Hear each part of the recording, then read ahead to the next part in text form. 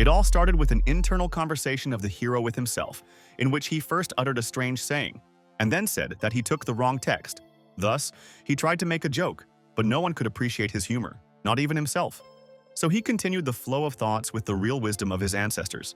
Once, when he was a kid himself, he dreamed of becoming a wuxia master, a superhero, and all that sort of stuff, just like many kids do. The guy saw himself in the place of his favorite characters, but as he grew up, he abandoned these childish, naive, and stupid dreams. Normal, gray, everyday life passed quietly. But at some point he received a notification on his laptop about an invitation to some strange group from an unfamiliar user. In this chat, strange things like cultivation and power stages were discussed. All the participants had strange nicknames, and the usual nonsense was also present. The hero did not take all this seriously, only watching the correspondence with amusement and interest. But when someone mentioned the dog's escape, calling it a huge demonic dog, the young man accidentally spat out his drink. The guy didn't mind all these teenage fantasies, but calling the chat creator's runaway pet like that was still too much, which made him realize that there were notorious Xianxia fanatics gathered here. And he even liked it, because the young man began to watch with interest what was happening in the chat and summarize brief characteristics of the most active participants. The hero considered each of them a very strange person. All of them were deeply mired in their fantasies, but he still read the correspondence. Then he decided to go through the profiles of the girls in this chat, first recognizing their beauty, but then he came across someone with the nickname Bai, who looked more like a man. This allowed him to pull himself together and remind himself what personalities should sit in such correspondence. The guy raised his spirits, mentally proclaiming the slogan that it is necessary to support science and reject such superstitions. But right after that, he was overcome with sadness mixed with fatigue, and he also mentally complained about the school blockage. If we go back a bit, we should say that the main character's name is Song Shuhang, and he is an ordinary student of Jiangnan University. And one day the student decided to skip classes because of the cold, and he wanted to rest. Now he was comfortably lying on the bed, watching some horror movie. But this film, despite the fact that it was supposed to frighten, did not convey the necessary emotions to its audience, which was evident from the way he yawns. As a result, the hero was somewhat disappointed with this horror movie, and already experienced some difficulties in watching the plot and so on. The fact was that the youth had taken a sleeping pill earlier. It was already making him sleepy, but it hadn't entered full force yet. Suddenly, the sound of a notification brought him out of this state a little, after viewing which the guy realized that someone wanted to add him as a friend. Song Shuhong clicked on the icon, not knowing that it would end up being a fateful event, and saw the nickname of this 22-year-old man who was somewhat strange, Lord Yellow Mountain. The guy didn't know who it was, but he decided that it was one of his friends or classmates, since he was being added as a friend. So the young man did not ignore the invitation and accepted it. Almost immediately after that, some other notification came, which the hero began to view. It was Lord Yellow Mountain who sent a new invitation, now to a certain chat group called 9 Provinces Number 1 Group. But it was at this moment that the sleeping pill finally took full effect, and the guy began to feel sleepy. Before his eyes completely closed, Song Shuhang managed to accept the invitation and see that he was now a member of this group. At this point, the guy immediately went into a deep sleep, and the rest of the chat participants saw a message about the newcomer joining. The hero's nickname was Stressed by a Mountain of Books, but users reacted almost instantly by sending a series of meaningless messages. Without waiting for a greeting from the newcomer, Northern River's loose cultivator noticed that they had not had a replenishment for a long time, and 7th of the Sioux clan was more interested in specific things. Thrice reckless. Mad Saber immediately started a dialogue with a question about the gender of the new participant and asked if it was a woman. Send your photos. This was responded to by Northern River's loose cultivator, which recalled a similar incident when such a message was sent to an important person. Thrice reckless Mad Saber asked not to mention this, and a lot of mocking emoticons from different chat participants immediately appeared in the chat. This all made the guy lose his temper, and he couldn't resist throwing out his emotions in a strong blow on the table. Then the young man called them a bunch of people who just enjoy the suffering of others and threatened that they will learn the power of the 72 sabers. Not only did he say all this out loud, but he also typed on the keyboard, sending a message, to which 7th of the Sioux clan again sent a mocking smiley face and asked about the time of the duel. Thrice. Reckless Mad Saber was at the late 5th stage of the spiritual empress, was strong, skilled, and dangerous, and had many fighting qualities. But it was all useless in such a situation, because despite all his strength, the guy could not defeat 7th. Therefore, he didn't respond to the tease, which caused the other chat members and the Sioux clan member himself to send laughing emojis. But in the end, this topic was quickly closed and the conversation returned to the newcomer, stressed by a mountain of books, who never sent any message, They began to speculate that the newcomer might be a cultivator from the erudite school, immediately moving on to discuss the fighting style of these practitioners and start joking with each other. The theory went on to suggest that the newcomer might simply not be able to type, as they had already had a similar case a few years ago with some hermit who turned out to be a woman. And it was with her that the incident occurred, as a result of which thrice reckless Mad Saber drove her to a frenzy and was subjected to torture for a year and 4 months. The repeated mention of his legendary failure once again sent the cultivator's mood to rock bottom. At this time, another member of the group who was only reading the correspondence of 2 rival friends also decided to send a message. It was a practitioner under the name Medicine Master, a man with a somewhat strange hairstyle, namely with bows in his hair. He was having some trouble entering a message on the keyboard, but he was diligently searching for the right keys. Somehow, he was still able to deduce 2 words by contacting Lord Yellow Mountain in the chat, which took him a bit of time.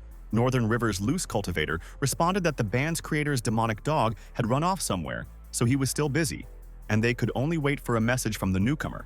On the way back to Song Shu-hong, he slept and finally woke up, staring thoughtfully at the ceiling, and gradually became more cheerful.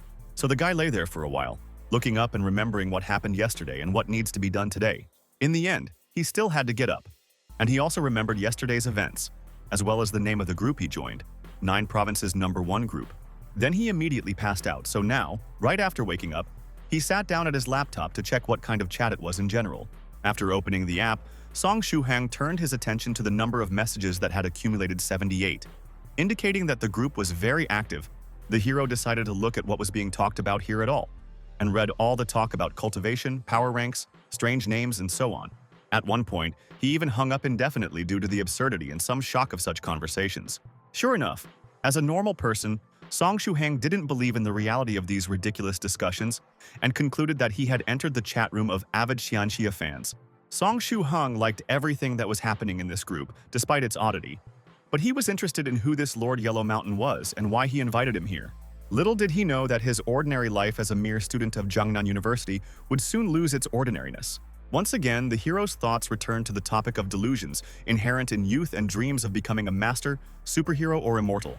His own thoughts about it all had long since faded away, but watching others who still had them was fun and interesting. During this time, he had never found out who this Lord Yellow Mountain was, but he had no intention of leaving the 9 Provinces #1 group chat. Never, even though it had only been a small amount of time. So this day was somewhat diversified by a new hobby. And now it was the 5th of May, Tuesday, now 1 o'clock in the morning. The guy again decided to watch some horror movie, but again he didn't get the right emotions from it, just yawning sleepily and bored. It was not clear to him who might be interested in this and be afraid of such a thing, so he came to the conclusion that this is complete boredom. As a result, he found it more interesting, better, and more rewarding to simply close his eyes and fall asleep, rather than finish watching this movie. That night, the young man had a very vivid dream in the scenery of the popular wuxia called The Return of the Condor Hero, in which Song Shu-hang himself took the role of the main character. But then, as it often happens in dreams, the plot turned somewhere in the direction of the absurd, and the guy tore his clothes, under which there was a Superman costume. So the dream went on. The young man was completely immersed in it and was satisfied, smiling at the fantasies that were happening. Lord Yellow Mountain was free again, and Northern River's loose cultivator asked him about the newcomer, under the nickname Stressed by a Mountain of Books. He replied that it should be the talented daughter of his friend. He analyzed the words of the group's creator, noticed her relative youth and talent, as well as the inconsistency of her nickname with her status as a respected Taoist follower. Then Lord Yellow Mountain noticed this, and it turned out that he had made a mistake somewhere, so it was time to look into his mistake and fix everything. In his room or office, the sounds of keyboard keys being pressed immediately rang out, so he decided to check out a randomly invited participant. The man looked at the newcomer's profile, saw that he was a guy of 18 years old, the city indicated by him, and other information. It turned out that when entering the account number, he made a mistake in 1 digit and accidentally invited an outsider, and his interlocutor again noticed that the nickname of the new participant immediately seemed strange to him. Then that girl was added. Thrice reckless Mad Saber again started sending their ridiculous messages and tackles. But in her account now, as it turned out, her father was sitting. The man immediately expressed a desire to meet with an impudent guy, which is why he was disheartened by the fact that he tried to flirt and ask a girl out, and in the end will soon meet with her parent. Then the father of the girl, who had the nickname Spirit Butterfly Island's Soft Feather, decided to leave the discussion, and thrice reckless Mad Saber optimistically noticed his sense of humor and expressed hope to still meet his daughter. Medicine Master expressed his attitude to this, and Northern River's loose cultivator directly told him to pay attention to her nickname, specifically to the name of the island and think about who her parent is. The guy decided to listen to the advice anyway and began to think hard about this warning, trying to remember everything related to this place. As a result, thrice reckless Mad Saber recalled Lord Venerable Spirit Butterfly, a powerful cultivator at the 7th stage, adhering to the ideals of righteous chivalry and paying attention to every detail. Especially the guy was concerned about the last fact, because in light of his recent words in the chat and the upcoming meeting with a man, an unpleasant situation loomed.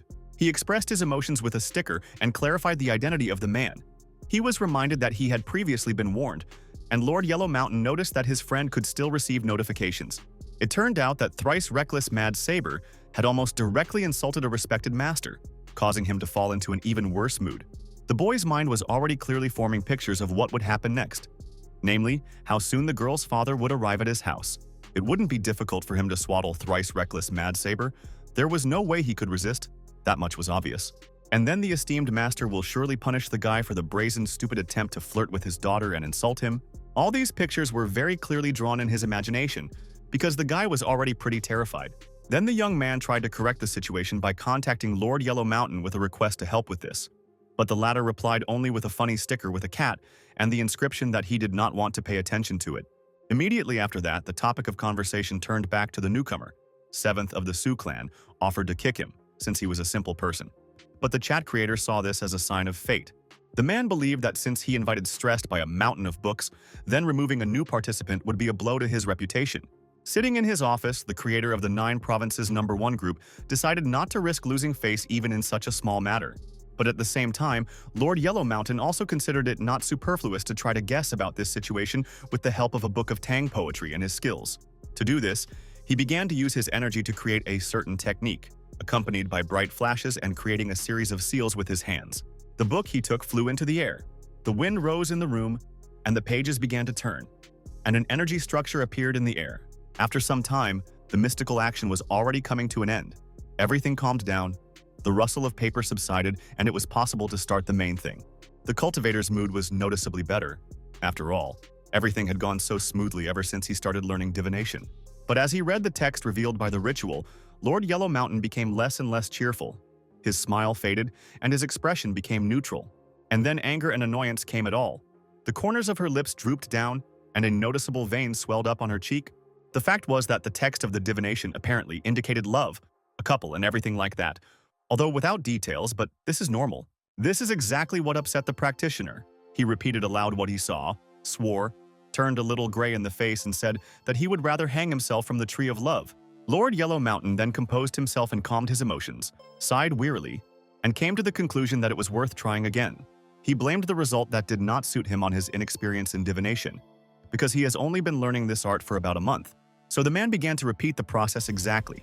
Again, the fingers were folded in a seal or wise. Again, the light flashed. As before, special effects appeared in the room. A breeze picked up, and the poetry book began to turn its pages rapidly. The practitioner's mood rose again. A smile appeared on his face. Because this attempt was even better than the last one, in his opinion, it was perfect at all. This time, he did not see any possibility of making mistakes. Soon, the divination ended and the words appeared. But they were again about love. After reading this, Lord Yellow Mountain was once again in a bad mood and threw the book on the table with a loud bang in annoyance. He could not believe this result, and for the 3rd time he began to fold his fingers for the divination technique. His process began again. Everything went well again, but now the words changed, as if they were speaking directly to the man, calling him to turn around and accept the person illuminated by the lantern of fate. In the next instant, the Tang poetry book was abruptly slammed shut. The results of the divination didn't satisfy the cultivator at all. After that, he turned to the side, stared thoughtfully into the distance, and sighed as he analyzed the event. Looking out the window at the night sky and the moon, Lord Yellow Mountain threw it all away simply for not having any talent in the art of divination. Then the practitioner forcefully threw the book against the wall, the pages scattered around the room. He was finally convinced of the meaninglessness of this lesson and the meaninglessness of the results. But the newcomer decided to leave. He wrote about it in the chat, referring to the fact that fortune-telling showed the intervention of fate. And on a more specific question, he preferred to get out of the conversation. Returning to the main character, Song Shuhong, he calmly woke up the next morning and noticed that he felt somehow so-so. The guy suggested that he was weakened due to the short time of playing sports, The inscription on the t-shirt, by the way, was his nickname, stressed by a mountain of books. Then the young man decided to take a look at what was happening in the 9 provinces #1 group. There were quite a lot of messages, and he found out about that conversation about being invited by mistake. Then Song Shuhang was surprised to find that conversation about Spirit Butterfly Island's soft feather in the chat.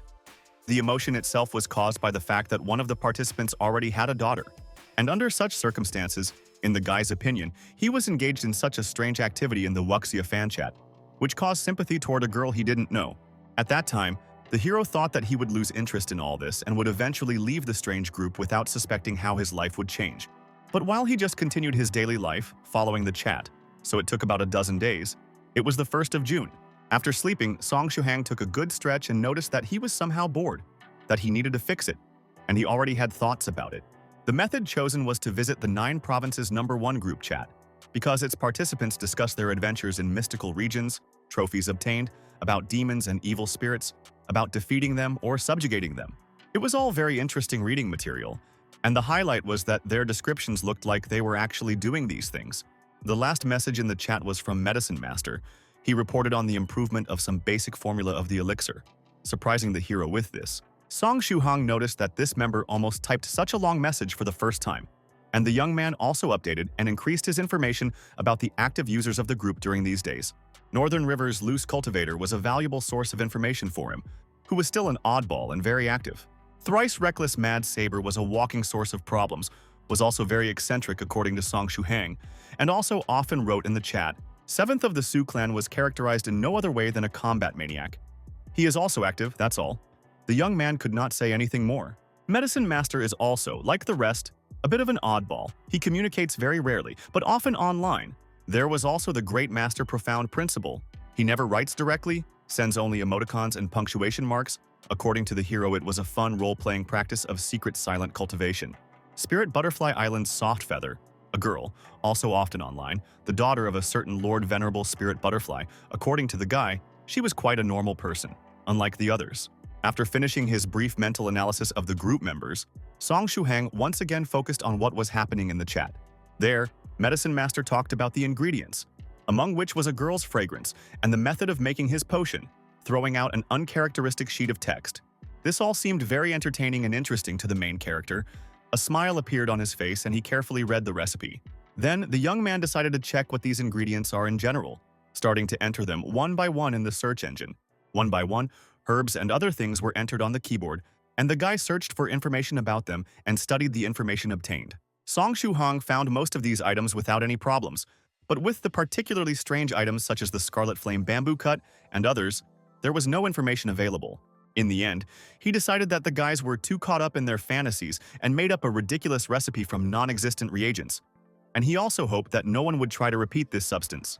Then he started tapping away at the keyboard again, this time quickly typing his message into the group. The young man decided to play it safe and still warn Wuxia fans against trying to prepare and take a strange and untested traditional medicine drug.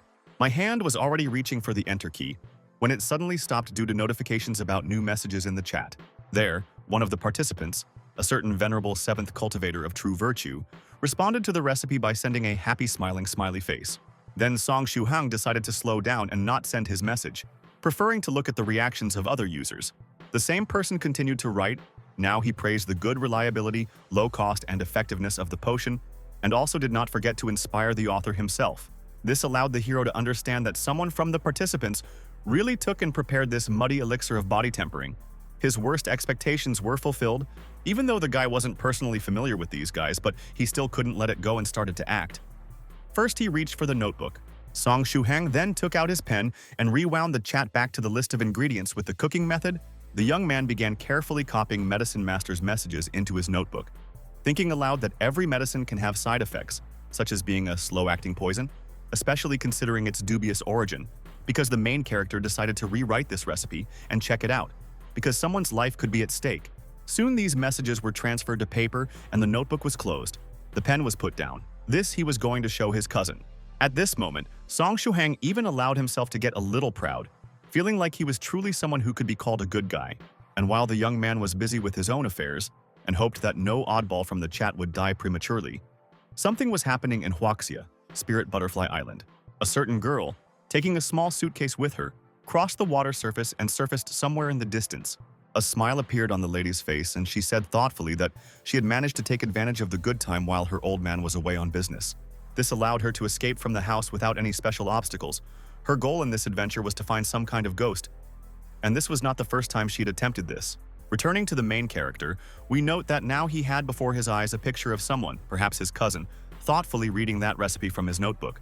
Then the scene abruptly changed, and two sinister silhouettes appeared, holding out their hands towards him with smiles and clearly unkind intentions. And all of this was just a strange, frightening nightmare that was abruptly interrupted by Song Shu-hang's premature awakening. He quickly calmed down, realizing that it was just a bad dream, and then thoughtfully noticed that he did not expect such dreams from himself. This event made him a little hesitant about handing the recipe over to his cousin, but he quickly dismissed those thoughts as he was still worried about the chat participants. Then the guy turned on his laptop and decided to look at the weather forecast for 3 days. Forecasters promised sunny, windless weather. These were good conditions for warming up a little, and the hero began to think about whether he needed it. So, after sitting for a while and thinking, the mouse cursor gradually shifted to the game's shortcut and clicked on it. Song Shu-hang decided to go warm up after all, but before that, he wanted to play a round or two, which he started to implement. The game almost immediately went very well. The gamer managed to make a whole series of kills of rivals, reaching 5.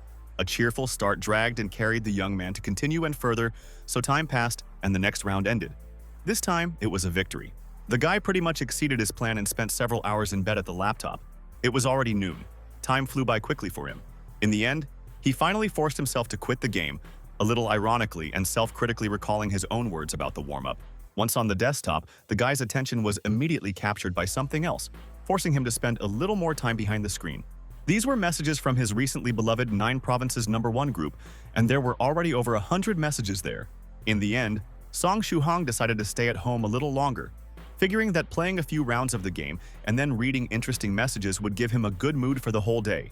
At first, the young man's eye caught on as Northern River's loose cultivator also started praising these elixirs for the new recipe, specifically its benefits for novice cultivators. The benefits of the drug were also noticed for those practitioners who have students. In this, solidarity was received from the participant under the nickname Great Master Profound Principle, as he had several. One of the participants enjoyed socializing with other practitioners, adding good tea and an expensive set. The next cup was drunk, and the man immediately began to fill it with a new portion of his drink from an exquisite teapot. It was Northern River's loose cultivator, which complained aloud about the problem of the Great Master Profound Principle, or just Silent Zen, which communicated only with emoticons and punctuation marks. Right now, the cultivator took a sip of tea, closed his eyes, and said that it was not for nothing that he had previously refused to become this person's disciple. Then, a new notification caught his attention. Thrice reckless Mad Saber was persistently trying to reach Spirit Butterfly Island's soft feather. This immediately raised the mood of Northern River's loose cultivator even more. He began to type his message into the chat, somewhat mockingly inquiring about his absence. This angered the red-haired guy, but he still replied that Lord Venerable Spirit Butterfly was visiting him at this time, as promised earlier. Then, without paying attention to the other man, Thrice Reckless Mad Saber continued to call the girl, complimenting it with stickers. In the end, she still answered, and he was overjoyed. Immediately began to beg to take her father and her daughter's complex out of his house. In response, Spirit Butterfly Island's soft feather sent a question about whether this old man has such a quality. Adding a smiley face, Thrice Reckless Mad Saber immediately suspected something strange, drawing attention to the girl's strange manner of communication. A second later, the guy was horrified, realizing that it was her father again, who decided to sit in a group with her account. After the fear came panic, the practitioner began to rush from side to side, and it also seemed to him that something broke inside him. Probably it was hope. And Northern River's loose cultivator didn't feel a drop of sympathy, just smiling at someone else's misfortune and having fun with them. He sent several messages to the chat, explaining that Spirit Butterfly Island's soft feather should now be studying that new version of Medicine Master's elixir, so it couldn't be online. But it seems that Thrice Reckless Mad Saber no longer saw these words having run away somewhere, or did it immediately after reading it. The guy did it very quickly, leaving his laptop turned on, but he was already gone. Song Shu-hang followed the group's events as if they were a TV show, finding it all very fun and interesting. It was all very uplifting, of course, but over the past few days, he had come to believe that the chat participants were not like ordinary Chunabi. All of their stories, interactions didn't just look like Wuxia fans' fantasies, nor did they seem like fiction. But in the next few moments, the guy dismissed the possibility of such nonsense and thought that he had reread their chat too much. Then it became a little scary because the young man himself could gradually become one of these abnormal people. All these recent events in this particular situation reminded him of his own childhood dreams of superheroes and so on, which made him feel ashamed. Because of these experiences, the main character was determined to somehow stop this process and not become one of them. The first step was to close the messenger window and get distracted by some other activity. And then think about the details. It was 7th of the Sioux clan and Northern River's loose cultivator who were discussing some newcomer to the ranks of the former who should pass the Thunder trial.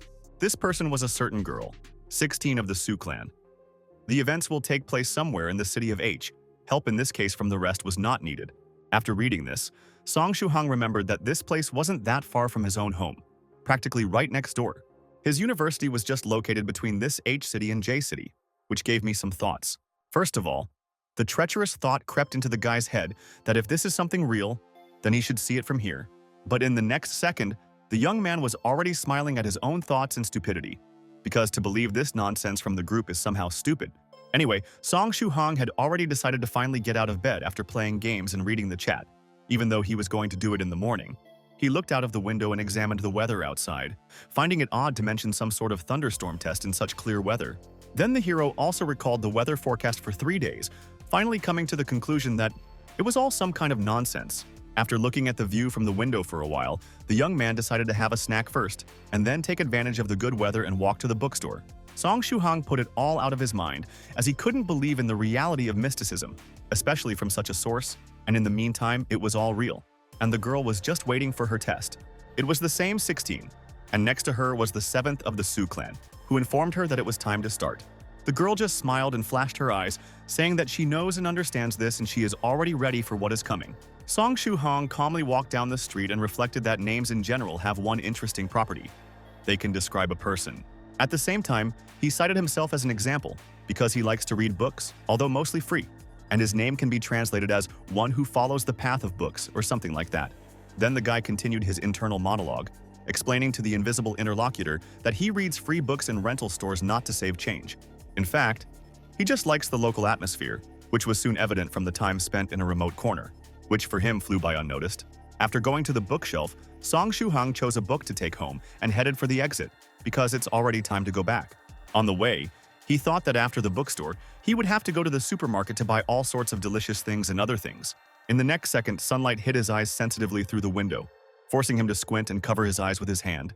Noting the brightness of the sun, which was more suitable for midsummer, Song Shuhang placed the book in front of the saleswoman and said that it was as usual for him. In response, the woman with a smile reminded me to return the work in 2 days, and each subsequent one over this will cost 1 yuan. Then suddenly, unexpectedly for everyone, lightning flashed outside the window and thunder broke out, which was able to surprise and frighten everyone present in the store. After that, 2 nearby guys began to discuss the surprise of such a phenomenon in the middle of a clear day. Meanwhile, the weather outside was changing extremely rapidly, with thick clouds and more lightning. Song Shuhang observed this, mentally complaining about the unreliable weather forecast and also complaining that you should always take an umbrella with you. Soon, he was leaving the bookstore, determined to hurry back to the dorm before it started raining. The young man witnessed the conversation of a couple of other people who, somewhat jokingly, admitted the possibility that it was the universe that sent punishment to the criminals. The mention of a lightning strike in this vein reminded the protagonist of those recent posts in the 9 Provinces #1 group. Little did he know now that he had hit the nail on the head, as he always did, thinking again in terms of the usual routine in science. But on the high rise of one of the buildings in the distance, there was a young girl, 16 of the Sioux clan, watching the lightning flashes and smiling. At the same time, someone raised their hand in the air, twisted their fingers into some kind of symbol, and uttered the words of a spell or some other manifestation of superstition. It was an ordinary little boy who continued his action by saying some kind of rhyme or, again, words to get rid of the bad weather. Then the child raised his hand in a pompous gesture and imperiously ordered the clouds in the sky to disappear forever. This gesture coincided with another flash. Right next to him was Song Shuhang, who was watching the kid with amusement as he listened to the thunder. This picture caused the main character a sense of déjà vu and awkwardness, reminding him of himself in childhood, when he did something similar. And while the young man was absorbed in his thoughts and memories, the sky behind him suddenly began to clear rapidly. The lightning disappeared. The boy was surprised that he really seemed to be able to carry out his plan, and Song Shuhang was surprised that it was all somehow strange. Adhering to logic and common sense, the guy thought about such an unusual phenomenon as some kind of hallucination, perhaps collective, or a rare weather phenomenon. Meanwhile, The child became convinced of his incredible coolness and ran to brag to his mother about his achievement, declaring along the way that he was immortal. The mention of this term again inspired the main character with strange thoughts, memories, and made him worry for some reason. The gears in his brain started working faster, and all those recent conversations from the 9 Provinces #1 group appeared in his mind's eye. More specifically, he recalled everything related to that ordeal. And slowly, reluctantly, a fantastic and unreal picture formed in his mind. This made him nervous and a little sweaty, because the abnormal weather phenomenon apparently was from the city of H. All these reflections and strange coincidences made the hero think about the probability that everything that happens in the chat is actually real. So he took out his phone, but almost immediately, Song Shu-hang stopped, catching himself on uncharacteristic and stupid, just absurd thoughts and theories. Then he thought that he looked like a child, that this was all just a fantasy, and that it was the right pace to eat mercury elixirs, put on a foil cap, and buy a jade rod. As a result, the young man came to the conclusion that he needed to read this chat less, and as if echoing his thoughts, the mother of that child hit the child on the head, knocking out misconceptions. The main character still lowered his hand with the smartphone down, thinking that if he continues to have fun at the expense of this group, he may one day unexpectedly join their ranks. And to prevent such a terrible development of events, the guy decided to wait for confirmation of the safety of that recipe from his cousin and still leave the chat, even though it was fun to read. But sanity was more important, so he accepted this plan because even if they didn't listen to him, given the toxicity of that mess, at least he would get rid of the guilt. If it turns out to be harmless, then it's all very well, he decided, calming his mind in the process and making sure to believe in science, not superstition, without paying attention to the girl passing by. With renewed confidence in the laws of the world, he once again cast the storm event as a rare natural phenomenon, rather than some silly mystical calamity or that ordeal. Little did he know that the same 16 that was mentioned in the band had passed right by him. It was battered. Small bolts of lightning were beating around the girl, but illusions or other magic saved her from attention. Returning home after going to the bookstore and seeing this weather phenomenon, the guy immediately sat down at the laptop, starting to type something on the keyboard. Having quickly finished with this case, the main character noticed with some displeasure that he did not want to ask about it over the internet. The fact was that he finally sent his cousin that recipe and asked about its safety, contacting a relative of Yaya, and wanted to communicate in person because of the possibility of misunderstandings. But in the end, the young man decided to write to her via messenger, because he was afraid that the members of the group would still get drunk on a dubious drug and die, which he would not like. Looking at the desktop, Song Shu-hang asked himself what he would do if one of them died, noticing that he had become a little attached to them, even though he hadn't seen anyone live and hadn't even written to the chat himself. Later, he leaned back in his chair and stared at the ceiling, thinking aloud that the madness of these people was getting worse every day. Having come to some conclusions, the guy pushed his chair back to the table with a creak, returning to his laptop. He then revealed the 9 Provinces #1 group's notifications, where as always there was high activity and a bunch of messages. But now Song Shu-hang wanted to finally leave the chat because he didn't want to get infected by their madness. But in the end, I couldn't resist opening the group again, which had over 100 new notifications. There, the guys discussed the results of that thunderous test, a little worried about the long absence of 7th, but then some immortal teacher Copper Trigram intervened, offering to perform divination. The main character just smiled at the new actor, who chose the role of a soothsayer, lazily propping his head on his hand. Soon, this fortune teller wrote back to everyone that everything was fine. He saw a big success and soon 7th of the Su clan, and 16 will return. The latter will be at the 3rd stage and will challenge them all. After reading this message, the young man found their essence quite suitable for calming down personalities such as the regulars of the 9 Provinces #1 group. But this time, for some reason, his judgment was completely wrong, as indicated by the reaction of Northern River's loose cultivator in his office. The man mentally repeated to himself what he had read about the sign of great luck, and his premonition began to send even more insistent signs. Longtime users of the chat, apparently, immediately realized that 16 and 7th were in trouble, so they began to ask about the members of the group closest to the event site. Spirit Butterfly Island's Soft Feather did not understand what this all means, and they explained to her that the words Immortal Teacher Copper Trigram should be interpreted in the opposite sense. When this explanation was read by Song Shu-hang, he spat out his water in surprise, realizing that he had jumped to his conclusions. Then he dried himself and wondered aloud that this fortune teller had such a characteristic, as well as the fantasies of these people. Then the discussion drifted a little off topic, as thrice reckless Mad Saber asked Spirit Butterfly Island's Soft Feather to help bring her father back. In response, the girl answered very vaguely, which made the guy who was already tired of this company flare up with irritation. The red-haired man was genuinely outraged that they dared to dismiss him like that. But there was nothing he could or would do. But anyway, this was quickly forgotten, and everyone returned to a more important topic, during the discussion of which it turned out that no one was near the city. After reading this issue, Song Shuhang noticed that his university campus was just close to the scene, but he didn't think it was important and wasn't going to help. The reason for this position was simple, because he still considered the chat participants to be just crazy wuxia fans and all that. So he wasn't going to participate in their games. Next, Spirit Butterfly Island's Softfeather wrote in the chat. She was going to first fly by plane to a neighboring city and then get to the test site. Song Shuhang was already quite excited by this news. He clearly didn't expect such a development, which caused him to rush around and even knock over his glass of water.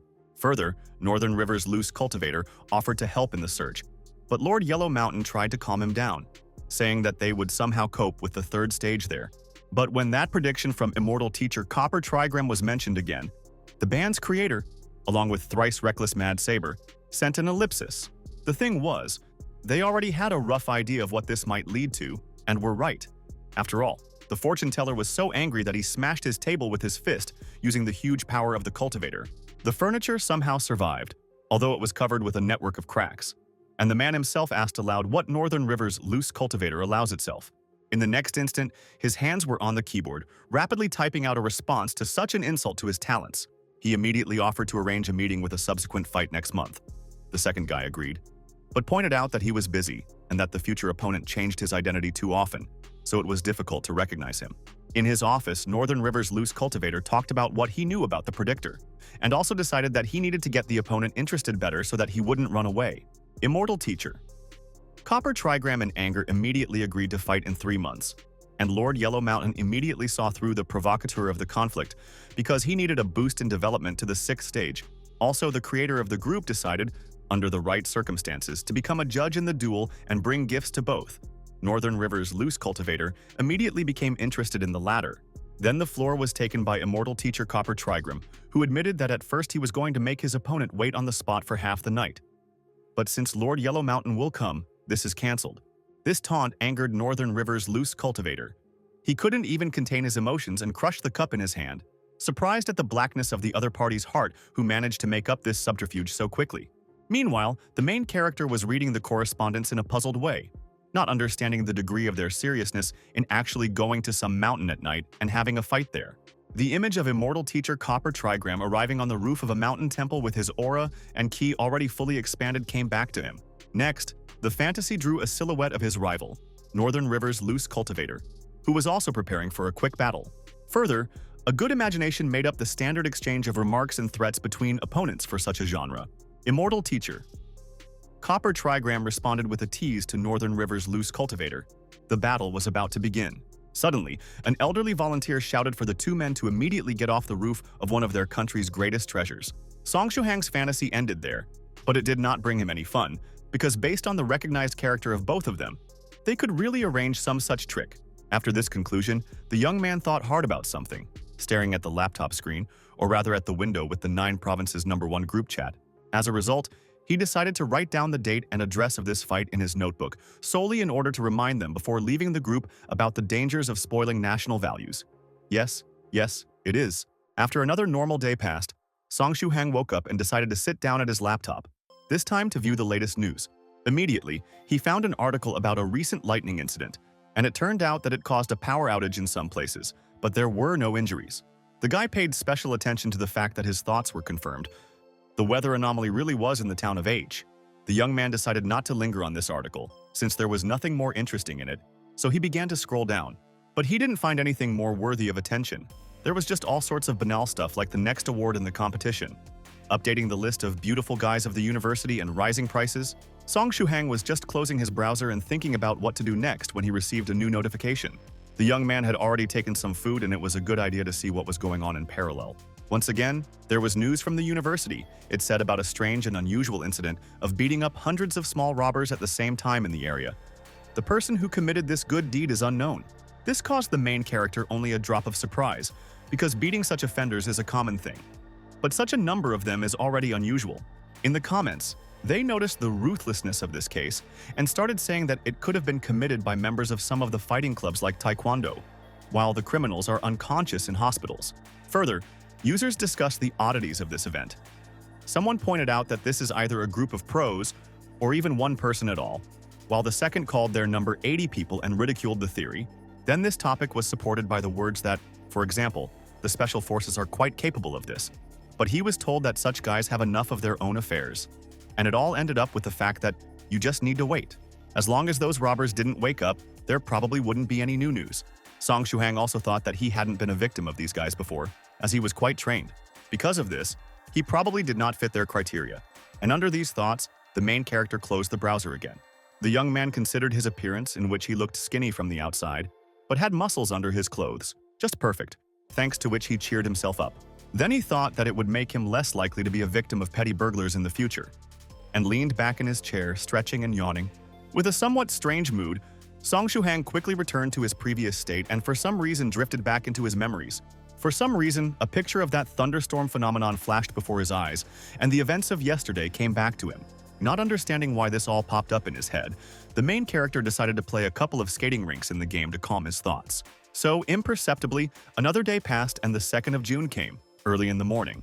Now it was again good, clear weather. While the guy was brushing his teeth, he was annoyed that he couldn't play all night as he wanted, because his thoughts kept returning to that thunderstorm, and he somehow managed to fall asleep. Glancing at his laptop screen, he didn't see a reply message from his cousin, and she still hadn't answered his question about the recipe. After getting out of the shower, Song Shuhang decided to call her himself in a couple of days, in case she still didn't answer him about this. Then, as usual, he sat down again to think about what he was doing on his laptop, whether it was playing a game or 9 Provinces #1 group. The chat, as almost always, showed very high activity. There were again over 100 messages, and there was enough entertaining reading material.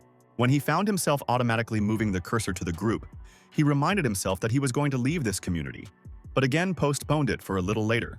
After looking at what was there, the guy saw a message from 7th of the Su clan. He reported that everything went with problems, 16 fell into a tantrum, but in the end nothing really serious. Then he said that the girl beat up a certain number of ordinary people near the city of H, but there were no deaths, and he is also going to transfer her to the clan, so he will not be online. Northern River's loose cultivator reported that it informs Spirit Butterfly Island's soft feather about these circumstances, and the hero was surprised that this person is always sitting in the chat whenever he comes here. Song Shuhang also wrote down this member's excessive computer use in his notebook, deciding to educate him about the dangers of this before leaving the group, while he sneezed. The practitioner was currently cultivating somewhere in nature, and was indignant that someone thought of him in the process, cursing at the innocent immortal teacher Copper Trigram. Next to him, by the way, was a small fawn, who was disturbed by the sounds of notifications from the Northern River's loose cultivator phone. There, Medicine Master sent a picture of a plant to the chat, putting a question mark at the end of the message. Northern River's loose cultivator immediately recognized this as a poisonous dragon grass, and wondered why that band member needed it. Medicine Master already had such components before, but as a result of experiments, he spent everything. So he asked for still living samples of the plant, and they agreed to help him. After seeing this correspondence, the main character doubted that this herb should be added to some preparations. Especially that part of the name with the word poisonous confused him. Worried that the band members would eventually get poisoned and die at this rate, the guy finally decided to write something in the chat. But this time too, he stopped himself, remembering something, and began to scroll up, looking for some message from the previously viewed ones. It didn't take long for his eyes to find what he needed, and an incredible and unrealistic theory was forming in his head. It was that message from 7th of the Su clan, in which he mentioned beating up a certain number of people with the hands of 16 near City H. The hero's hand trembled. He refused to believe it all, but now all the coincidences formed a single picture. He began to slowly drag the mouse across the table. With this action, he moved the chat window on top of the university news about the beating of the robbers. All the facts and clues he had uncovered flashed like lightning in his head, connecting into a single network and forming a relationship. At first, the young man thought about another ordinary coincidence, but since this was not the first time, there were doubts about such a simple and understandable option. Perhaps, even most likely, Song Shuhang would even like to believe in something incredible, mystical, and magical. But the facts, the world around him, his knowledge and experience said otherwise. As a result, the main character once again discarded what he considered to be silly fantasies and delusions, deciding that he simply sits locked up for too long and reads this chat. While jogging, Song Shuhang himself found the reason for his thoughts in the fact that in the nature of people there is simply such a quality as finding connections where they really do not exist, when necessary, doubts and so on. The young man convinced himself that it was all just a delusion in his head. continuing to run forward and trying to put these thoughts aside. Then he switched to an analysis of his state of health, which resulted in a verdict about the weakening of the body after an illness that had not yet completely passed, leaving a cough.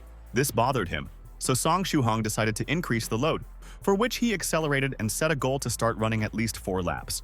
In the process, the thoughts turned back to the previous direction, which is why the guy wanted to read less 9 Provinces #1 group and distract from all this because it's just fiction.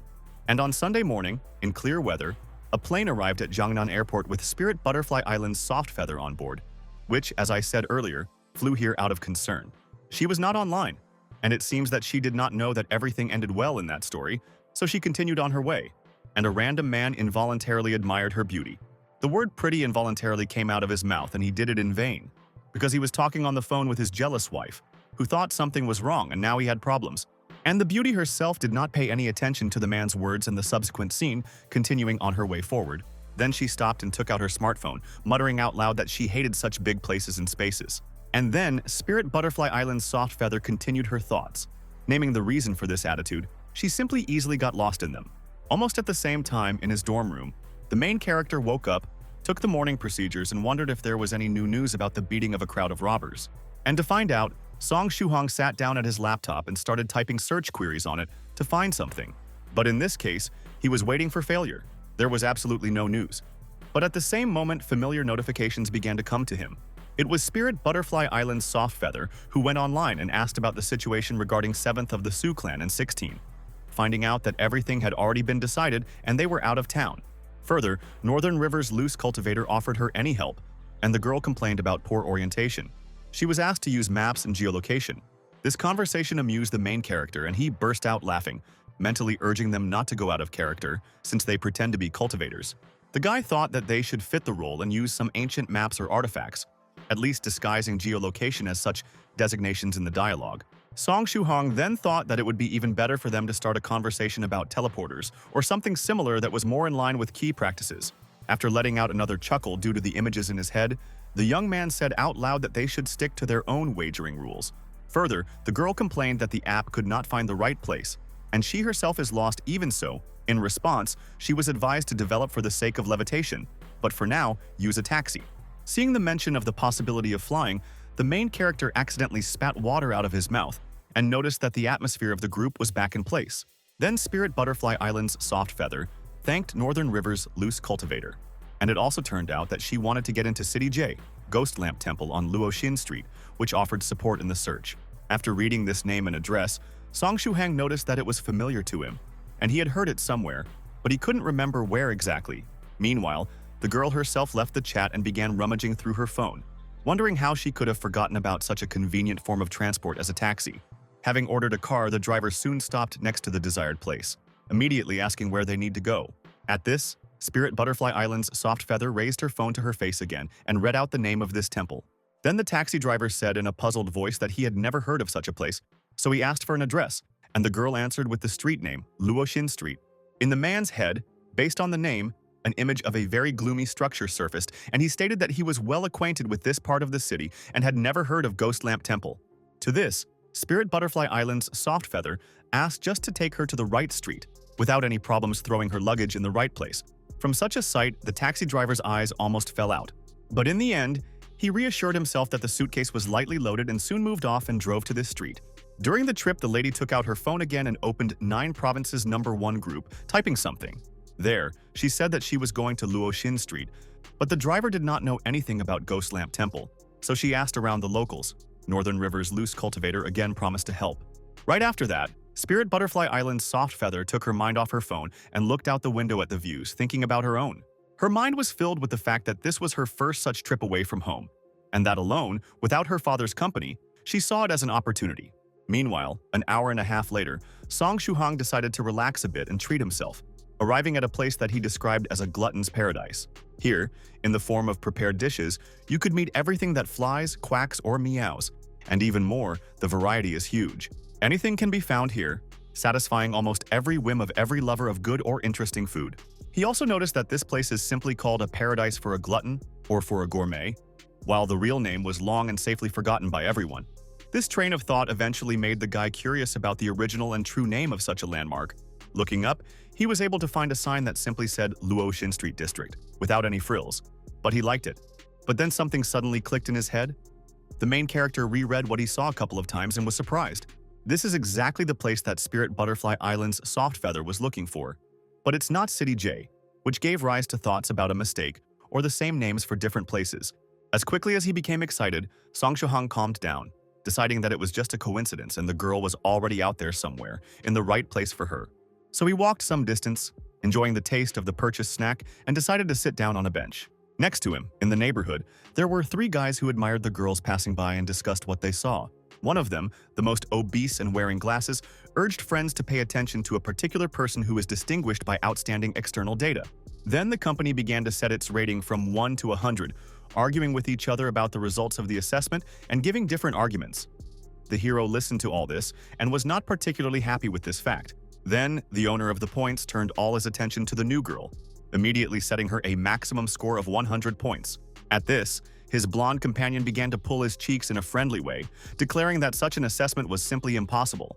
But then he turned his gaze to where his friend was pointing, and his voice faded, eventually disappearing altogether. Because now he did not consider the opinion of her appearance exaggerated. The main character, who also had to listen to the noisy company, also glanced at the lady and was stunned by her beauty. Looking at her, the guy thought that she didn't even need to do anything to stand out clearly among the crowd of people. Blue Eyes walked by, staring at her smartphone, and the 3 guys and Song Shuhang himself followed her with their eyes, unable to tear them away. When she passed by the main character, he involuntarily agreed out loud with that assessment of her appearance in 100 points. Then the blonde guy from that group blew up from the bench and said that the time for talking was over and it was time to act, confusing his friends. Then he explained that you can meet such a gorgeous girl only once in your life, hinting that it's worth at least trying to get acquainted. Then the guy very confidently left his comrades and went after the girl, who was just the Spirit Butterfly Island's Soft Feather, which the hero did not know about yet. And after a couple of minutes, the blonde returned to the company in very upset feelings. They decided that they had already turned him off, which was quite fast. But he said that events developed differently. The girl simply went somehow abnormally fast and he simply could not catch up with her, despite the fact that he was running. And while the other 2 comforted the distressed third, Song Shuhang watched their interaction with amusement, finding the group quite amusing. With that, he stopped sitting there and moved on, remembering how his dorm mates had taken care of him during his illness. So he decided to thank them with some snacks. 10 minutes later, the main character left the store with a bag filled with some food. He managed it quickly. For the neighbors, he chose to buy some meat at the actual butcher shop, which was popular. And now it was time to go home. In the crowd, unexpectedly, Song Shuhang happened to see the same girl that he had met more than a dozen minutes ago. The guy immediately recognized the beauty standing out in the crowd and involuntarily held his gaze on her again. Wondering at this coincidence, involuntarily, thoughts of fate flashed through his mind. Speeches about how coincidences are not coincidences and all that sort of thing. But in the next second, he cut off this reasoning, deciding that he was thinking about something stupid, and you cannot even try to get acquainted with this beauty. You should go back to the dorm. But then, behind him, he heard this girl asking the locals about Ghost Lamp Temple, which made him stop walking and open his eyes in surprise. The guy looked back and wondered if this was really the same Spirit Butterfly Island's Soft Feather from the chat, and what was the chance to meet her like this? In order to check the guess, he took out his phone and opened the chat, as he wanted to check if the girl was really looking for a place with that name back then. Otherwise, he had already forgotten a little, and it turned out that he was not mistaken. Spirit Butterfly Island's Soft Feather really wanted to get into Ghost Lamp Temple. The question now is whether the guy just misheard. After reviewing the latest posts in the 9 Provinces #1 group, the young man confirmed his conclusions, as the lady sent a message in which she talked about what is on the gastronomic street. The main character analyzed everything and came to the conclusion that she could not have driven from the city of J to here in 2 hours, which means that she made a mistake and came here because of the same street names. Then the guy thought out loud that if this is really not a mistake and not a coincidence, then this beauty is Spirit Butterfly Island's Soft Feather. The thought that he was worrying about it for nothing, and it wasn't so important, was interrupted by the appearance of a voice message from a girl in the group. Sometime before that, she was leaving another store, already the 12th on her way, in which again no one knew about Ghost Lamp Temple. She once again relied on the help of Northern River's loose cultivator, but the latter has not yet responded, so she decided to send a voice message. Walking further down the street, she dictated a question on her phone about whether there was any news regarding her goal and asked the cultivator to answer quickly. At this moment, Song Shuhang and Spirit Butterfly Island's Soft Feather were walking past each other while staring at their phone screens, both of them focused on chatting.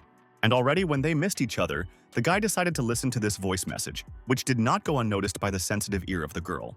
She stopped in her tracks, turned her head back, realized that it was her voice, and immediately realized that it was her own message that had just been sent. After taking a closer look at the guy, she was both glad that she had met someone from the group and surprised that he looked so young. The main character himself was still immersed in what was happening on the screen and did not suspect that the blue-eyed woman was already targeting him. She started to approach what she thought was one of the senior cultivators in the chat room, and the latter noticed a good fragrance of perfume. Before he could question its source, the girl suddenly bumped into him, asking about his membership in the 9 Provinces #1 group, surprising and confusing him. Song Shuhong ended up falling on his back with the bag and his phone, and the girl knelt down in front of him. Then, with a hint of hesitation and embarrassment, the guy said her nickname questioningly, to finally confirm that it was her and take some time to recover. She immediately confirmed and cheerfully asked about his so-called name Dao, which, by the way, could now be seen on his t-shirt. But since he did not write anything in the chat, she did not know. Looking at the guy, the lady analyzed him and came to the conclusion that the 18-year-old guy must be older, because she doesn't even feel his cultivation level, which means that he might be a match for her father. But the main character himself at this moment was trying to understand why Spirit Butterfly Island's Soft Feather calls him master. Looking for an answer, Song Shuhang looked at the girl's eyes and her appearance and realized that she looked about 20 years old, and he was definitely younger, although not by much. Summing up his thoughts, the young man asked himself with unpleasant emotions if he looked so old. Only after these thought processes did he return to the topic of the conversation, namely his so-called Dao name, which made him recall such pathetic nicknames as Lord Yellow Mountain and others. Deciding that his stressed by a mountain of books, which is written on his t-shirt, does not sound solid, so I asked to call him just by his first name. Then he asked her not to mention his Taoist name, and she remembered with embarrassment and understanding that cultivators didn't advertise this information. She still kept calling the guy Mr., which made him confused and nervous, so he once again insisted on just using Song Shuhang. But this option was already difficult for Spirit Butterfly Island's Soft Feather to accept. She considered the hero a senior cultivator and found it rude, and he himself did not know about the background. The young man only repeated his words, adding that the girl can choose any of the options for shortening his name, if it is more convenient, listing all the forms. The girl apparently only got confused after a quick listing of these names because she was confused. In the end, she still decided, brightened up and addressed the guy as Shu Senior, and asked if he had come here to help her. The main character still wasn't satisfied with being treated like this, but the lady was so cute that he melted and accepted the outcome. So he said that she could call him whatever she wanted and offered to help with the luggage transfer, but she refused, citing the lightness of her suitcase. Song Shuhang then finally moved on to the topic of Ghost Lamp Temple and Luoshin Street itself, mentioning that he had read the chat and that she wanted to get there. The lady herself confirmed, and then, having understood the essence of the phrase, asked the companion whether she was already on the right street or whether this was some kind of mistake. She was already upset, and the guy with an awkward smile pointed out her mistake, because there are 2 streets with this name, and offered to look for an answer in the navigator. Blue Eyes immediately decided to follow the advice and took out her phone. But as soon as it was in her hands, a characteristic melody was heard. This music signaled that the smartphone was turned off due to battery drain, which Spirit Butterfly Island's Soft Feather notified the guy about.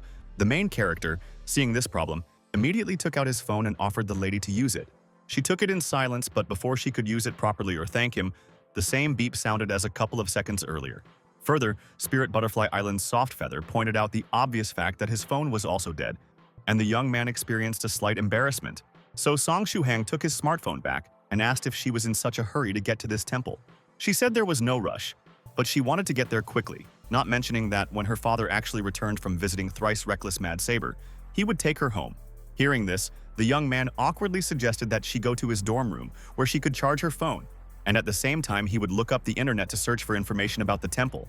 Spirit Butterfly Island's Soft Feather agreed, and on the way, she immediately asked if this place was his point of retreat, but he left it unanswered, and he thought that this was a men's dorm, and if someone saw that he had brought such a beautiful girl to his place, there might be problems. Because of this, after a while, when they were almost at the goal, the main character began to be cautious and arranged a secret penetration into his room. He pointed out that there was no one here and invited her inside, and she asked if the men's dorm was such a dangerous place. Not understanding why they had snuck in here, the guy ignored this, thought about a good time when there are few people here, which makes detection unlikely, and suggested that the guests choose a drink. In response, he heard that Spirit Butterfly Island's Soft Feather would be a certain spiritual green tea, which of course he didn't have. Even more so, Song Shuhang doubted the existence of such a drink. Because of the apparent normality of the girl, the guy had already managed to forget that she suffers from Chuni syndrome, which made him a little gloomy. But he tried not to show it and played along with her, saying that he doesn't keep such things in the dorm room, but can offer orange juice, water, cola, or milk. The girl was first surprised by the absence of such a trivial thing, but then she found the answer herself, deciding that the guy was just passing the test of worldly life, tempering his will and mind through the life of ordinary people. Because of her own incorrect conclusions, she showed respect to the young man by bowing and choosing orange juice, and he himself did not understand this attitude and did not know how to react. Soon, the two of them sat down at the laptop, and it didn't take long for the hero to find the street she already needed, which was 5 hours away by car. Spirit Butterfly Island's Soft Feather then asked if it was possible to go there by taxi. The young man replied that in general it is possible, but not every driver will agree. As an alternative, Song Shuhang suggested taking the train, which would only take 2 hours, faster than by car, and she immediately asked about the departure time. At the same time, she put the question in such a way that they would go there together, which the main character turned his attention to by asking this again. Then the girl noticed how impolite it was on her part not to take into account the opinion of the guy, and having already made a decision for both of them.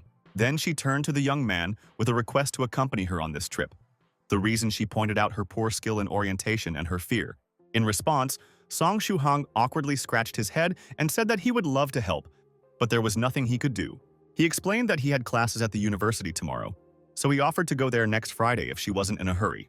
But he didn't know that earlier Spirit Butterfly Island's Soft Feather kept silent about some points, and in fact there is a rush. She wasn't going to wait, and she couldn't. So she asked grimly if the boy would keep her company if there were no classes. Then the main character replied that if this happens, he will help, while thinking that everything has already been approved and tomorrow is busy for him. In parallel with the conversation, Song Shuhang was busy searching for information about Ghost Lamp Temple on the internet, which did not bring any results. He informed the girl about this, and she asked for permission to sit down at the laptop herself, saying that she could search for it herself, and at the same time look at messages from Northern River's loose cultivator. The young man had nothing against it, so he easily agreed, and also asked her to give him her phone to put on charge.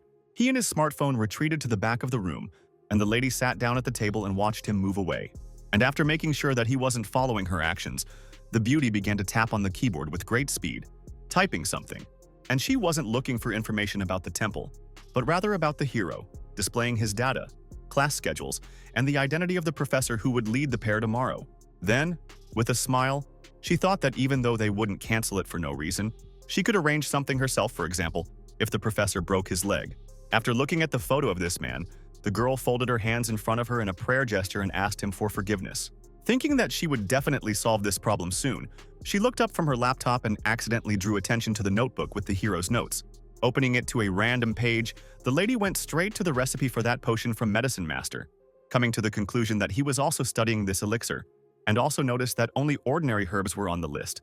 After reading this, Spirit Butterfly Island's Soft Feather thought that the main character somehow improved the formula of the drug, not suspecting that he simply prescribed something that he thought existed. And then the girl asked the guy if he was studying the body-tempering potion and how many servings he had already prepared. Song Shuhang was not too happy with her finding. After all, now she definitely thinks he is the same Chuni, telling her that he did not make any elixir. The beauty then directly beamed as she continued her questions, now moving on to the possible improvement of the formula. And the young man, seeing this, did not want to hurt her feelings. So he hesitantly made up some story about how he was actually having a hard time finding the ingredients he needed. In response, the beauty immediately offered to send him 2 boxes from her house. The guy thanked her and turned the topic to the trip, thinking that this gift is strange, but it seems that it should not bring problems. After giving Song Shuhang her ID card for the upcoming trip, she asked him to go to the balcony. He allowed her, and thought that she was a good girl, but it was a pity that she was one of these Chunis. Spirit Butterfly Island's Soft Feather immediately went there and began to look around. Here she asked for a reason. After making sure that no witnesses were present, the lady took out a pair of rather strange-looking glasses and put them on. At first glance, this accessory looked more like something technological, but in reality it was an artifact that allows you to see at long distances. This magic tool was created by her father and given to her. Works for a very long distance without paying attention to obstacles, which was very useful. This allowed the girl to quickly and easily find the apartment of that professor, having learned the address in advance via the internet. The man at that moment was lying in the crib next to his little daughter and talked sweetly to her, urging her to sleep and offering to sing a lullaby. The painting was quite cute, but the girl wasn't going to disrupt her plans because of this. So she decided to compensate the person when it was all over, and took out the seal in order to break his leg. Spirit Butterfly Island's soft feather began its magical effect, which immediately began to work, and the man sang a lullaby, while not noticing anything was wrong. But then it became impossible to ignore it, because the professor's leg itself bent strangely and cracked loudly, bringing great pain. A few minutes later, an ambulance pulled up to the house. The victim was lowered on a stretcher and taken to the hospital. With that, the girl took off her magic glasses with a satisfied smile and said that it was done. She was happy with her trick. Then Spirit Butterfly Island's soft feather went back to the room and asked the guy if her ticket was already booked. Without waiting for an answer, she offered to take a ticket for him as well, in case classes were canceled. And he agreed with a laugh. And immediately after these words, a notification came to his laptop about the hospitalization of that man. But then everything went wrong according to the lady's plan. He simply had to be replaced by another professor. The main character was somewhat surprised by such an unusual coincidence, looking through the unexpected news. He complained aloud about the professor's old-fashioned classes, and the girl was upset and thought that evil is always one step ahead, meaning the obstacles that have arisen, but more like it suited her. But then she pulled herself together and decided that once she'd started with breaking her leg, she needed to see it through to the end. This professor was currently busy leisurely walking his pet, a small and cute white dog. The man seemed to have a very good intuition, and something told him that something was wrong, but he couldn't decipher this strange feeling. Soon, under some pretext, the girl again went out on the balcony, put on magic glasses, apologized to her victims, promised to compensate them for everything, and again began to use magic. Then, as if nothing had happened, she returned to the room where Song Shuhang had already booked a train ticket for her. This time, the lady did not repeat herself, but acted differently, forcing the dog to seriously bite the owner. The news about this also came to the guy. Now the lesson was already cancelled. This strange chain of events has already surprised the main character much more. Chaos appeared in his mind, as if a horde of alpacas ran through his head. Along with his previous suspicions, it made him think something was wrong and look at the lady standing next to him. But she was very sweet and innocent, at least on the surface. Once again, these thoughts about mysticism were dismissed as nonsense. And in the end, the young man got ready, and at the right time it was time to go on the road with Spirit Butterfly Island's soft feather. No one found any information about this temple, so they had plans to interview local residents. And with this, they went on a trip. After a while, they reached the right station, took their seats on the high-speed train and drove to the right street. They were sitting, which is logical, next to each other. All the topics for conversation were exhausted earlier, so we just had to wait in silence for the arrival. And at the same time, Song Shuhang thought about his companion in the context of the fact that her beauty can give odds to any heroine of a novel. Developing this idea, according to the law of the genre, some gopniks would soon approach them, becoming interested in the blue-eyed girl and provoking a fight. Then he had a funny picture in his head of the development of the plot, in which he finished off his enemies or beat them to a pulp. But after half an hour, nothing happened. The novels lied to the young man and he began to feel sleepy, just like his companion. The girl eventually couldn't resist, closed her eyes and fell asleep, her head falling on the young man's shoulder. The main character himself was surprised and embarrassed at first. And then the first emotion left and he squinted at Spirit Butterfly Island's soft feather. In the end, Song Shuhang decided not to disturb the sleeping girl, resigned himself to this somewhat awkward situation, and decided to take a nap himself as well. And after some time, the train arrived at the station they needed. A notification sounded through the speakers. The guy woke up without any problems, but the girl was in no hurry to wake up, so the main character had to carefully do this. Her sleepy appearance was so cute that it couldn't help but leave a certain impression on the guy who was barely able to control himself from doing this. But outwardly, he did not show his emotions, keeping his face impassive, got up from his seat and hurried his companion out. Spirit Butterfly Island's soft feather asked what time it was, and the young man answered and said that they should take a taxi to Luoshin Street. In response, the girl smiled brightly and said that she would follow the main character, still continuing to call him master. Along the way, she happily reflected that she liked trips like this, when someone else decided on housing, food, and drink for her, and she just followed. After some time, they arrived at the right street, and since the search for the temple may be delayed, they went to the hotel, at the same time starting their inquiries, but so far getting no result. They were only advised to visit the elderly. Spirit Butterfly Island's soft feather offered to bring their luggage to the room and asked about their next destination. The young man suggested just walking around and looking for local old people. A woman witnessed the whole conversation. As soon as she heard everything, she retreated somewhere far away and took out her phone to call someone. Respectfully addressing this person, she reported on the discovery of a girl and a guy who are looking for Ghost Lamp Temple, mentioning both the feeling of their power and the appeal to the hero from the first. The person who spoke to her was an unknown man, who ordered her to continue monitoring. notifying her that he was organizing a check on their cultivation levels. He himself was sitting in a rather pompous place and musing aloud that 60 years had passed, and he already thought that the owner of the temple had forgotten about him. Meanwhile, Song Shuhong and Spirit Butterfly Island's Soft Feather strolled along Luoxin Street, deciding to first try to discover the temple visually. In the process, the guy had doubts about the existence of this place, or the correctness of the address, which he asked the companion. But she was sure of her information. Then she said that her mother came to this temple when she was pregnant with her, and the girl somehow could look at the outside world. So she remembered the sign with the name. The main character didn't know how to react to such strange information, but he didn't say anything out loud, only mentally noting that they live in different worlds. Later, a notification came to the lady's phone. The young man suggested new messages in the 9 Provinces #1 group, which she confirmed. During the correspondence, it turned out that Northern River's loose cultivator could not find any necessary information and has no acquaintances in the city of J. Besides, he had some business to attend to. The guy thought that he was always online, and when a girl needs help, he is busy. And the lady noticed that now they are on their own. After that, the main character received some kind of notification and said that now they will go to someone already according to his information. Soon, they arrived at the home of a local elderly resident, and Spirit Butterfly Island's Soft Feather immediately started asking about Ghost Lamp Temple. The man was aware of the address and said that you need to go deeper into the forest in the east of the street and there will immediately be the right place, but now there is a tomb, not a temple. The last fact fairly disturbed the beauty, and she began to ask for details further. The main character just listened. A local resident also said that 60 years ago, a certain person demolished the building and built this tomb. The lady went on to mention that the place had previously been privately owned and had been sold many years ago. The old man noticed that she knew a lot and told her that the temple used to belong to Huang Bapi, who initially wanted to build a tomb after the demolition, but a foreigner offered to buy it back at a high price. Several years passed, and the buyer never returned.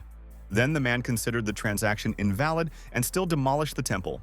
Song Shuhang listened carefully to all this and expressed his attitude towards the story at the end, considering such an act very mean.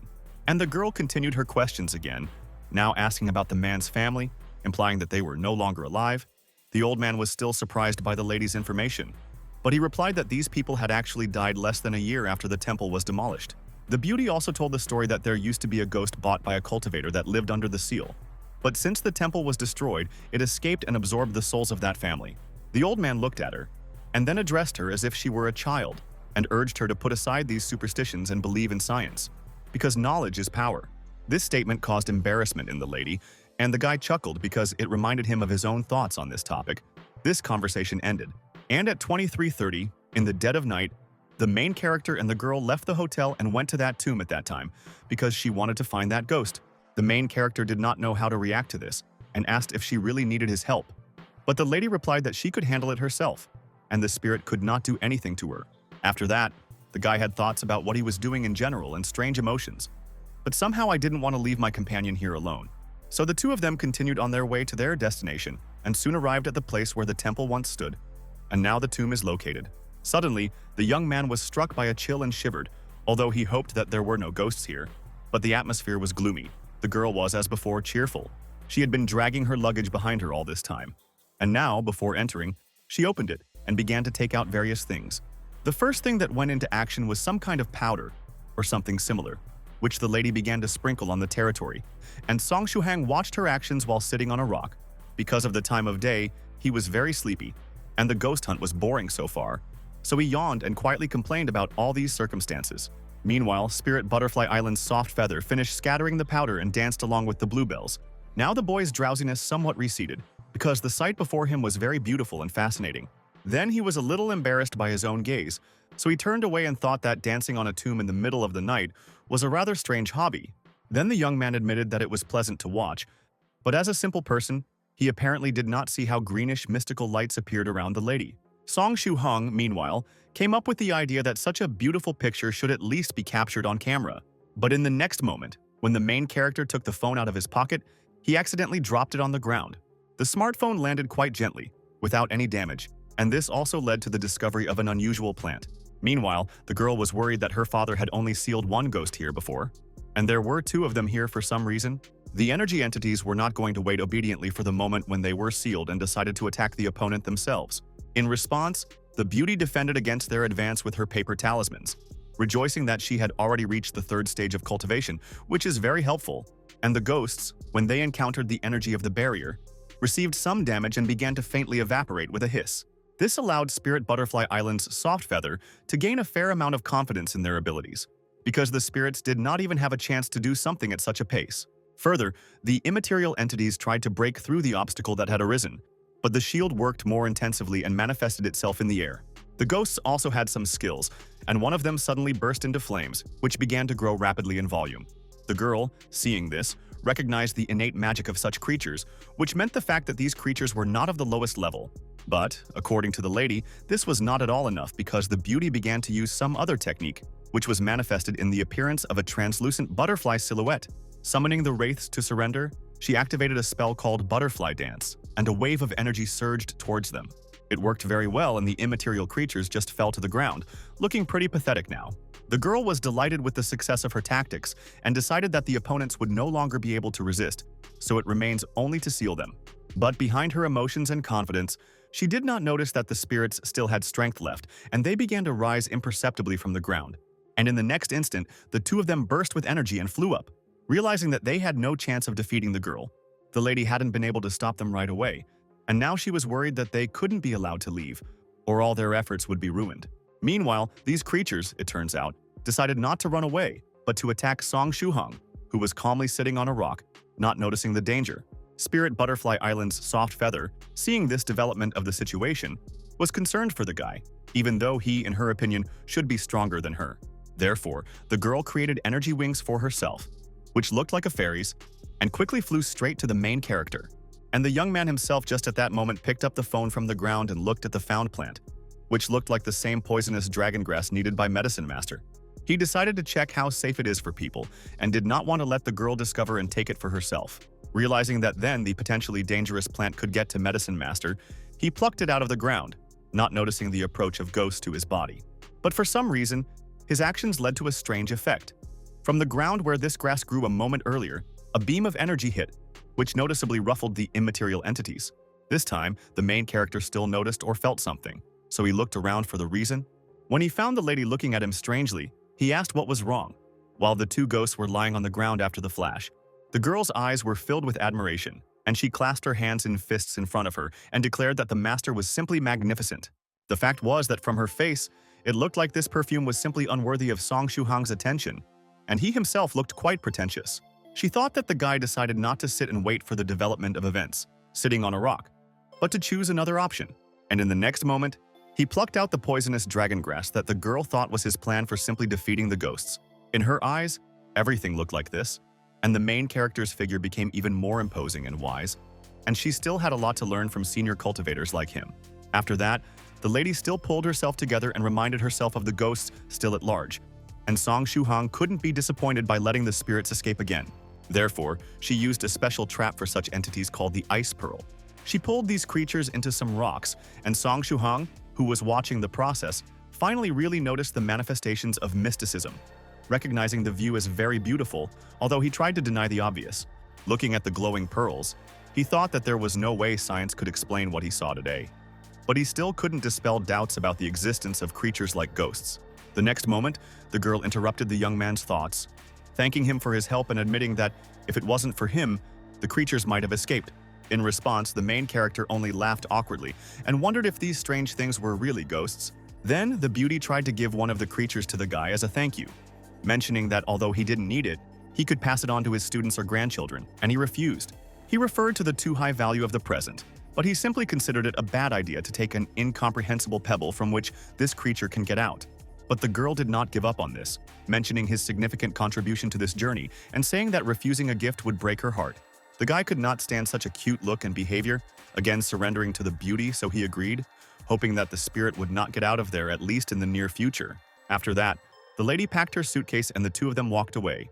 She said that ghosts are almost extinct in the modern world because finding two at once is luck. And while the guy was thinking that today his worldview was destroyed, a certain man was watching the couple from the forest, analyzing the strength and skills of both, finding the hero a simpleton, but being afraid to attack. This man was nervous, but he couldn't just leave it like this because for some reason, he desperately needed to get back what turned out to be his own ghosts. More precisely, he considered these creatures to be already his, because he was going to use them to break through to the next stage of cultivation and extend his life by 100 years. And as it turned out, there was also an unknown cultivator who was watching everything that was happening on the tomb recently. And this man, whose appearance spoke of a higher status, his name is Liu Jianye, and immediately after everyone left, he called his master and reported that everything went smoothly. The girl sealed the ghosts and would be home soon. At the same time, he deliberately kept silent about Song Shuhang and this second cultivator, hanging up the phone and noting the latter's mind with caution, because the latter did not attack. And the reason why Liu Jianye didn't report the unusual details to the master, in particular the close communication with the hero, was because of the banal reluctance to receive a tedious surveillance order. Anyway, the night's adventure was over, and on the morning of the next day, the 3rd of June, the guy with soft feather arrived at the station. The lady was invited to stay with him, but she was already in a hurry to get home. The reason was that she needed to sign a contract with the ghost as soon as possible. Then the young man asked if she could at least get to the airport by taxi, and she confirmed that she could. After that, the beauty wanted to know the address of the young man in order to send him those 2 boxes with the promised herbs for the body-tempering elixir. Song Shuhang tried to get off the subject by suggesting that they discuss it some other time. But in fact, he hoped that they would never remember it at all. But in this he failed, because the girl reacted too violently, referred to the violation of her word if she did not send the promised, and the young man could not refuse. Writing down his address on a piece of paper, the main character did not suspect that recent events in this gift would radically change his life, interrupting the existence of an ordinary person. If it wasn't for all this, he would simply have found some kind of job, got married, and so on, lived a shorter normal life, and would have died sometime. Saying goodbye to the girl and thinking that everything will return to the way it was before, the main character did not imagine how everything would turn around because of her perseverance today. A little later, Northern River's loose cultivator asked in a chat about how the trip went, and Soft Feather replied that everything went smoothly and she was already returning, and also told about the hero she met, although his usual name was revealed, but the nickname remained a secret. No one found out that he was the same, invited by mistake and left in the group of a simple person. And on Monday, the 4th of June, Song Shuhang returned to university as if nothing had happened. And today it was noticeably hot. The hero hung the recently received stone with the spirit on a chain, and it gave a pleasant coolness, which the girl sitting next to him noticed, moving closer, escaping from the high temperature. In addition, the hero noticed that he was unusually good at remembering everything, and even distracted by his own affairs. This was also the effect of the stone. The guy understood that this merit of the spirit and found this property very useful. Now he, instead of spending a lot of time studying, grasped everything on the fly. This all allowed him to stay in his thoughts during the lecture, thinking about the cultivators, their abilities, possible prospects, and the future. Song Shuhang still can't wrap his head around the fact that all those band members were actually real key practitioners, and not just kids with Chuni syndrome. So the whole couple went through their studies and reflections, the bell rang to signal its end, and the students began to leave the classroom. But in less than a minute, a man burst through the doorway, immediately asking about the protagonist's presence here. The young man immediately got up from his seat and, feeling a little confused and uncomfortable from the unexpected event, introduced himself and asked what was needed from him. Then the man who arrived immediately smiled in a friendly way. But this only made the guy more tense because he did not know who it was at all and expected problems. In the next minute, the whole situation became clear. This man was a representative of some express delivery service, and the young man needs to take 2 large parcels.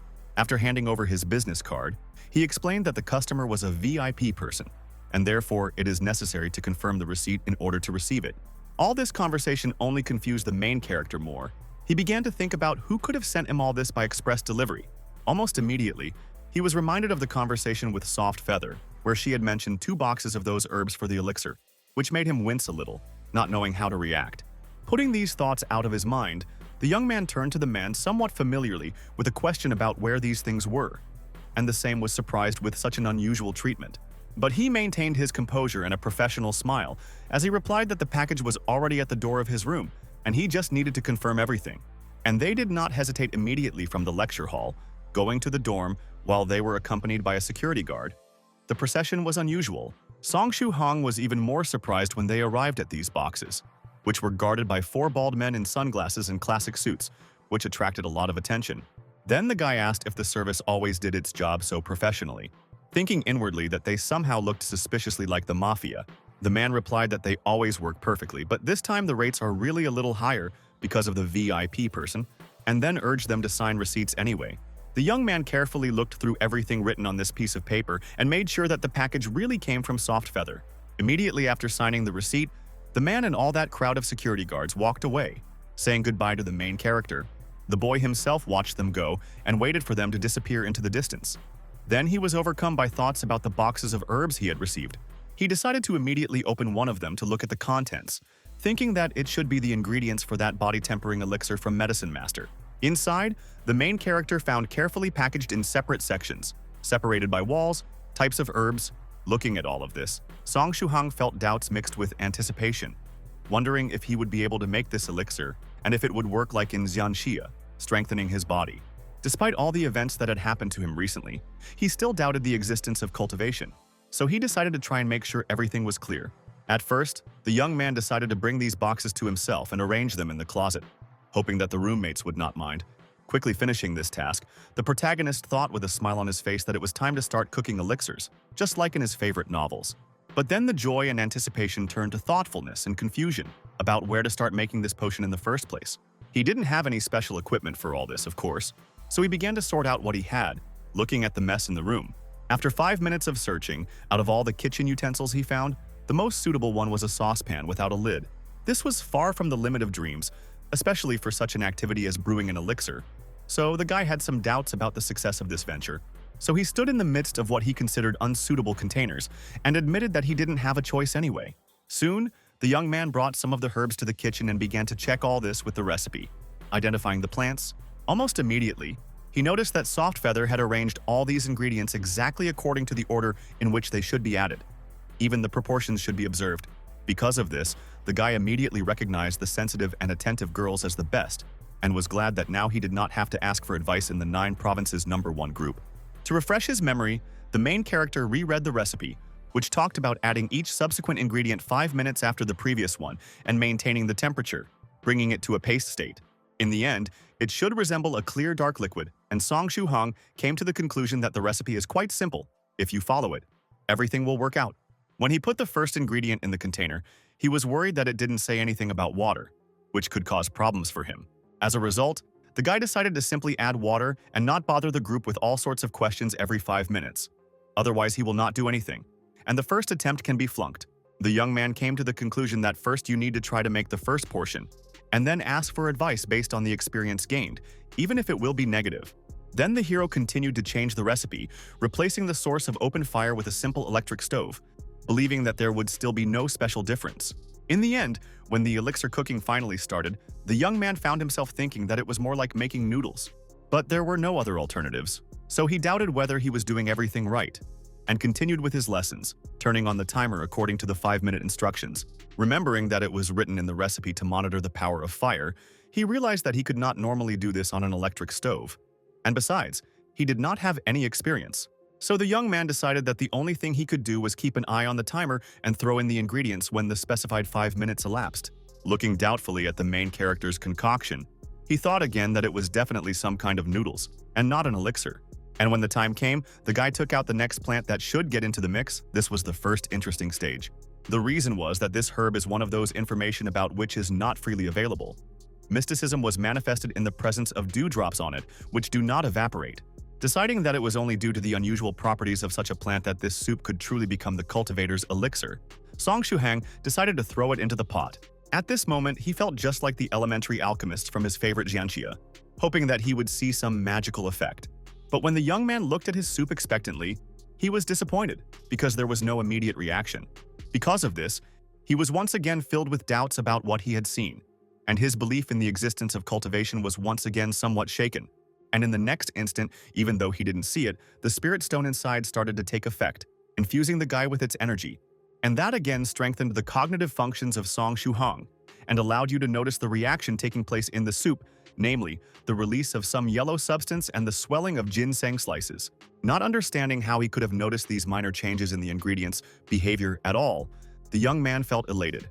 Meanwhile, the ghost trap continued to work, allowing the protagonist to track the flow of reactions, so that he noticed a lack in the power of fire. This was especially noticeable thanks to the morning dew. That special herb and Song Shuhang raised the temperature of the stove's impact. The reaction inside the pot accelerated, and soon the result was visible. Everything that was needed was dissolved, and the brew became a little greenish. The guy found it strange that such a result was achieved in just 5 minutes, but he threw everything into the mystical properties of an unusual ingredient. While the Spirit Stone continued its work, analyzing everything he had seen and understood so far from brewing this elixir, he wondered if it was necessary to add that water in the beginning, or if it was still a mistake. Unsure of the success of this first attempt, the young man continued experimenting for another 40 minutes, eventually choosing the optimal temperature for each ingredient to dissolve in 5 minutes. Experiments continued. Each blade of grass had its own parameters, freshness, shape, and so on. So it required an individual selection of the necessary effect. And only 3 hours later, being sure that everything was more or less studied, the main character came to the end of the first attempt, throwing the 41st ingredient into the pan. Realizing that another unusual stage was approaching, the young man threw the plant into the brew and became serious, waiting for the outcome. Immediately after getting this ingredient into the mixture, a violent reaction went on inside the pan with the release of smoke and a greenish glow. Song Shuhang didn't know if this was the way it should go, but he noticed a problem with half of the water just boiling away. Then a distinct smell of burning spread through the kitchen, and he thought that he really screwed up this time. But in the next instant, he pulled himself together and decided that all was not lost yet, and there was a chance to fix the problem. The solution was simple, though dubious. Namely, since the water boils away, you just need to add more water.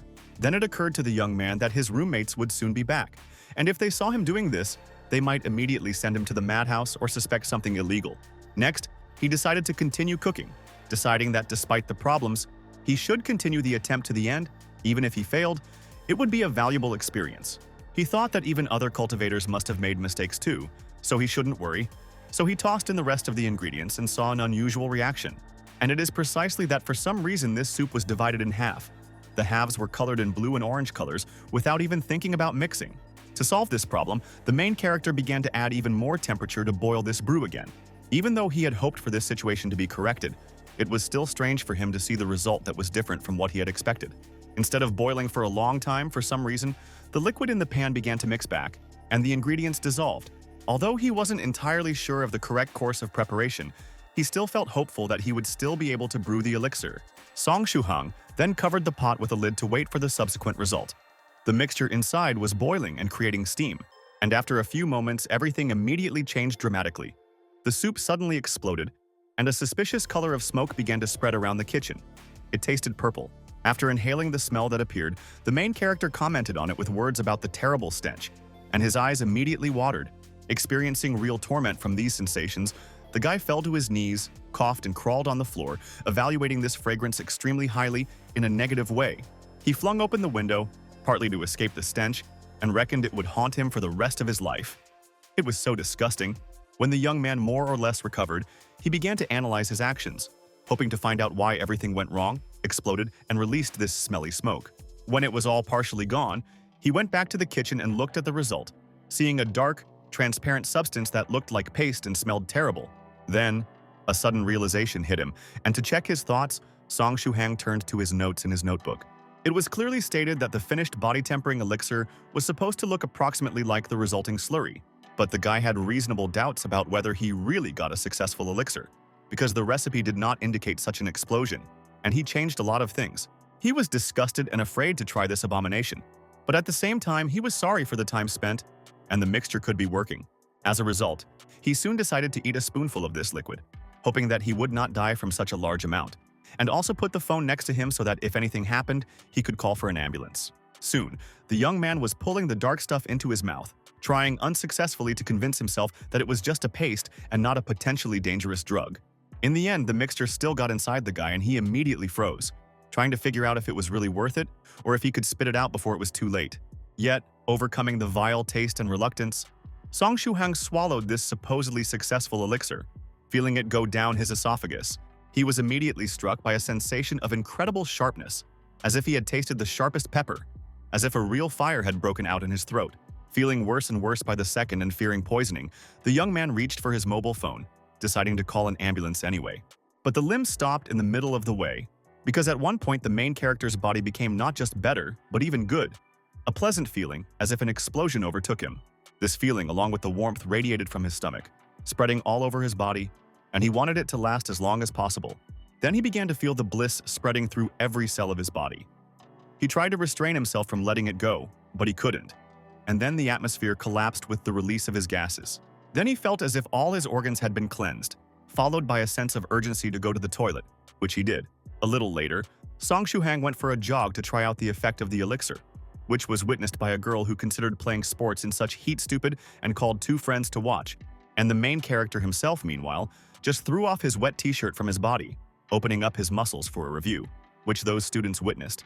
The three girls immediately appreciated the sight in front of them and began to discuss his figure and personality, noticing that even though he was from their university, they didn't notice it all under their clothes.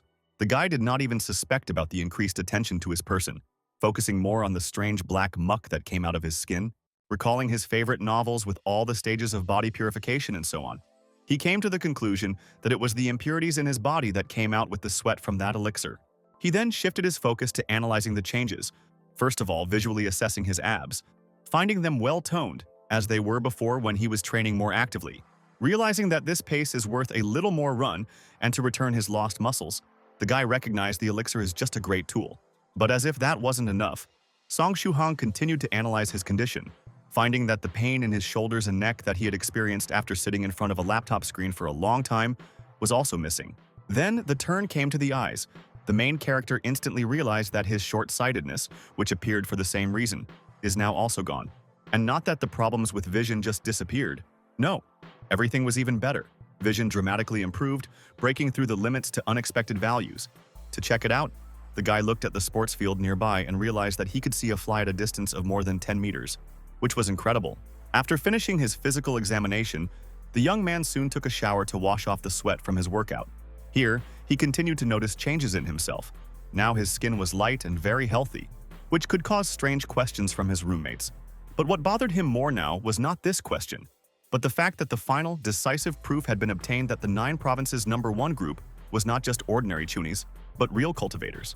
Thus, it turned out that the fun of reading this chat was actually watching the communication of those Kui practitioners, and all their stories were real. Because of all this, the guy was confused about what to do next in light of the information that had been revealed. Song Shuhang left the shower and entered the room, opened his laptop and thought about how the less you know, the more soundly you sleep. Then he went to the messenger and opened the chat, thinking aloud that now he stands at a fork in the road between the life of an ordinary person and something else, more dangerous and mystical. He asked himself the question of whether it was worth contacting the members of the group in order to embark on the second path. And it only took him a second to think about it. In this small amount of time, the young man had time to think about the possible dangers on the way, such as that test for the 16 of the Su clan, and other similar things. Such a life will be full of dangers and adventures.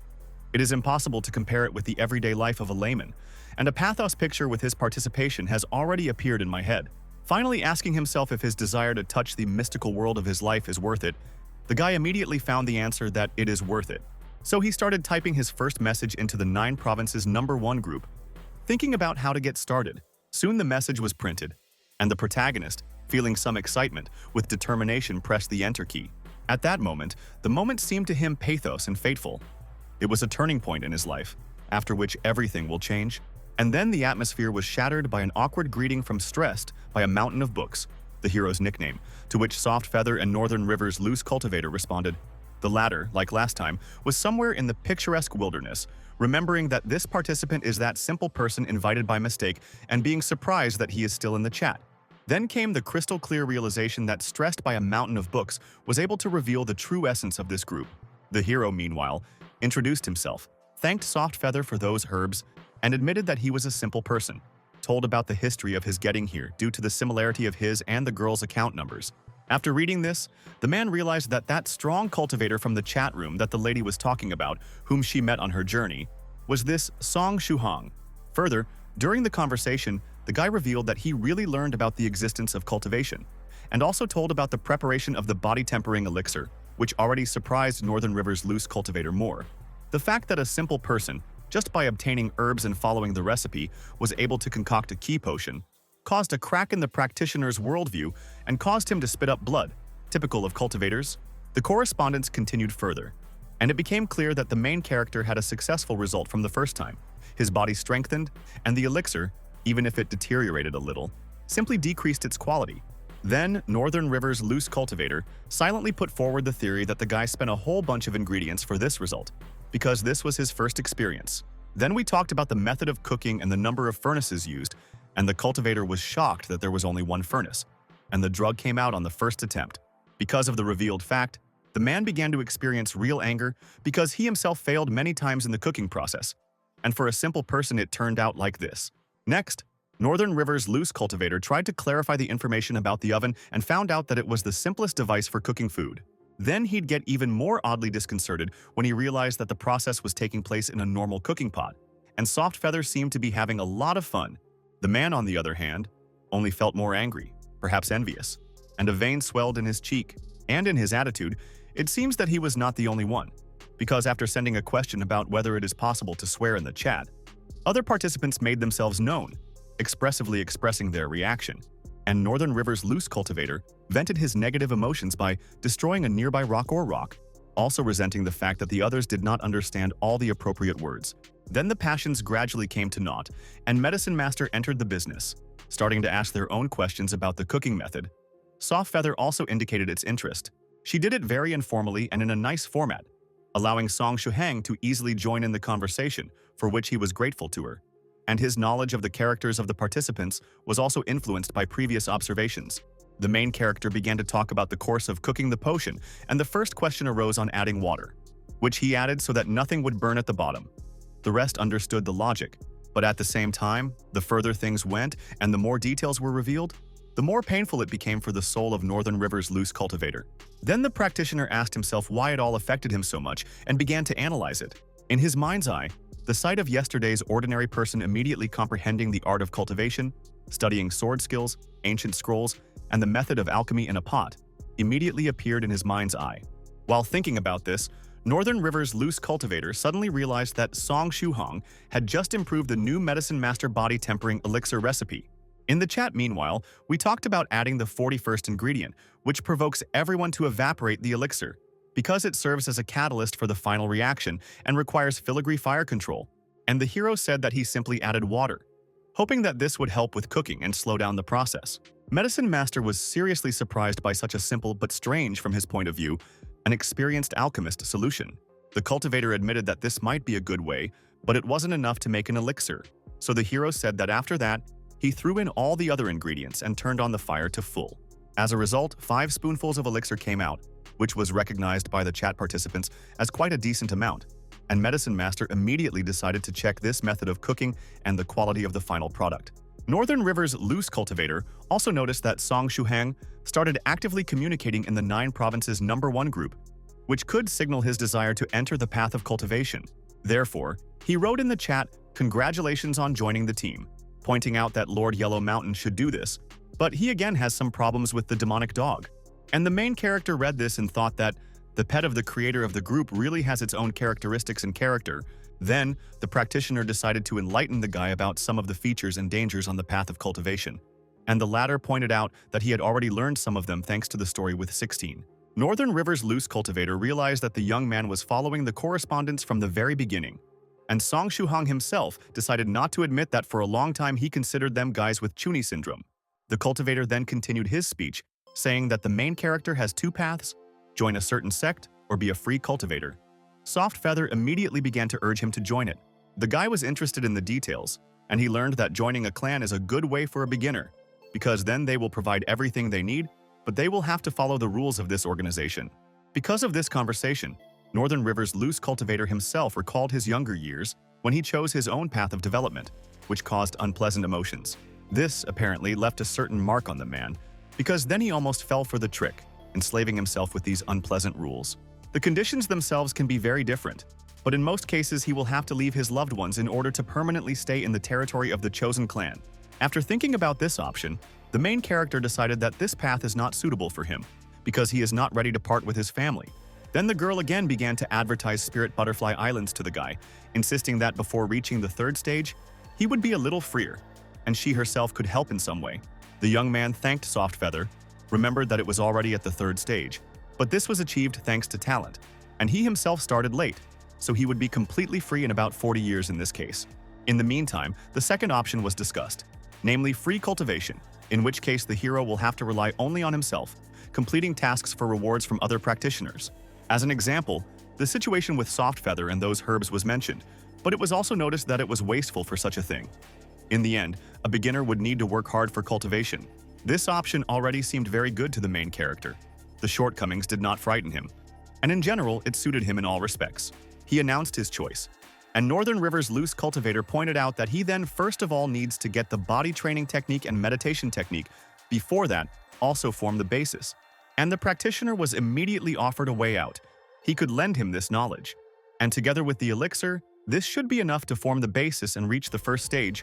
You can still speed up the process with drugs. As Song Shu-hang typed out the new message, he was surprised by the kindness and generosity shown to him. Because for him, this was the beginning. The very beginning of cultivation was very important. When he thanked Northern River's loose cultivator, she expressed her intention to help Soft Feather. She also wanted to provide techniques, and she also wanted to come to Jiangnan again. There were several reasons for this, one of them being the desire to see this method of concocting the body-tempering elixir on the simplest stove. But more important to her was that her father was still away, allowing her to escape the island once again and take a walk in the outside world. And her parent was still visiting poor thrice reckless Mad Saber, continuing to punish the guy for his misdeeds. Now he just looked into the chat from his account. He wrote to his daughter to tell her to be a good girl and not run away, because her father would be home in the evening, which surprised her and amused the others. The main character couldn't help but chuckle too, finding such guardianship and the fact that Lord Venerable Spirit Butterfly is still tormenting poor thrice reckless Mad Saber funny. Then, having calmed down the fit of fun, the young man began to type words of gratitude to Northern River's loose cultivator, intending to accept his gift in the form of those techniques. He did not have time to send it because Medicine Master suddenly offered his help, who wanted to personally look at the brewing of the elixir, and also noticed that his techniques would be of better quality. Northern River's loose cultivator was in a bit of a heartache because of the whole situation, going bankrupt and all, and Song Shu-hang was about to get it all, and fast. And the main character did not refuse such a lucrative offer, and gave his address saying that he lives in a hostel. While waiting for an answer, the young man was distracted by the poisonous dragon grass he had brought from that tomb, which he had transplanted into a pot, and wondered if Medicine Master still needed it. Meanwhile, the above-mentioned cultivator himself just checked everything, estimated his speed and distance of travel, saying that he would arrive tomorrow morning. Song Shu-hang initially saw this as a bit of a problem, since he had classes to attend to. But for such an important matter, he was willing to put it off. Then, Soft Feather returned to the conversation, pointing out the difficulty of the free cultivator path. But the guy didn't change his mind and turned the topic to that strange event with injuries to 2 teachers when she was visiting him. In response, the girl awkwardly tried to pretend that she was not guilty of anything and hurriedly left the chat, referring to some obviously fictional cases. The young man noticed all this without difficulty and confirmed his suspicions, and it suddenly occurred to him that all the recent events were so improbable that they were more like a dream. Looking at the open window with the messenger, the main character reflected that there were no checks or tests. He was immediately well received here and offered help in various matters. Then the guy asked about the possibility of passing the elixir to his family, to which he was told that 32 attempts might not be enough for a 100-day foundation formation. But there are no prohibitions.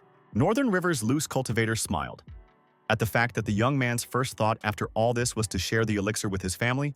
He found the newcomer virtuous and kind, deciding that such people should be friends. The man then sent out 2 warnings. The first one was not to reveal that he was a cultivator until he became stronger, and the second one was a warning about taking the elixir by the weak and elderly. Such people might die. Then the conversation went on about training, keeping fit, and feeling after taking the drug, and in the end, somehow the practitioner asked about the hero's presence of a girl. Song Shu-hang was confused by such a quick change of topic, and even in such a direction, not understanding what it had to do with cultivation. Then things went even further.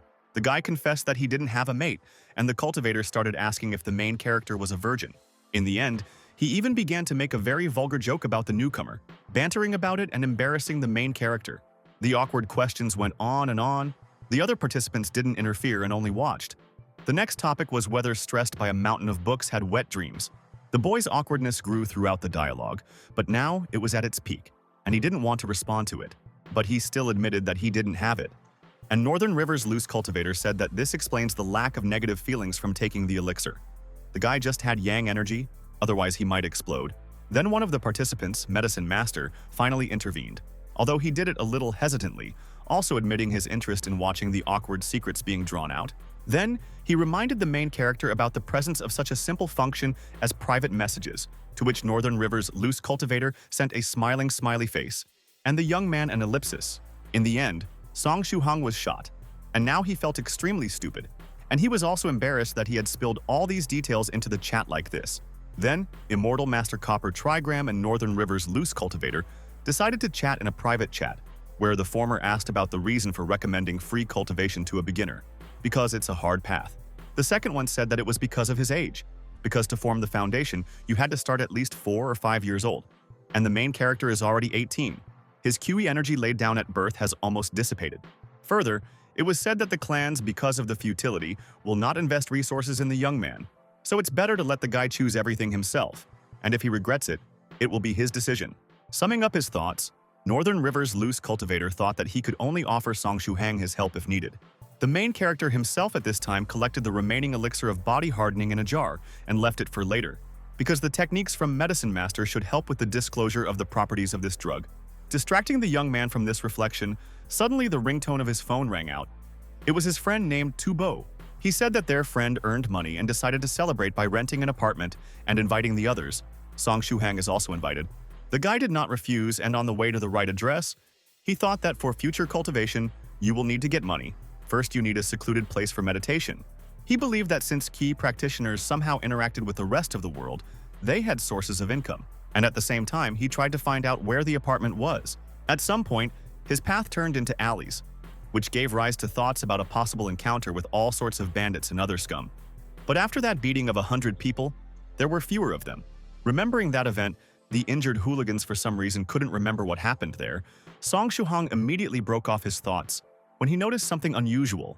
It was a scene of a small group of 4 thuggish-looking guys harassing a young girl who was leaning her back against a wall.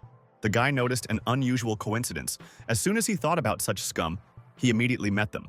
He then turned his attention to the petite girl herself, finding her appearance very cute.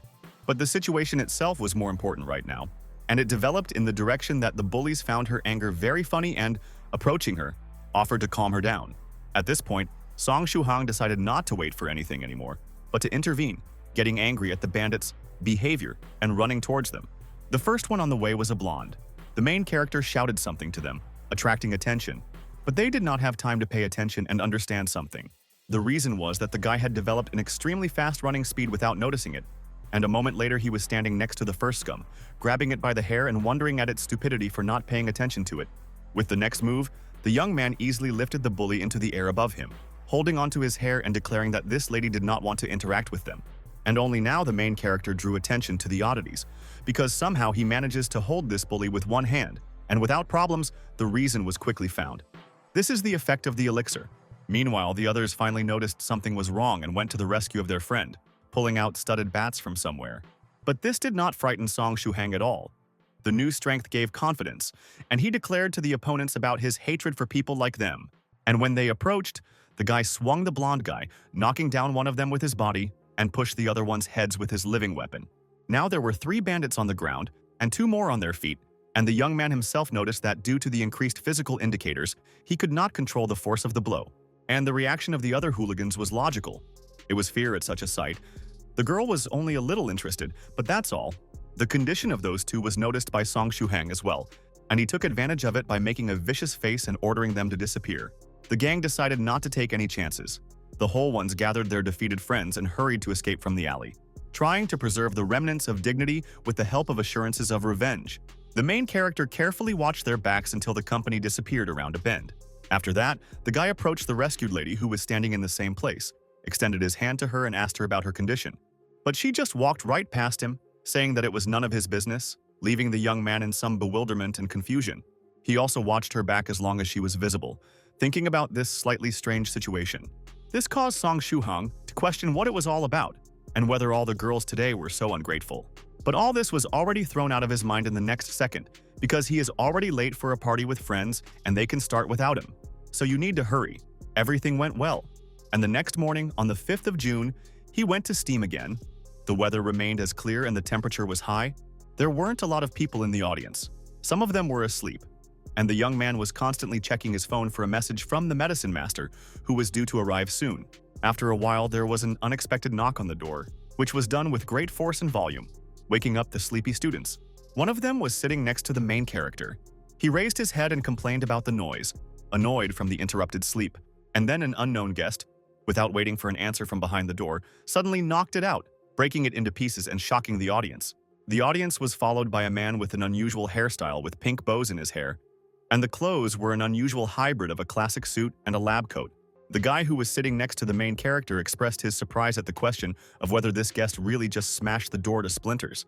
The man, meanwhile, stumbled rather oddly into the passageway he had created and perhaps coughed a little awkwardly. Then he waved his hand in greeting and announced that he had arrived here to see his friend Song Shuhang. And the shadows under his eyes or makeup were also visible.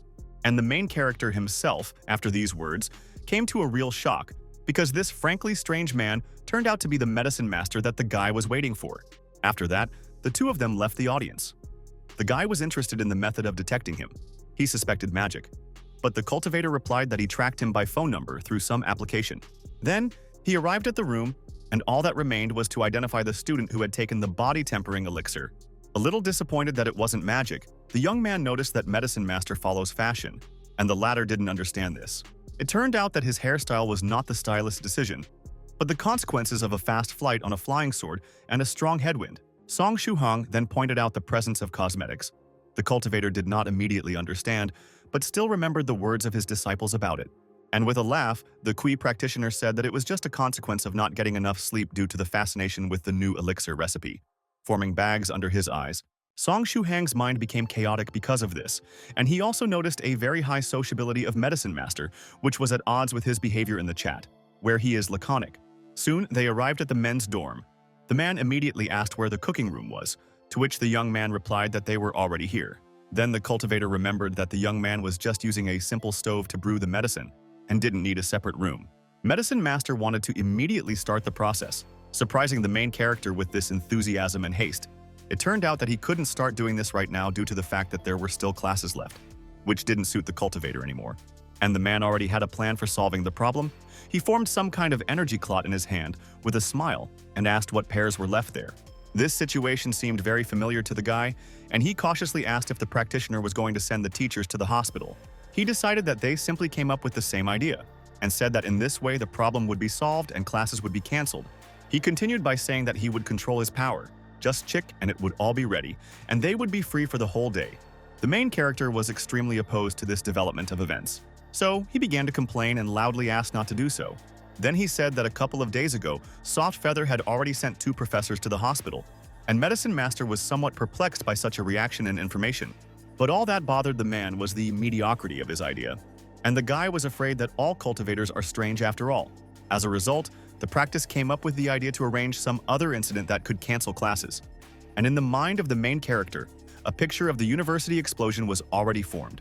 In order to prevent such a sad development of events, the young man decided to take time off from the last classes himself, as he informed Medicine Master, making him happy. Song Shuhang then offered to rent a separate apartment for the experiment, so he wanted to prevent all sorts of troubles, and the cultivator agreed. And when they were ready to go, the practitioner for some reason decided to take a broom with him, which caused confusion in the young man, and he added that they would go on foot. Almost at the door, the protagonist's gaze fell on the potted plant, the dragon poison grass. Remembering this, Song Shuhang asked his guest about whether he still needed the ingredient he asked about in the chat. Medicine Master replied that he had already got a couple of them, but the quality of the copies received was average, and put forward the theory that the guy had already got one somewhere. The young man immediately confirmed this by leading the guest to the window and pointing to a mystical plant planted in a pot. The cultivator immediately became interested and noticed that he had been in this room for quite some time, but he couldn't smell the poisonous dragon grass. After examining the find, the practitioner made a verdict that the plant grew by absorbing ghost ki and was also used as a sensor in some formation. Now it has a high quality. The main character from this speech caught the fact that it should fit the criteria of the guest, who confirmed this, but he still had something to say. The fact was that such an ingredient is extremely valuable. It costs more than those 2 boxes of herbs from Soft Feather. So the man asked the guy about his confidence in giving it to him. But he didn't think too long and noticed that if Medicine Master hadn't written that recipe in the group, then the young man wouldn't have had a chance to set foot on the path of a cultivator. So this gift is quite appropriate. The practitioner took this herb, performed some mystical manipulations with it, and said that the guy would have already encountered all this, and as a free cultivator, he should look for more benefits in his actions. Medicine Master then admitted that because of such a generous gift, it would be awkward for him to give him such basic techniques, and therefore this point should be changed. After asking the young man to wait a bit, the man took out his phone and began diligently typing a message in 9 Provinces #1 group. In a full 5 minutes, he was able to send a chat request to some friends, asking them to pass him a couple of more advanced techniques. But he postponed the discussion of the price for later. This situation finally explained to the main character why this sociable person is so taciturn in the chat, although it was not clear to him why he does not use voice messages. Northern River's loose cultivator immediately guessed that this was for a beginner and asked if Medicine Master fell under its charm, like Soft Feather, and she denied this. Thrice reckless Mad Saber joked about Song Shuhong seducing a girl. The guy was happy that her father finally left and his torment was over. He was quickly reminded that Lord Venerable Spirit Butterfly is also a member of this group and can easily sit here from the phone, even though he is on the road. This immediately horrified thrice reckless Mad Saber, who didn't want to repeat the last few days for making a dirty joke about this man's daughter. Meanwhile, Medicine Master replied that it was a matter of high-quality dragon grass, and a member under the nickname Great Master Profound Principle responded with emoticons of a sword and a smile. This was the same monk cultivator who was under the oath of silence, so the conversation between this practitioner and the man with few words in the group looked strange. Then, Soft Feather showed interest in the quality of these two techniques, which was followed by a story that they were very valuable and got them from a destroyed organization called Immutable Temples. After finishing the conversation about getting this service, Medicine Master and the main character went to the window. The first one opened it, and the second one didn't understand what they were doing here, why they were doing it, or how events would develop further. But he didn't ask any questions, waiting for something. He didn't have to wait long, but after a couple of seconds, his guest stuck his hand out into the street, raised his finger up, and did some magic, which was accompanied by a bright flash. This was the end of it right away. But the main character didn't have any answers, and the questions only increased, which he expressed with his facial expressions and posture. Medicine Master understood it correctly and said that it was the process of transmitting the coordinates of the Great Master Profound Principle, which will soon send these techniques to the specified position. This made Song Shuhong decide that this cultivator would also come here, to which he was told about flying swords, one of which would bring the package. The mention of such an artifact brought the guy into rapture and admiration. He compared such a thing with an airplane, far from in favor of the latter. A picture of how the Great Master Profound Principle, while staying in some bamboo forest, interrupted his meditation, tied a couple of books to a flying sword and sent it flying. And Medicine Master decided that this was the end of the business here, and it was time to go look for a good option for renting a home where no one would bother them. Then they went out on the streets of the city, and in the course of an unexpected walk, the main character asked if the man has any preferences about the place of brewing the elixir. His requirements, it turns out, included such items as silence, good sound insulation, and the presence of a large enough room to accommodate his alchemy furnace. After listening to all this, the guy pointed out the high cost of renting such an apartment and his problems with money, to which the practitioner said that the payment is taken over because the young man already helps with the research. Seizing the opportunity since the conversation turned to this topic, Song Shuhong asked about how cultivators generally earn money. Medicine Master replied that practitioners, of course, have their own sources of income and suggested that the guy brought up the conversation in this direction in order to ask for a loan of funds. To this, the main character spoke about his thoughts regarding the fact that, after starting the life of a cultivator, he will probably need a lot of money to rent a meditation place, buy ingredients, and so on. Then the man assured him that this is not a problem, because later he will provide the young man with a couple of recipes and help with obtaining funds, making him happy. Then, Medicine Master sensed something strange with his sixth sense and interrupted the conversation with a sharp glance back over his shoulder. But he didn't see anyone there. Song Shuhong noticed the oddity, and it was explained to him that every time a cultivator comes out of the shelter, he is chased by a couple of individuals, hoping to snatch ingredients for himself. After that, they continued on their way, and behind them, around the corner, there was actually a certain person hiding. In truth, not one of those that Medicine Master thought of. This was the same man who had followed Soft Feather and the main character on their tomb adventure, and he was sure that the latter was an ordinary person. But now he was trembling with fear. He couldn't figure out where the strange man with the bows in his hair was standing, but he was terrified of him. As he crushed out his half-smoked cigarette, the unknown man admitted to himself that what scared him most about this cultivator were his eyes. Then he tried to pull himself together, put it all aside and focus on the goal. He wanted to get that ghost back and go home to continue cultivating. But for now, he had to wait. Meanwhile, Song Shuhang and Medicine Master had gone some distance, and the latter finally found an option that suited him. The main character noticed the large size of this house and also notified the cultivator that this building was not for rent. But he just laughed, went to the door and rang the bell, and the guy realized that they were not going to listen to him in this matter. They waited for about a minute and the owner of this house soon showed up, seeing a strange pair of people in front of him. The sight immediately alerted him, especially the oddly smiling Medicine Master. but he still assumed that the two of them were from the delivery service. But the cultivator dispelled his misconceptions and positively announced his intention to rent the building, adding that the price does not matter and he will not even bargain. And Song Shuhong was afraid of something. The man did not intend to rent out his house to anyone and also did not want to live with strangers, but the practitioner was only happy, saying that he could easily leave and leave the housing to him. The host made his disinterest in the deal more clear. Song Shuhong quickly dragged Medicine Master away, while the latter was still insisting that the price didn't matter. And in the end, the deal was still made. The practitioner offered enough money, and after 2 hours the owner left. And the buyer evaluated the premises, already intending to demolish the wall for the convenience of cooking. The man was already impatient to watch the guy prepare the body-tempering elixir, so he suggested starting right now, which the main character immediately began to do, first preparing all the ingredients and utensils, and taking the first step of adding water. Soon there was the same soup on the stove, which then had to be boiled for 5 minutes, as the guy showed. Medicine Master followed this closely and thought that the young man had changed the method of cooking so much that now he could not really connect his actions with his recipe. They also noticed the simplicity and convenience of modern furnaces, which make it easier to control the intensity and temperature of fire, so they set out to update their own. The main character could not understand the reasons for the change in emotions on the face of the practitioner, and the latter was now thinking that although the young man had started cultivation too late, but he could make an excellent alchemist. The process of preparing the body-tempering elixir continued for a couple of hours, just like last time. And now everything was already going to the finish line. The guy threw the 41st ingredient into the pot and, as before, an explosion almost immediately thundered through the room. After that, the room was filled with stinking smoke. Medicine Master grimaced in disgust and evaluated his feelings, and the young man shared his opinion, adding that he was experiencing this for the second time but was not used to it yet. When everything was a little aired, they bent over the pot, checking whether everything went well this time.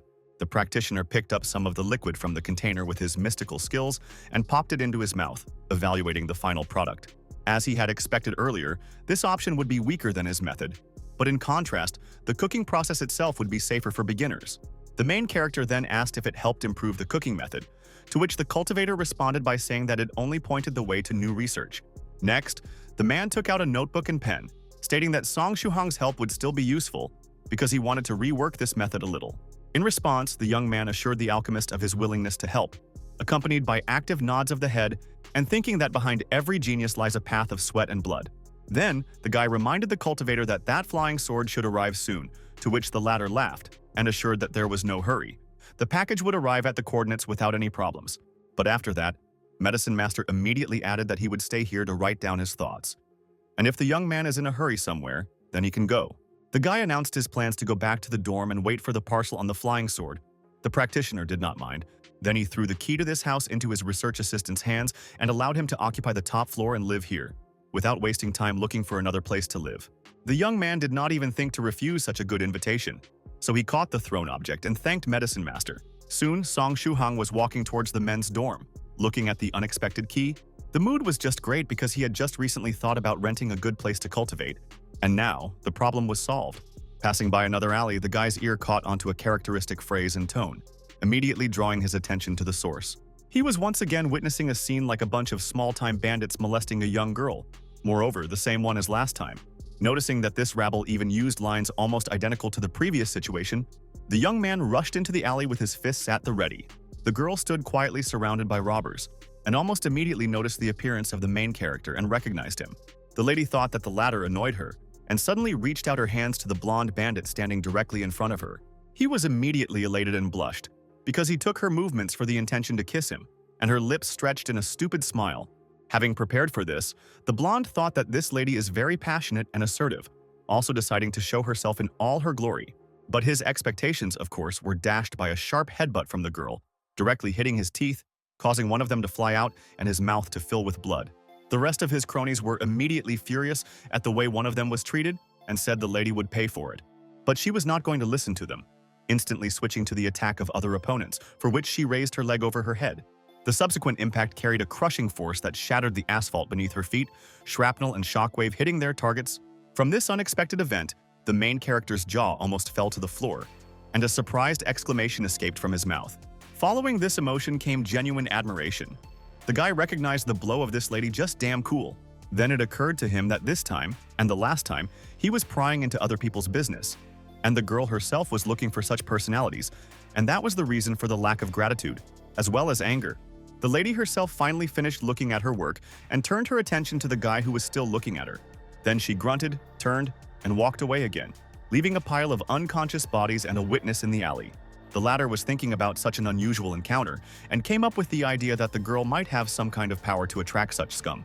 Since this is the second time in a day that she is being pushed to the wall, Song Shu-hong didn't even notice when he reached the dorm. And as he walked down the corridor, it seemed like it was empty again and his roommates weren't there. But when the guy came to his door, he heard someone talking, one of the participants of which was his friend Gao Mumu. The topic had something to do with his girlfriend. The main character didn't know about this, but the person inside, besides his neighbor, was Zhuge Yue, an outwardly lady or guy. It's unclear who recently went on a date with a certain Xiaomi. He or she was happy because of this event, and even from the banal holding hands, expressing their feelings in dialogue and rolling on the floor, which the tenant did not like. Then the blonde man or woman moved on to the actual main topic of conversation. He or she had no experience in kissing and was worried that he or she might ruin everything at one of the next meetings. Gao Muma wasn't happy about coming here for his experience in this business, but the effeminate guy, he thought, was encouraged. And in the next instant, he or she asked to kiss the tenant of the room to get a much-needed experience. The main character's neighbor was shocked by this request and asked uncertainly if he had imagined it, moving backwards away from his friend. Zhuge Yue wanted a French kiss, but Gao Mumu was absolutely against it, balked and advised to find a simulator in the form of a post or pillow.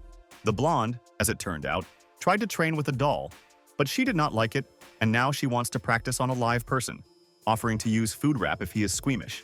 At this time, Song Shu-hang was standing in front of the entrance thinking about who it was that was visiting his neighbor and listening to some particularly loud remarks, not understanding what was going on. Soon they tried to break down the door from the inside, but it was apparently locked, and from some phrases the hero concluded that now his friend would be deprived of his innocence. Then there were some groans coming from inside, and Song Shu-hang was thinking about whether to wait here until everything was over and then comfort Gao Mumu, who seemed to be resisting. Hearing the new sounds, the guy thought about what might accidentally interfere, because his neighbor might actually want it himself. The doubts continued to build up and he didn't know what to do, considering whether to rush inside in 2 minutes, wait for the end, or something else. But he didn't have time to come up with one thing because, in the next instant the door opened, there was a guy or a girl standing there. The main character didn't know whether it was a guy or a girl, and Gao Mumu was lying on the floor. The blonde stopped and stared at Song Shu-hang, who awkwardly noticed that they were already done there and said that they probably had a good relationship. Then, Zhuge Yue introduced herself, giving her name and mentioning her old friendship with Gao Mumu. She did it with a positive smile on her face, holding out her hand for a handshake. The main character introduced himself in response, in the process trying to figure out who is in front of him, a girl or a guy who looks like a girl. The conversation then suddenly turned to a question from the blonde regarding whether Song Shu-hang was causing trouble for anyone by surprising them. It turned out that Zhuge Yue saw a certain person yesterday who asked the entire campus about the main character, from the course, age, and place of residence, all the way to friends and acquaintances.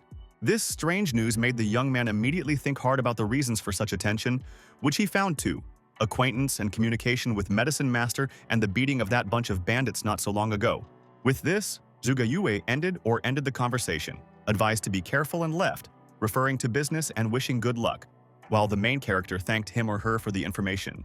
After that, Song Shu-hang's thoughts returned to the previous topic, and he decided to stay alert for a while and ask Medicine Master for help since he looks like an experienced cultivator. Soon, the guy finally went to his room, seeing his neighbor, who was clearly in a bad mood, lying on the floor, not in a hurry to get up. When asked how he was in general, Gao Mumu, with an extremely painful and pained look, said that he was dishonored. The main character with strange emotions tried to stir up a friend, at the same time asking whether Zhuge Yue was a guy or a girl, to which the answer was that both. Deciding that the neighbor could not be saved and he was doomed, the young man left him lying on the floor, going deeper into his room. The destination of his path was an open window, and he walked over to it and stared up at the sky, wondering what this flying sword delivery would look like in the first place. Soon, Gao Mumu stopped lying down and sat down, saying that their mutual friends Tu Bo and Yangde were invited to drink again today. Song Shu-hang agreed, saying that he would come back a little later. His roommate was walking away dejectedly, talking about getting drunk, and the young man asked him if he would fill his problems and recent incident with alcohol like that. In response, Gao Mumu, still looking pained, said that Tom could not understand his pain and asked him not to linger. 20 minutes later, the medicine master burst loudly into the room, almost knocking down the door and announcing that the sword had almost arrived. And another man asked about unnecessary witnesses in the dorm. Since no one was there, the two of them immediately went to that window, and the guy asked how the process of receiving the parcel would go in general. Medicine Master said to just watch, pointing his finger at the sky where a blade was actually flying towards them right now. The main character was shocked by the lack of at least some disguise and immediately put forward the theory that all cases with witnesses of UFOs, in fact, the consequences of the flight of such swords. Breaking the hero's expectations, the pretentious flying blade of the cultivators was more like a small dagger of an exotic type, which wasn't too bad either. What worried him even more was that he hadn't seen the technique books and thought that they had been blown away by the wind while Medicine Master was doing some manipulations with the weapon's handle. He removed a tube from it and reassured the guy that the information was in it. But the guy also took this item for the storage of a jade ring, teaching techniques that had once flashed in the chat. Here, the main character was also disappointed and explained that such an artifact is too valuable. It is used only to record great techniques and knowledge. In the process of this story, the man removed the cap from the tube, and the young man realized that all this time he was holding an ordinary flash drive. And while the cultivator was praising the convenience of modern technology, allowing entire libraries to be stored digitally, Song Shuhang felt an inner pain from shattering expectations. Then the young man was given the sword, and the practitioner said that later it will need to be returned to the owner when the hero has time to send it by mail. Surprising him, Medicine Master confirmed his words, to which the guy asked if this blade could magically just fly back. At this, the man laughed with a smile and explained that the Great Master Profound Principle charged this item with energy for flight, and now it is over. And it is charged only from the owner. All this made the young man suffer. Both the inability to change the battery of this weapon and the problems of sending cutting objects by mail, and even more likely the loss of such value. Seeing the emotion on Song Shuhang's face, the practitioner calmed him down by saying that only certain people can see the sword, and there is also a tracking beacon on it. Summing up, the man assured the main character that worries are unnecessary, inserting a flash drive into a laptop. Meanwhile, the guy still couldn't wrap his head around the fact that the mystical cultivation techniques that came to him through the flying sword were recorded on a simple, albeit fancy USB drive.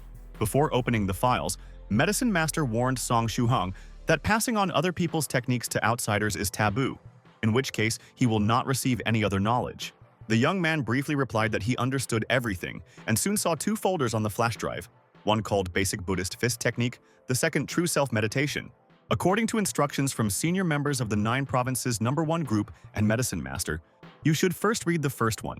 Inside the folder, this technique was presented in the format of 18 numbered JPG images, which again reminded the hero a little about the destruction of his expectations, but he still had hopes that at least the names of these things would be quite pretentious, like in the novels he had read.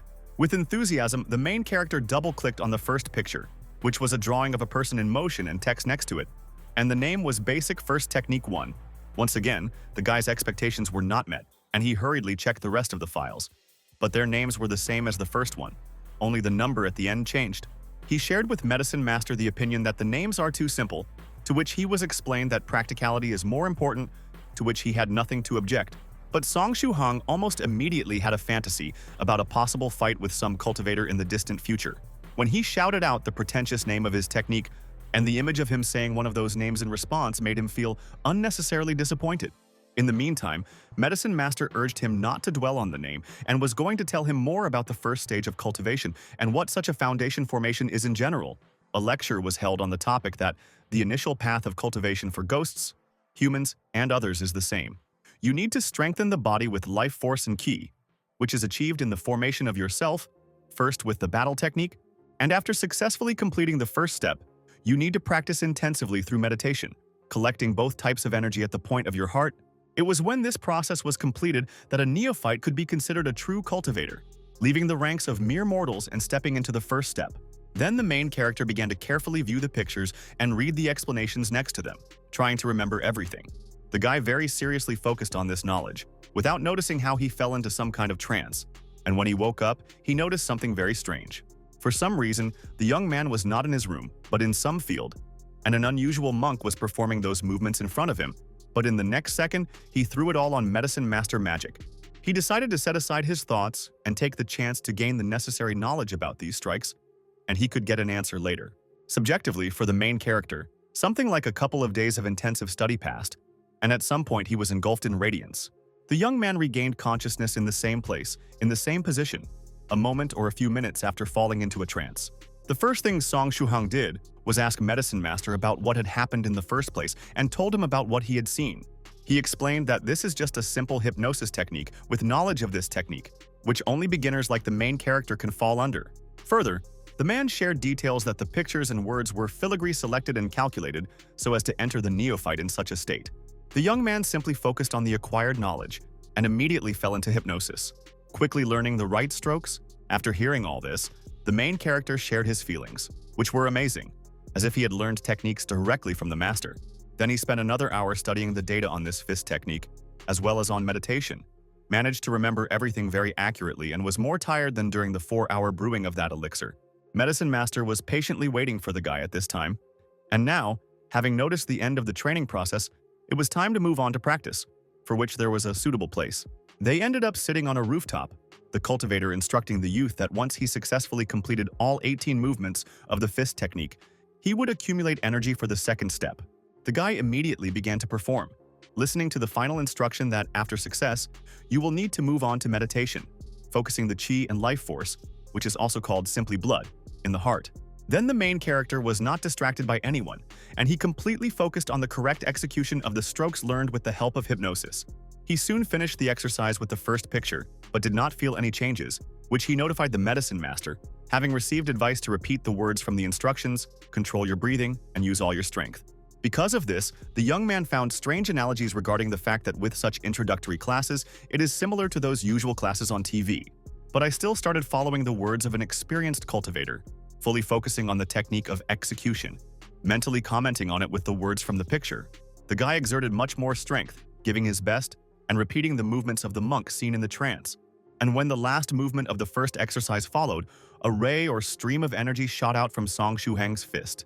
This result was surprising for the main character, especially the sensations accompanying this release, when a special rhythm and correct pronunciation of words in his thoughts really brought results. Medicine Master immediately took the floor, saying that it was an attack of spiritual ki that the young neophyte had just felt. Then the man suggested to the guy not to stop and continue, adding an explanation that the more effort will be invested in the technique, the better the effect will be. As the practitioner watched Song Shuhang, he wondered how long yesterday's ordinary person could last, since no one from the Great Master Profound Principle's disciples had ever performed the technique the first time. The main character himself was sweating at this time, noticing his fatigue, although he was only on the 4th movement out of 18, but he was not going to give up. The fatigue was building up more and more, but Song Shuhang cheered himself up and moved on, even through his strength. At some point, all his clothes were sweating profusely, and the strength from the body-tempering elixir, which turned out to be temporary, was exhausted at this point. And still he kept moving, having already completed the 6th movement. But with each passing moment, it was getting harder, and the fatigue was multiplying tenfold. At this time, Medicine Master evaluated what was happening from the outside and decided that giving the guy a little elixir was a small price to pay if he continued in the same spirit and completed the technique to the end. Therefore, in the next second, the cultivator took out a flask of medicine from his pocket, picked it up with his power, and asked the youth to open his mouth. He reflexively, though with surprise, obeyed the order, and the black goo flew into his tongue, being instantly swallowed. The effect was not long in coming. The main character immediately felt a good charge of strength in his body, and this filled him with determination. With this feeling, Song Shuhang started performing the technique again, continuing his movements in the interrupted moment. After a while, he finished this exercise, sweat dripping down his body, but inside he was seething with an unusual power, the same qi and blood. Medicine Master immediately praised the young man and urged him to move on to the next step, to meditate and build the foundation. Song Shuhang then immediately assumed the appropriate posture and ran through the information he had read in his mind about how to start forming his self. This true self, in its inner world, according to information from a flash drive, can take on a variety of forms: a child, a swordsman, an old man, and much more, and change in the process of life situations, difficulties, and so on. The meditation process was going well, and when Song Shuhang felt that he had entered the right state, he opened his eyes, wanting to see the appearance of this part of himself. And what he saw seemed strange to him, because it did not correspond to the information received. In front of him sat an exact copy of him, only translucent and bluish, like a ghost. He didn't understand what it meant, and could only put forward a theory that it meant his current state, still a mere mortal. Putting aside his thoughts, he began his first real meditation, channeling the chi and life energy he received to the point of his heart, focusing them. But in the process of doing this, he suddenly felt dizzy and passed out. He woke up a moment later, falling on his back. The young man felt very weak and couldn't even move a finger. Medicine Master calmly explained that he just spent too much blood, a beginner's mistake and all that, and he would try again later. After listening to this, the guy also decided to share the strangeness of the appearance of his true self, asking what it means and assuming some kind of failure. But the man immediately assured him with a laugh that it was even good and he was just a good guy, which meant little to the young man himself. But he remembered a similar, albeit embarrassing conversation with Northern River's loose cultivator. The cultivator replied in the negative and again said that this was just labeling him as a good person, thinking that this was a very good sign and quality of a practitioner. After that, Medicine Master praised, it turns out, already to some extent his student, for his efforts and suggested that we stop there. At this point, the man said goodbye and began to teleport to a temporary home, while the guy tried to stop him to ask about how to deal with surveillance and ill-wishers. But the man was already gone, and he had to lie in the hot sun until he could move again, and after a while he would return to his room, complaining of fatigue. When he opened the door, he suddenly found his cousin Yaya sitting on the bed and reading a notebook with an elixir recipe. She immediately turned her attention to the relative, warning him in any case not to use that drug, because it can be very toxic. Because of this speech, the main character experienced internal pain, comparing it with the advice to go to the doctor when you are ill. The guy assured the girl that she did not think that, remembering how he had previously sent her a prescription and trying to come up with an excuse. While Yaya took a very threatening pose and prepared to listen, Song Shu-hong started his story about how he was added to a group a couple of days ago. This was followed by a true story that the guy saw this recipe in the chat and decided to check it for safety, deciding to warn others in case of danger, keeping silent about the experiments. She believed the relative and advised him to inform the group members that a strong poison would come out of this. After that, the main character invited his cousin to join him and his neighbors for dinner, which was refused. The reason was the reluctance to put the three guys in an awkward position. This was the end of the family meeting. Yaya left, and Song Shu-hong was relieved that she hadn't revealed that he had taken that drug and taken the path of cultivation. Then the young man thought about the problem with the unknown stalker and went about his business. And in the late afternoon, he went to get together with his friends to the house of Li Yangde. He immediately opened the door and first of all tried to find out from the main character about the reasons for the state of Gao Mumu, who had already drunk half the alcohol, complaining about his shame and so on. This immediately reminded the young man of the recent incident with his neighbor, so he put aside his worries, relaxing with friends. After going inside, he himself witnessed the state of Gao Mumu, who was sobbing while hugging their fourth friend, which the latter was clearly not happy about. Ignoring this familiar scene, Li Yangde shared with Song Shu-hong the news that their university will soon host a sports festival, which was announced after the boys' departure. Next, they had to find a volunteer for one of the competitions, namely the 5-kilometer run, but no one agreed to this. As a result, they collectively appointed one of the truants, namely Song Shu-hong himself, to this responsible role. He couldn't help but spit beer out of his mouth at the news, thinking that running these 5 kilometers would be a problem. Li Yangde, seeing the reaction of his friend, put his arm around his shoulder and jokingly stated that it was useless to refuse, since the lists were approved, and all that remained was to run. At this point, the main character finally remembered that recently he was somewhat stronger and more resilient than ordinary people, so such a race will not be any problems. Because of this realization, the mood improved, and Song Shu-hong said that the great truant will cope with this test, while Li Yangde suggested to start drinking already. And after a while, it became clear that the gatherings were successful for everyone except the main character, because the rest were already lying on the floor, and the guy realized that now he could not get drunk. After putting his friends to bed, the young man returned to the dorm and decided to stop by 9 Province's #1 group in the evening to see how things were going. And then the conversation turned to a certain true monarch White. It was a cultivation maniac who would soon be released from a long-closed meditation at the 7th stage. The other participants were not very happy about it. The main character read all this and thought about who this person should be to be so feared, especially Northern River's loose cultivator, who is always in the chat and always friendly. Then the message was sent by thrice reckless Mad Saber, who suddenly went to solitary cultivation, but they didn't believe him, and he came up with some excuses. Everyone immediately realized that he simply did not want to meet with true monarch White. And immortal teacher Copper Trigram already hinted that he had some way out, but did not share the details. The main character decided not to show up in the group now and already go to bed. Since the day was full and he was tired, night fell, and at first glance it seemed that it was the most ordinary. Frogs quietly croaked in a pond nearby, but out of the ordinary, there was a certain individual who jumped from building to building at high speed, trying to be unnoticed. The unknown cultivator's path led to the men's dorm of the local university and then to the main character's room. The intruder was a certain ninja who noticed that the guy was only here alone, There were no neighbors, and silently approached his bed. Around the young man's neck was the ghost trap that he had obtained from Spirit Butterfly Island's soft feather. And this item was what the hidden cultivator needed. He was glad that the task given to him was even easier than expected and was about to strike with his blade. But in this case, an unexpected failure was waiting for him, because a barrier that prevented a threat broke out around Song Shuhang. Turning back for a moment, the ninja reflected that the master only asked him to return the ghost itself. And the motive for the attack was the theory that an additional reward was waiting for the guy's head. He was counting on some kind of technique. As a result, the unlucky assassin's blade collided with the protective barrier and flew out of his hands, spinning in the air. But that wasn't the end of it, because in the next moment he became very ill. He immediately realized that it was some kind of poison. The man did not understand how and when this happened, but with each passing second his condition worsened, so it was decided to give up everything and hurry to the master as soon as possible. The logic was simple. If you don't get proper help in the shortest possible time, then nothing will save you. And the ninja went to the rescue. This master, of course, was the man who wanted the ghost back, and he was waiting in his hotel room for news, and he was already starting to worry about the ninja's delay. He didn't think about it for long, because there was a loud and insistent knock on the door of the room and he gave permission to enter, hoping for the success of the assignment. In the next instant, a poisoned practitioner stumbled into the room, almost knocking down the corners and falling to the floor. He was already quite bad.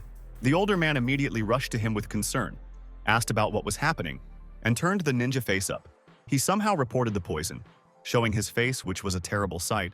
The skin was already greenish, the eyes were red, and streams of blood were flowing from all the holes.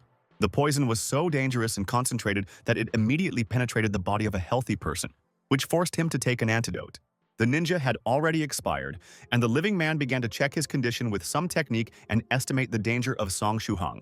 Further, it became clear that the antidote had a weak effect, as indicated by the flow of blood from the cultivator's mouth. He also came to the conclusion that, because of the poisonous trail, someone could easily trace the path here. So he jumped out of the window without hesitation, breaking through the glass with his body.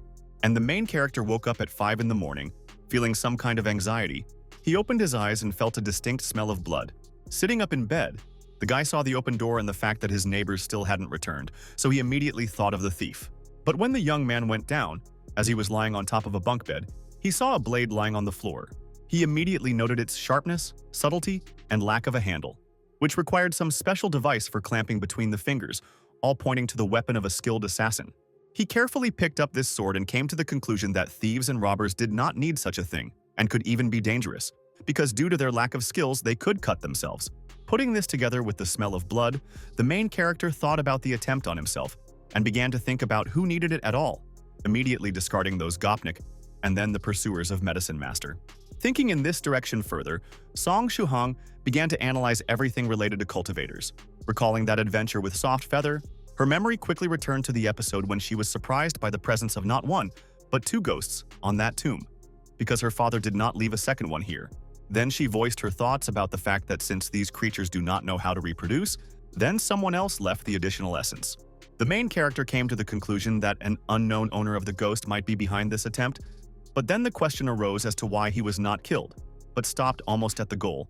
Still not finding an answer, the guy was going to ask about this topic directly from Medicine Master without putting it off for later. Soon the young man got dressed, grabbed a bag, and left the territory of the men's dorm, hurrying to find out important answers. When suddenly someone called out to him, he turned around and saw Zhuge Yue, the same person of indeterminate gender who had brought Gao Mumu to his sad state. It turned out that the blonde was looking for Song Shuhang specifically, wanting to pass on some information about that stalker collecting information at the university. While actively gesturing, Zhuge Yue began to describe in detail the appearance and clothing of the unknown, who came out as a beefy, fair-skinned, tall guy with sunglasses and lips like a gorilla.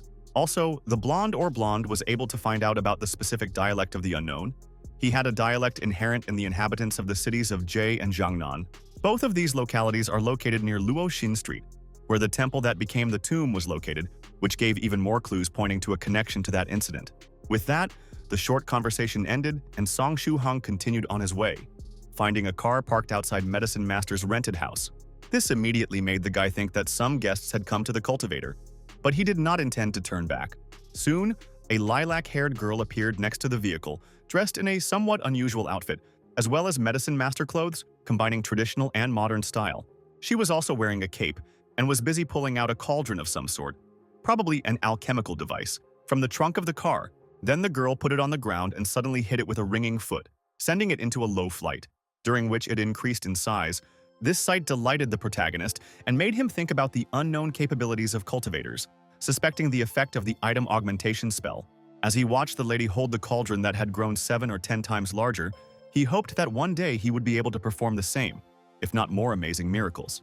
Meanwhile, the lilac-haired girl finally noticed the increased attention from the young man and said his name questioningly, then offered to help the fragile girl with weights. He immediately followed her words and picked up the cauldron from the other side, while also asking if they knew each other. The girl replied that she was quite close to Medicine Master, so she should also be aware of his students. This made the protagonist think that she was his cultivation partner, but she said that she wasn't yet. She was also one of the disciples, and gave her current name, Jiang Ziyan. And Dao's real name was Purple Mist.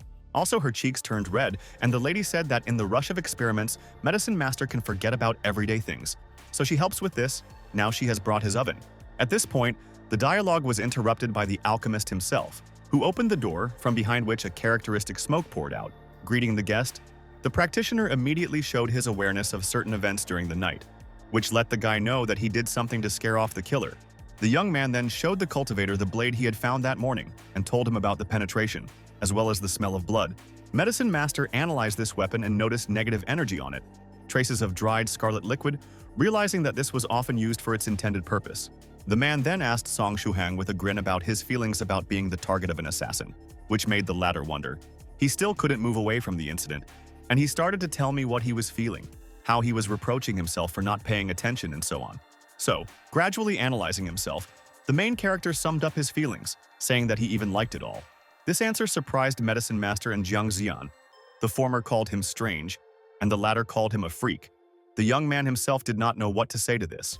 The alchemist then told the guy that he had previously placed a small defensive formation on him against the attacks of other cultivators, adding an additional poison revenge function as well. It was just a precaution on his part, and he didn't think it would really come in handy, because he didn't believe his stalkers would do such a thing. And the man also apologized for doing it secretly. The main character, of course, had no hard feelings because the protection saved his life, and he also pulled out his medallion with a spirit trap, telling me that the killer most likely attacked for this particular item. This was followed by a short story about how Softfeather gave the crystal to the guy, since there were 2 extracted and she only needed 1. This circumstance made Medicine Master think and put forward the idea that the owner is trying to return his item, while the young man expressed concern for his friends and relatives. Then Jiang Ziyan intervened in the conversation, offering to give her this spirit, and when these ill-wishers come for her, they will die. She looked very sinister at the same time. But in the next second, the lady was hit on the head by her mentor, because this thing accelerates the cultivation of a young man by 3 to 5 times, so it is valuable, and the lilac-haired woman immediately admitted that it was just a joke.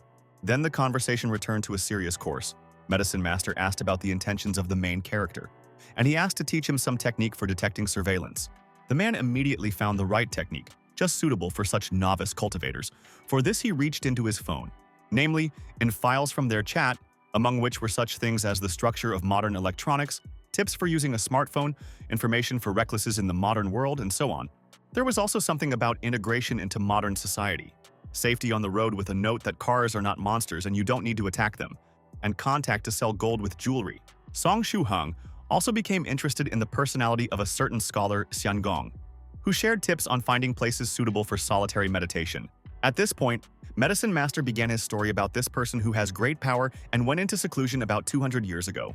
And a century later, this man was faced with the fact that a nuclear bomb fell on the place of his meditation. But he was able to survive thanks to his reaction. This story made Song Shuhang's heart truly admire cultivators for being able to survive something like this. Then, Medicine Master casually reported on the concern of their community due to the development of technology and the destructive potential of humanity, because of which they took some measures.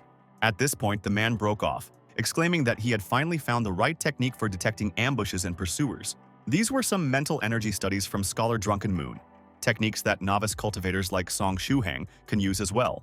The main character thanked the author, whose name seemed familiar to him, and his current teacher laughingly said that when he remembers, then let him add the prefix sage to this practice. Suddenly, a thought occurred to the guy, and he asked if there was an antidote to the poison embedded in the protective array, and what its ingredients were. Soon after, the man wrote a list of herbs needed for healing from poison, although they will not help the injured killer. The concentration was too high, Also, these ingredients, which are very rare and specific, are available for sale from a few sellers, the list of which is also on the sheet, allowing you to find rare buyers. And while the main character set out to find an ill-wisher with the help of all this, something was happening in Spirit Butterfly Islands. Now, a certain unusual butterfly was hurrying to the local lord's house, carrying a rolled-up paper on its back, if it has a back. It was a cultivator's newspaper, and the insect was a postman. So Soft Feather took the package, the butterfly did not linger and flew away, and the girl immediately began to read the news, looking for something more interesting. First, there was something about a quarrel between a certain master and his companion. Then there was information about some evil sect headed by the demon monarch Mad Tyrant. And the last news that the lady stopped at was the discovery of mysterious levitating island. A random cultivator filmed it. But when he wanted to start exploring, the island disappeared. The appearance of this place caused a lot of talk among cultivators. So Soft Feather had already heard about it. But something surprised her, and then came the joy, because the place of discovery of the island was near her home, which gave hope for the opportunity to leave this place again and have fun somewhere. Just then, her father suddenly appeared behind the lady, distracting her from her thoughts and asking her what she was reading. She immediately rushed to her parent and began begging for a trip there, arguing that the next 3 days were still free. The man then reminded his child that first she must sign a contract with her ghost, which they had previously agreed on, and then they would go to this island. Soft Feather instantly beamed with joy and proclaimed that she never goes back on her words. Right after that, she happily ran off somewhere, surprising her father with her reaction and making him suspect the appearance of a friend or something similar. The man immediately thought that Liu Jianyi, who was monitoring his child and writing a report, missed something in the report because of laziness and would soon get a beating for it. The same person felt something, but did not worry. Returning to the hero, he went to his friend's apartment in the morning. To the others, one of them, Tubo, opened the front door with a dissatisfied face. But when Song Shuhang showed the bag of food, the mood improved, and the two of them went deeper into the room, talking about all sorts of things. The young man immediately noticed the absence of Gao Mumu. He was immediately told that he had been mumbling something pathetic all night, and clearly related to that recent event. Now he is sleeping. Then the guy came up with the idea to use all this as blackmail. The others also found this idea good, wanting to go to a good place at the expense of the poor guy. At that moment, Gao Mumu seemed to sense a trick from his friends, woke up, and with a threatening look calmed down the company. Soon, they were just chatting, and the main character in the process turned to Li Yangde with a request to look for where to buy herbs from that list since he was well-versed in computers. He agreed, to the delight of Song Shuhang, who offered to pay for lunch at the restaurant as a thank you, thinking that this might help him find detractors. After that, the guy went to the medicine master. While there is time, there he helped with experiments on the development of a new, even more improved formulation. The young man didn't mind such a pastime at all, as he felt very grateful to the alchemist for all his support. So far, the cooking scheme has not undergone significant changes, but the man has already found out how to add water most effectively, at what points and in what quantities, which shortened the cooking time. Now this process took not 4 hours, but 3. And after the specified period it was possible to speak with confidence about success, because that smelly smoke reappeared. The young man had already covered his nose in advance, but Medicine Master told him that this was not necessary and advised him to look at the greatness of his teacher. And in the next second, the alchemist applied some sort of mystical effect, gathering all the smoke into a small spherical shape. Now there was no trace of this stinking substance in the room, which pleased the main character, because now you cannot suffer. Then, the man casually threw the resulting object to his student, while warning that if it was dropped, the smell would abruptly come out. After hearing this, Song Shuhang started frantically catching the nose-threatening bomb, asking the cultivator why he was doing this. The terrible thing was avoided. And then Medicine Master explained that practitioners of the first and second stages improve their sense of smell, but they can't block it, so it can be a useful weapon against them. The main character considered it useful acquisitions for the upcoming clash with an ill-wisher. So he was happy and asked if such an object could be called a magical treasure. The alchemist considered it questionable to consider waste products as something like that, but still recognized it and gave the name Smelly Pill, which the new owner did not like. On the offer to change the name, the man pressed aura and offered to give back if something does not suit. Then the guy recognized the name as excellent, assuring that he says so not because of the pressure exerted. Later in the afternoon at 4 o'clock, a novice cultivator visited some abandoned place to practice here without any unnecessary witnesses. Now just finished his classes at the university and he, not wanting to waste time, decided to continue his practice. He carefully repeated the movements from that technique, following the instructions, performing the necessary movements and repeating the text mentally. Everything went well again. And in the finale, the main character again released an energy attack from his fist, but now not in the air, but in an unnecessary piece of the building. The victim was a wall that had an impressive hole, and the guy was impressed with his new powers, already imagining how powerful he would become one day. Analyzing his feelings, the young man noticed the rapid consumption of his blood and ki, which made him think about other ways to train besides performing this technique. It turned out that Jiang Xian was watching him all this time, eating popcorn. She called him Mr. Deconstructor and advised him to use the training of ordinary people. In response, he called her by the name of Dao, Purple Mist, and she got down from her seat and continued to talk about how running, weightlifting, and medicinal balls will do. It all strengthens the body. And in the end, the lady admitted that cultivators would still have to put in more effort to get the desired result. Song Shuhang was surprised with such a simple decision, not understanding how he hadn't thought of it before, and decided to at least run around the university every day. The lady then changed the subject, saying that she had tracked down traces of that poison from the defensive array, and that it ended up in the only hotel in Jiangnan. This immediately excited the young man, and he asked about the fate of the killer. Jiang Xian replied that she found only what was left of him. But she also found signs that meant that he definitely had accomplices, that they were also infected with the medicine master poison. Then the lady asked the main character with interest about what he would do with these ill-wishers at the meeting, to which he replied that he would first evaluate their strength, and if he was sure, he would kill the enemies. This statement caused the girl to laugh darkly. She expressed her doubts that the guy would easily decide on the first murder of a person.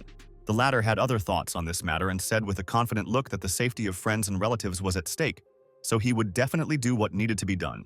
After the training session and this conversation, the young man returned to the dorm and rested, reading a book while his neighbors played something on the computer.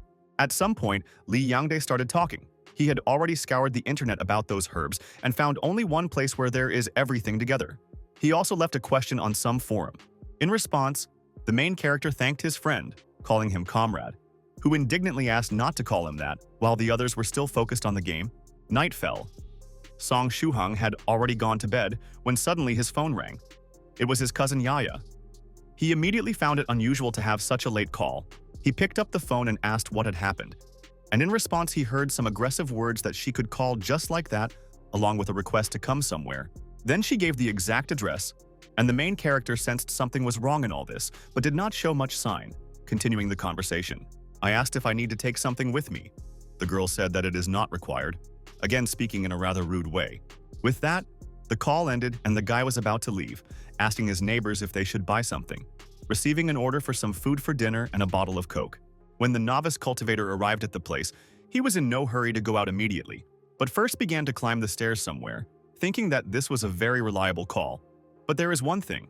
Song Shuhang was sure that it wasn't his cousin who was speaking, but rather that someone had used her phone and imitated her voice by technical or mystical means. It was absolutely clear to him that this was again the machinations of those ill-wishers, and their target was himself, and the stone with the ghost inside. The stairs led him to the top of a building, where he was going to see a certain shop, somewhere near which the meeting would take place. But the distance was still impressive, and it was already dark. But the main character had already managed to master some aspects of mysticism to some extent. For example, those studies of mental energy that he was currently using. This technique allowed the guy to greatly improve his sense of perception, using this to review and calculate the necessary goals. In this case, they turned out to be an unknown man and his cousin, who apparently was not injured and only lay unconscious on the bench. Looking at the future opponent, the young man found noticeable similarities to what Zhuge Yue described, namely thick lips, strong hands, and sunglasses worn even at this time of day. But the main character did not manage to look at the man for a long time and think about his actions. He somehow felt attention to himself and turned to the roof. Song Shuhang immediately realized his discovery, but did not twitch anywhere. Still, there is a defenseless Yaya. Almost immediately after that, the young man's phone was called and it was his cousin's number, so the unknown person decided to talk. He still used the girl's voice to notify the young man of his discovery and sweetly gave him 10 minutes to come to him, threatening the hostage's life. Song Shuhang didn't waste any time going down the stairs and approaching the enemy, dropping his bag on the ground as he went. And the man began the dialogue with the fact that he did not notice the surprise on the face of the main character when he was on the roof, which means that he was already aware of what was happening, which made him a little sad. The young man himself only said nothing to this speech. Then the unknown person pointed to his cousin and remarked that since the latter had come down to see him, he valued this lady. In the next move, he pulled his glasses down to reveal cracked capillary eyes, made a nasty face, and made a mockery of the guy's concern for a pathetic mere mortal. Then the hostile cultivator began to use some kind of technique, strengthening himself, which manifested itself in turning his hand into a hot stone, while mockingly asking if Song Shu-hang had created his foundation. As a result, the practitioner noticeably swelled up in size and abruptly tried to strike. Noticing that the guy was still a mere mortal, but the latter managed to dodge. The man's attack shattered a chunk of the pavement, scattering debris and kicking up dust. And somehow the young man wasn't hurt at all as he listened to his opponent's speech. Its very reinforcement, apparently, was of a short-term nature, as it began to deflate to its usual size before our eyes, staring at the enemy and puffing. The color of his eyes became more unhealthy, and the practitioner poured out his words to the main character about not understanding the fear of a certain altar master who had even left Jiangnan. Then, he even shed a tear, complaining that the teacher even completely ignored his reports and took the promised body-tempering elixir with him. In all this, the practitioner, spraying saliva from his mouth, began to viciously and loudly accuse the main character, again making a grimace. The latter pondered, analyzing what he saw and heard. The role of the altar master who is behind all this, and he should also be the second infected from the now-dead killer. With that, the cultivator stopped giving out his story, boasted about his first stage with 2 points, and declared that he would finish off the guy in this alley by removing the body with acid. Next was Song Shu-hang's move. He had a supply of body-tempering elixir with him, so he took out the bottle and showed it to the opponent. The man's greed immediately surged. He recognized the smell of this drug, and with the same disgusting face began to demand to give it to him, without risking an attack, because he could damage the vessel. And the young man in response suggested that Tom come and take it himself, attracting him by the fact that he is a mere mortal, and the cultivator has nothing to fear. Continuing his work, the main character seduced the enemy with even more potion if his cousin was released unharmed. The offer of not just one serving, but at least several, if not more, further inflamed the greed of the practitioner. In the end, he decided to go quickly and get the jar at least first, admitting that he didn't know what the guy was up to. But getting the drug was more important. He tried to lash out, lost his caution, and immediately paid the price, unexpectedly receiving a huge wound on his torso, and the alley was immediately stained with a stream of blood. This man felt pain, but he absolutely didn't understand what exactly happened and how he was injured while Song Shu-hang continued the sword attack. The opponent of the main character kept trying to realize something, but it did not work out. The sensations were already clouding his mind, and tears came out of his eyes. He was in shock, and the young man wasn't going to stop there, finishing off his attack by widening the cut even further, leaving the enemy no chance to recover. Right now, Song Shu-hang was very satisfied that he hadn't managed to send back this flying sword that only trusted or strong enough people can see. It was very useful just now.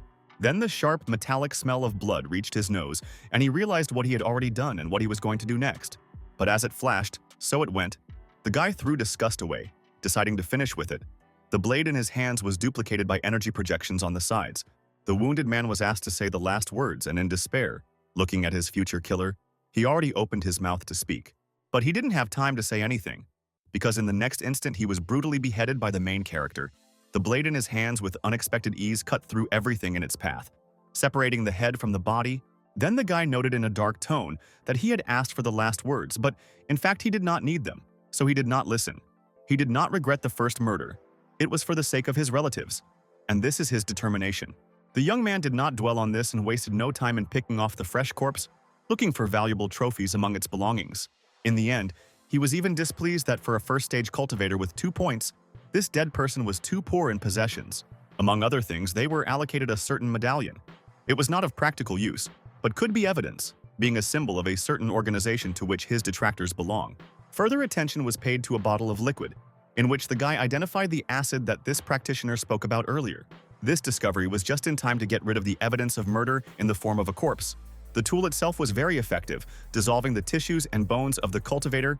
Noticing the opportunity to use this as a weapon, the guy picked up the trophies and his cousin, taking her away from here. She woke up after a while on the way, not yet understanding what was happening. Then the girl caught herself and immediately demanded a relative to let her go. The same one with a smile noted her awakening. Then she sat down on a bench. The guy was concerned about her well-being. The lady complained of a stiff back and asked about what was going on and what she was doing here. The young man pretended to be concerned and said that she called him, asking him to come here. And when he arrived, he found her sleeping. Yaya recalled that she was going to spend time with friends in the company of alcohol, but she couldn't just pass out on the street from a couple of glasses. Also, the lady did not see any signs of lies in the voice and face of the main character. She fell for his story, although she did not understand how this happened to her in the first place. In the end, Yaya decided to postpone all this until later, because now she needs a good, healthy sleep, which she informed a loved one about. He smiled faintly in response and told his cousin that he would walk her home at once, noting inwardly that he had succeeded in a small lie. Before getting up from the bench, the girl suddenly noticed something unusual, examined the relative and asked if he had grown up a little. The latter also drew attention to himself after saying this, and found the reason to be that when he beheaded that long-armed cultivator, he probably went through some sort of spiritual evolution. And he answered with the words that Yaya was imagining everything, so she really should come home as soon as possible and go to bed. Meanwhile, Jiang Xian was using the same mental energy to observe everything that happened during this time. And now she reported to Medicine Master that his disciple was not injured. Then the officialdom ended abruptly when the girl blushed and said that she would not give up. It was useless to push her away, and she would succeed by hanging up at the end. The lady shouted that she always got what she wanted, and carelessly dashed down from her vantage point at the top of a building. The impressive height did not prevent the girl cultivator from landing on the asphalt without damage, moreover to do it almost silently. Right now, she was thinking that Song Shuhang had done well, especially for the first time. But he hadn't completely cleaned it up, and any surveillance expert would be able to figure out what had happened in the alley. So it was up to her fragile shoulders to clean up all the evidence to the end, and in the process, she thought that the guy had a great future. Finally deciding that he would master the same effect when he became stronger, the lady continued to work, and the young man later accompanied Yaya home and returned to the dorm, not forgetting to stop by for the promised products. The others were still playing some video game, and Song Shuhang posted his purchases and took a picture of that locket, intending to ask about the symbol in the group. As almost always, Northern River's loose cultivator was online, and immediately replied that the organization with such a sign was unfamiliar to him, which may indicate its insignificance. This immediately made Song Shuhang realize that since this guy didn't know anything, he shouldn't expect any answers from the other chat participants, which made it harder to find and kill his enemies. Then, Soft Feather made herself known, first asked about the degree of importance, and when she received an answer, she promised to ask her father, and Northern River's loose cultivator, hearing that they were enemies, offered to help. The guy agreed to get it if he could not cope on his own. Finally, the cultivator calmed down when he heard that Medicine Master was still staying in the city, and Soft Feather did not find out the answers from her father, which made everyone finally decide that the organization was second-rate. The girl also boasted about the future conclusion of a contract with her spirit and invited the main character to visit that mysterious levitating island with her, full of plants and animals filled with ki, thrice reckless. Mad Saber suddenly joined the conversation, teasing the lady that first she needs to have time to cope with her ghost, adding a smug smiley face. This doubt in her immediately sparked a flame of anger in Soft Feather, which ignited the determination to give 110% and enter into a contract with the spirit, starting right now. This very night, a little later, the hero received a notification from the messenger and opened it, saw an unread message from the girl.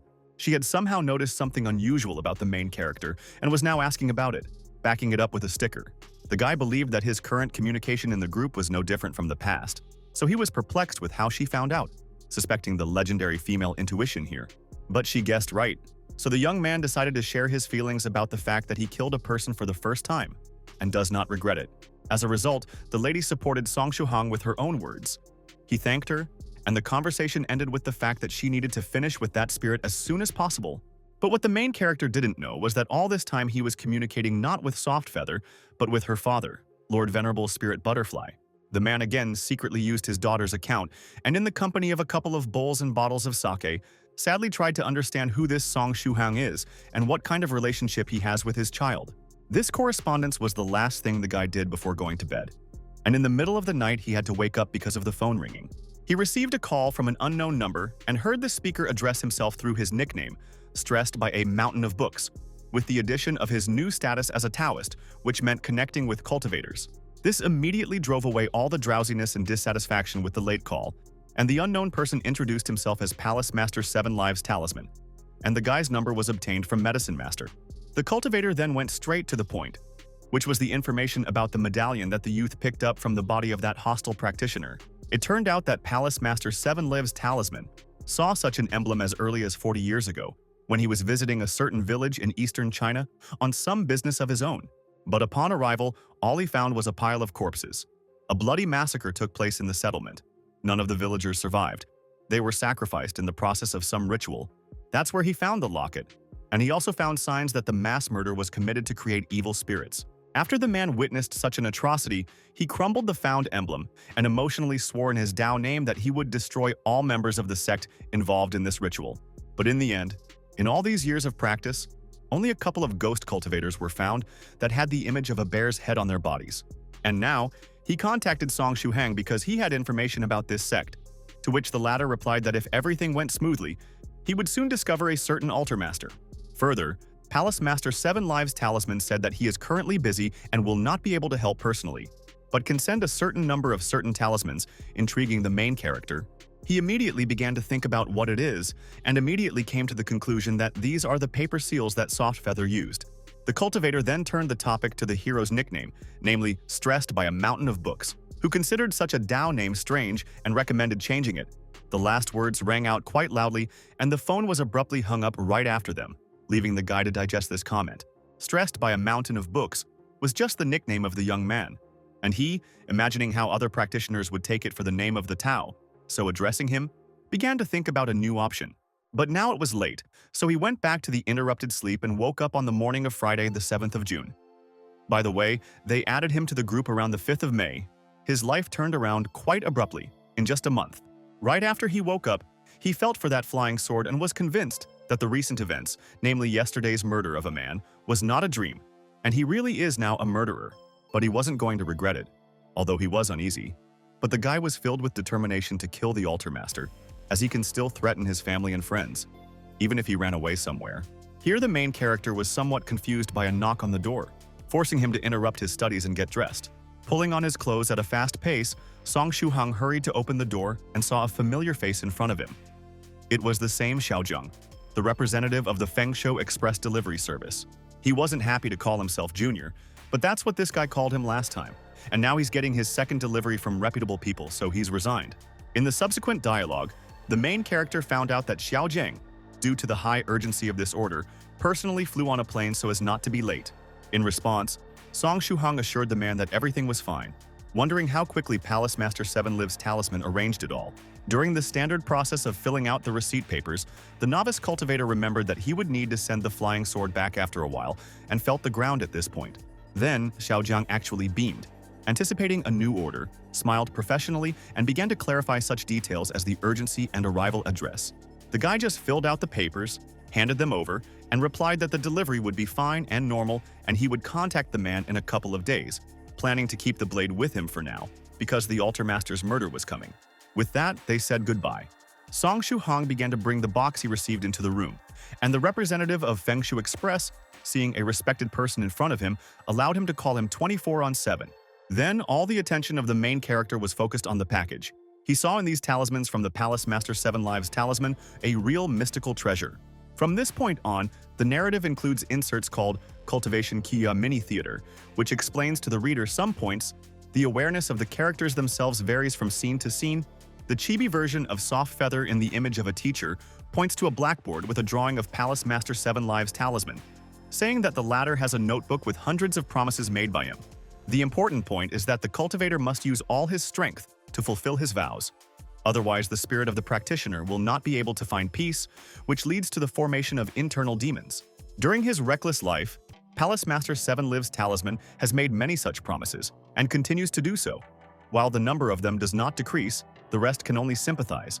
Returning to the real world, the main character opened the box and only looked at these talismans, immediately finally convinced that this is a real treasure for him. In addition to the mystical consumables themselves, there was a piece of paper inside with a written explanation and instructions for use. Once again, Cultivation Kua Mini Theater, Palace Master Seven Lives Talisman tells you how to use protective talismans. Just click in the center, apply mental energy and a voice activator. Further about the attackers, an energy sword made of third stage Kui will appear at the command, which is guaranteed to be enough to destroy a second stage practitioner. Last came the information that Altar Master is a ghostly cultivator, and exorcism talismans that erase negative energy will be useful against his spirits, along with encouraging the main character. After reading all this from the note he received, the guy closed the box, satisfied with the support he received. These items will be useful to him in the upcoming battle. He did not know what he would do without them. Once again, he was thrown off his serious mind and planning to eliminate the threat. This time, no one knocked. A group of his friends' neighbors in Paphos flew through the door. Song Shuhang wasn't happy about it, but he needed to fulfill the assigned duties of participating in that 5-kilometer race. Meanwhile, his friends were rooting for him, combining it with jokes, which made him send them to hell in annoyance. Without negativity, by the way, he participated at number 6. Taking a position and preparing for the start, the guy remembered that in that party with the neighbors he said something about taking first place. Estimating that his chances were high, the young man made these reflections aloud. So he was heard by the participant standing next to him, who wore the number 5, which caused him to laugh. The latter pointed to himself, inviting me to look at him and make sure that the guy is not going to get anything. Also, the man boasted that he would overtake the young man by a whole block, who in response pointed out that it was somehow too much, over 800 meters, and asked not to worry because he would cope with everything. This calm attitude annoyed the participant, and when they gave the command to start, he decided to teach the kid a lesson. To some extent, he could afford to be proud, immediately showing his high running speed and thinking that he could get around the main character very easily. But Song Shuhong was no longer a simple person, although he was not yet a full-fledged cultivator. Anyway, he is stronger and more resilient than others, to some extent cheating by the very fact of his participation. The man couldn't believe his eyes and decided that the guy just sped up at the very beginning to keep up with him and would soon run out of steam, which he calmly denied. But the fifth one didn't believe it, thinking that the youngster was just showing off in front of someone, and soon everything would fall into place, and he would see how long he would last at all. But 10 laps later, his expectations were still not met, and the man himself was already staggering and sweating, not understanding why the main character was still running. The latter was not tired at all, declaring that it would last for a long time, and unexpectedly offering the fifth participant some help. He did this with his eyes closed, concentrating on something. And when the man asked what it meant, he opened his lids. Song Shuhong had already made some progress in controlling mystical energies, and now he used his mind to show this person his fear, which looked like a huge and terrifying monster. The fifth participant did not understand where this came from. Horror filled his mind and he sped up, swearing at the situation. This change did not pass by the audience. They did not see the illusion, so they could only build theories about why this man accelerated so much that he has a chance to break the world record, suspecting doping. And the poor man himself at that moment thought only about saving his life from a terrible monster, from overexertion and fear. His mind was clouded and he could no longer see clearly, but he could see the finish line ahead. The weakened consciousness gave up on the monster and decided that the suffering would end along with the winnings. Tears flew from his eyes, snot flew from his nose, saliva came out of his mouth, but clearly not in order. But in the next instant, the main character, who had been running behind all this time, made a dash and bypassed the leader of the race, leaving the other contestant behind to swallow dust and flow around because of such a turn. The young man cut the distance to the finish line even more with a wide jump. Finally, Song Shuhong triumphantly passed through the red ribbon, raising his hands in a champion's gesture, which was immediately recorded by the commentators. Then his friends hurried to the guy in order to congratulate and praise, ask when he became so athletic, and make a joke. Meanwhile, contestant number 5 was trying to put a broken picture of the world in his head when he, an athlete with experience, was bypassed by a youngster. He was sitting on his knees in the middle of the treadmill, sweating profusely, when he noticed the main character giving him a thumbs up. Song Shuhong, in a slightly mocking manner, recognized him as a worthy opponent and encouraged him to train more, while he looks radiant and innocent. And for the man, these words were a real blow to the very core, stabbed right into his heart. Inwardly, he sobbed at the meaninglessness of all his previous efforts in training and sports since he was bypassed by a novice. Then, when the congratulations were over, Lee Youngdae came up to the main character, informing him about the new information regarding those ingredients. He found 3 other places to buy them, 4 of them in total, and in one of them someone recently placed a large order, raking out almost all the stock from the warehouse. Song Shuhong took the piece of information and became serious as he realized that this was most likely the trace of the altar master he was looking for. At this point, the story of the 5-kilometer race ended. The guy said goodbye to friends and acquaintances, hurrying to the men's dorm, to his room. He was going on a journey to hunt down his enemy, for which he took with him a flying sword, invisible to outsiders, an elixir of body tempering as a dope to restore strength, pills for hunger, and talismans. Calculating his strength, the young man thought that if all this is not enough, then he will have to say goodbye to this ghost and ask for help from the 9 provinces' #1 group members. He had information that Altar Master was a second-stage cultivator, so he made a sensible assessment of his strength and equipment when he went to work via train. This time, it was full of people, and even hot. But he was comfortable with the cold energy from the spirit, which he had learned to keep inside, otherwise it would attract attention in such a cramped carriage. At another unremarkable station, a man dressed as a Buddhist monk suddenly entered the door, attracting attention with his appearance and position, and the others made way for him. A couple of girls noticed that he was a foreigner and noticed the profitability of the profession of a monk in terms of earning money from tourists in large and famous temples. This person attracted the main character's attention as well, but rather with his kuai energy, which was a powerful yet terrifying mental energy. He was definitely a cultivator. And the guy decided not to pay attention to it and hide his own aura. He simply did not need any extra problems. And while he was weak, he considered it best to hide.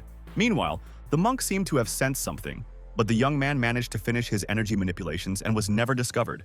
Then, this cultivator began to read out Buddhist texts. Other people showed different attitudes. Some were simply surprised by the unusual pronunciation. Others considered it strange and moved away. Everything went on as usual for the next 6 minutes. Nothing foreshadowed trouble, when suddenly the main character for some reason twitched. Then the whole train shook, metal creaked, and passengers clutched and tried not to fall. But not all of them could do it. They didn't understand what was happening. Someone tried to find an answer, but immediately discarded the guess about the arrow on the tracks. The main character saw the situation as lousy, and next to him a young mother picked up her daughter in her arms, hugging her tightly. Then there was an even more disgusting creak. The train derailed. Then there was some kind of collision and the transport began to roll on its side. Now most of the people inside couldn't hold back. Everyone started to fall somewhere, and now there were shards of glass flying around. The same young mother in the confusion and shaking could not hold the child in her hands and watched with horror in her eyes as she fell. The girl was also seriously frightened, while she flew straight at one of the sharp glass fragments formed. And at that moment, there was the heroic appearance of Song Shuhang, who saw the situation and picked up the little girl, shielding himself from the danger with his hand, which didn't even cut itself thanks to the recent changes. Then he calmed down the already tearful child a little and promised to find her mother, after making sure that the girl had no wounds and other things. Then, the guy finally turned his attention to the surroundings, which changed dramatically. From the train there was only a mess of glass, metal, and fragments, and the passengers were seriously injured. There was blood everywhere, meat, dead bodies still alive, wounded and littered. There were moans, screams, crying. Somewhere in the distance, in this dark and terrible environment, the mother of the rescued baby, not paying attention to anything else, was desperately looking for her child. Song Shuhang himself, despite the views, was quite calm, analyzing the situation and not understanding where such consequences came from. After all, that shaking was not so strong. At that moment, without giving the young man a chance to develop a thought, that monk pathetically appeared from somewhere under the rubble, scattering the rubble around him with a burst of energy and cursing. Immediately after that, the man surveyed the situation and Buddhist texts began to come out of his mouth. This time, it wasn't just words. His speech was imbued with ki. And witnesses of this in shock discussed what this man was doing and discussed that he was supposedly exorcising a demon. The main character caught on to this reservation and began to think in this direction, noticing in this place the accumulation of a large amount of negative energy due to the emotions of the victims, which can be food for spirits. His guess was quickly confirmed when the monk at one point interrupted his prayer and shouted that the evil ghosts must be banished. Then a good doomsday broke out, and all the victims suddenly came to their senses, being in a completely whole train, while the others discussed what they had experienced, the disappearance of the blood, and what it was all about. The foreign monk himself was in no hurry to relax. The fact was that the evil spirit, having experienced a setback in dealing with the illusion, showed itself more clearly by heading to the carriage. To the practitioner's bad luck, the entity moved away from him, so he cursed and hurried after the energy creature. And while he was doing this, Song Shuhang did not pay attention to these fights, passing the baby into the hands of her mother, although it was an illusion. But the baby was still near him.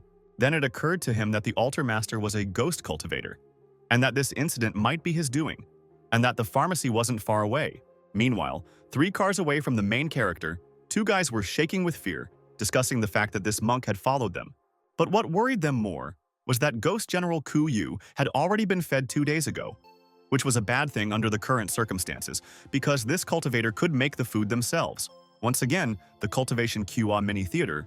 Soft Feather explains that during disasters, people experience negative emotions that can serve to amplify ghosts. The scarier the event, the better for the spirit. For example, the recent illusion brought many people the horror of imminent death and other feelings. At the end of the training scene, the girl in her image as a teacher categorically stated that such a method is strictly forbidden in the Society of Cultivators. Meanwhile, the 2 of them pulled themselves together and came up with a plan where they needed to apprehend the monk, which would allow Ghost General Kuyu to absorb the negative energy, and then they would win. After discussing this, the 2 men resolutely went forward to meet the hostile M cultivator. They saw no other way out. At some point, their path passed by the main character, and he was able to sense them, but they did not, since the guy still hid his aura. Song Shuhang thought about what was going on, because there were 2 more cultivators here, and the kui of these newcomers is mixed with the negative energy of that ghost. The monk, meanwhile, continued to pursue the evil ghost.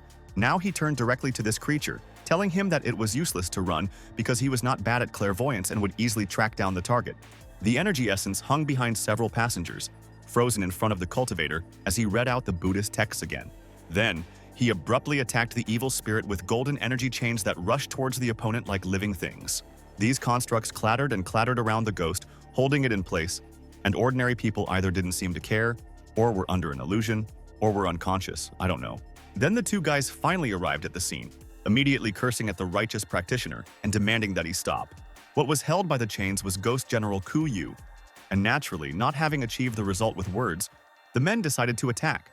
One of them turned out to be the owner of a fiery spirit, which he sent into battle against a foreign monk who was busy with his chains.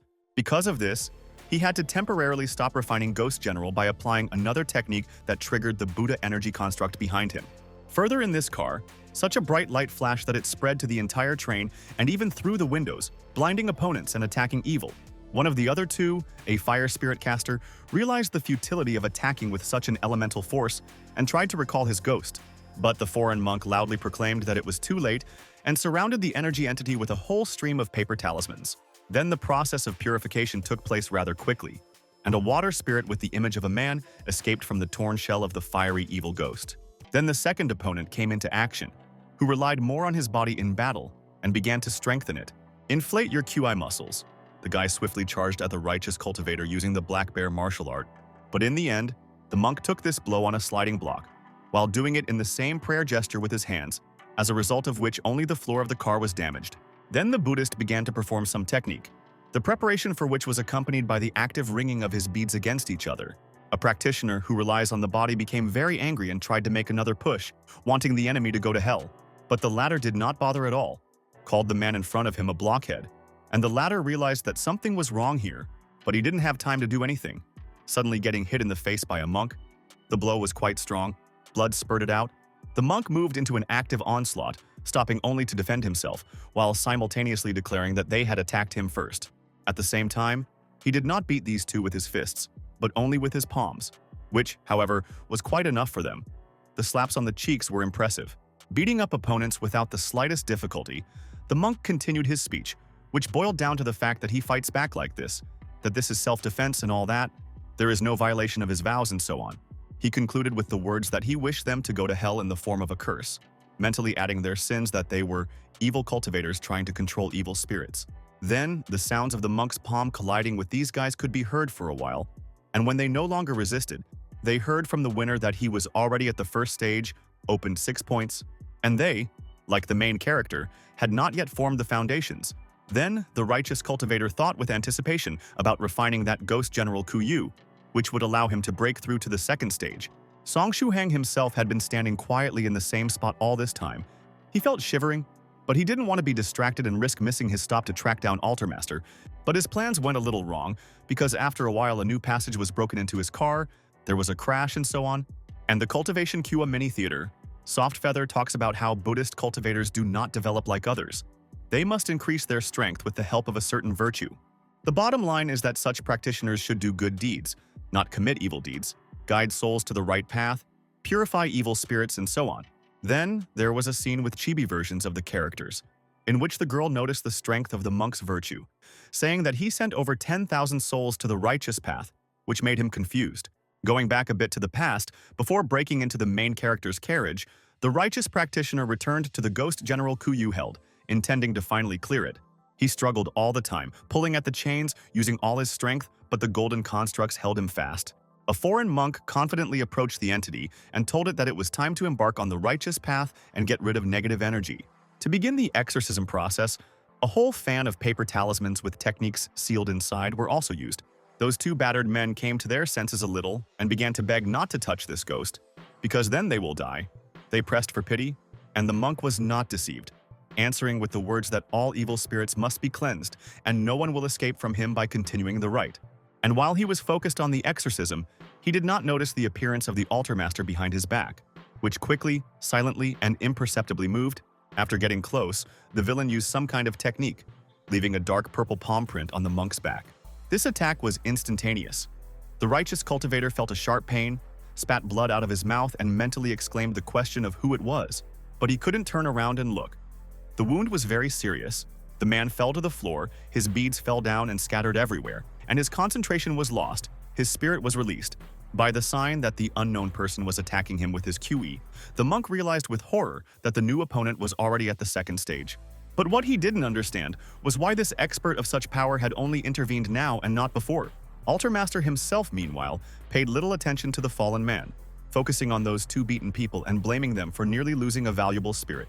Then the boys immediately began to shed tears, justify themselves with the strength of the monk, ask for forgiveness, and beg for their lives. In response, the ghost cultivator called the latter a useless thing, made a scary expression, and added that they were still good for something else. The two poor devils immediately brightened up, rejoiced, and hope flared up in their minds. Only they misunderstood the villain's words. After all, in the very next second, he simply and without explanation attacked his subordinates with thin purple lightning bolts. There were short screams, but soon everything was quiet. There were already lifeless bodies on the floor, and the Altermaster ordered his spirit to eat. He immediately hurried to do this, literally sucking the souls of the unfortunate people out of the corpses, along with the negative energy produced by them. The sight turned out to be terrifying. The delicacy clearly went to this creature for good. It began to grow rapidly in size, looked already more impressive, and let out an impressive roar. It turns out that the Altermaster found out that his purchase of herbs was tracked and believed that by changing the location, he was able to save his ghost this time. He thought that after the last setbacks, his luck finally returned to him. And under these thoughts, he went to the monk lying on the floor. He decided to just kill him without any preliminaries and feed another soul to Ghost General Ku Yu to increase his power level.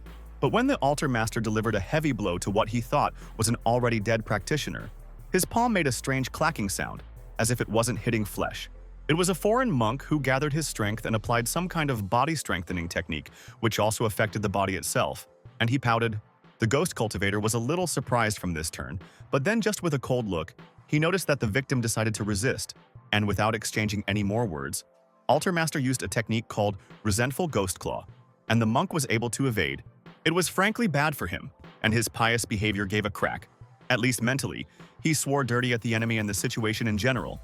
Realizing that in a battle against a second-stage cultivator, he had no chance, the decision was made to start a tactical retreat. To do this, the monk made full use of his inflated body, jumping from the walls, floor, and ceiling like a rubber ball. And it was at this moment that the breakthrough to the main character's car finally occurred, which is accompanied by a loud sound of steel colliding and bursting. This, in fact, was done by the large body of a foreign monk, who flew in like a cannon shell, almost demolishing some random guy. Passengers immediately crowded close, focusing their attention on the unusual incident and marveling at both the method of entry and the man's appearance. He was still puffed up, not daring to cancel the technique, because his appearance was extremely unusual for ordinary people. After the monk recovered a little, he still deflated and tried to warn the townsfolk about the danger, advising them to run away before it was too late. But they did not take it all seriously, filming what was happening on the phone and discussing the unexpected madness of a pious person. The only one among them who understood the danger of the situation was Song Shuhang. But it was already too late for any action. It was because Altermaster, along with his Ghost General Ku Yu and the other spirits, had already entered the carriage, ready for battle. The righteous practitioner gritted his teeth in frustration at the enemy's rapid arrival and the fact that ordinary civilians were now in grave danger. And it immediately happened. The evil spirits howling flew at the passengers of the train, causing frightened and panicked screams. The energy entities attached themselves to the people and apparently began to devour their energy, which knocked them out. And they were also, in fact, taken hostage. This left no choice for the monk, who couldn't leave the innocents and just let them be killed. So he cursed and prepared for battle, creating a weapon for himself out of energy. The man decided to sell his life at a higher price and ran at the villain, clutching two Vajras, a ritual Buddhist tool. He sped up, jumped at the right moment, and tried to land a downward slash on the Altermaster's head. But this did not work out for him. The man defended himself from the attack thanks to Ghost General Ku Yu, which surrounded its owner with its own body, playing the role of a barrier or even armor. The villain laughed and declared that he was pleased to watch this pathetic resistance, which did not please the righteous practitioner. The ghost cultivator then ordered his creature to attack, and General Ku Yu did so, but the monk dodged. Only the resulting fragments, along with the past wounds and current activity, affected the righteous practitioner's body too much, and he spat out blood. Cursing again in his mind, he analyzed the situation, realizing that Ghost General Ku Yu had reached the second stage after absorbing souls, and Altermaster himself was also the second stage, so there was no chance of survival. The villain, meanwhile, confidently and happily suggested that his opponent simply admit defeat and let the spirit devour him. And suddenly the atmosphere was abruptly disrupted by the unexpected exit of the main character, who, unlike ordinary people, was conscious and approached these two, coughing. The altar master didn't recognize it, just stared at it with a puzzled and apprehensive expression. But the monk tensed, thinking that it was his opponent's support, even though it didn't emit any negative energy. Song Shuhang, on the other hand, after drawing attention to himself, apologized with a slight smile for interrupting their conversation and decided to introduce himself. The guy gave his name, holding himself confidently and at ease, having plans to take advantage of the opponent's misconception about him. What had happened to him? Altar Master really still thought of the youth as a strong cultivator, and such a reaction gave hope to the foreign monk's heart. The ghostly practitioner was shocked, but the main character only confirmed that he was the same Song Shuhang and took out the talismans with a sharp movement, which were immediately put into action. These pieces of paper contained attacking weaves that flew to the altar master. The danger to the host was closed by Ghost General Ku Yu, who took it on his own body. There was no other way out. Such a role of a living, or rather inanimate, shield did not benefit the spirit. It immediately reduced its volume and then completely disappeared somewhere in the astral or somewhere else. He was still alive, but most of it was destroyed, which only made the villain more confident in his conclusions about the main character, eating away at his mind with fear. Song Shuhang himself, meanwhile, analyzed everything about the person standing in front of him to come to the conclusion that this is the altar master, as indicated by the reaction to his name and the pungent smell of medicine. The guy decided to continue playing the role of a strong master, hoping that his acting skills would not let him down, continuing to say that after the loss of the spirit, you can continue the conversation. The ghost cultivator was at a loss for words, reminding him that he was still infected with that poison, while the monk just shifted his gaze and tried to make sense of what was going on. Further, the altar master was nervous, being afraid that the topic of conversation might concern his imminent death. But having hope of escape, the main character was able to detect or guess the enemy's intentions from his body language, so he took out a flying invisible blade, notifying him that it would not be so easy to escape. In response, the man hesitantly stated that he wouldn't dare to do such a thing.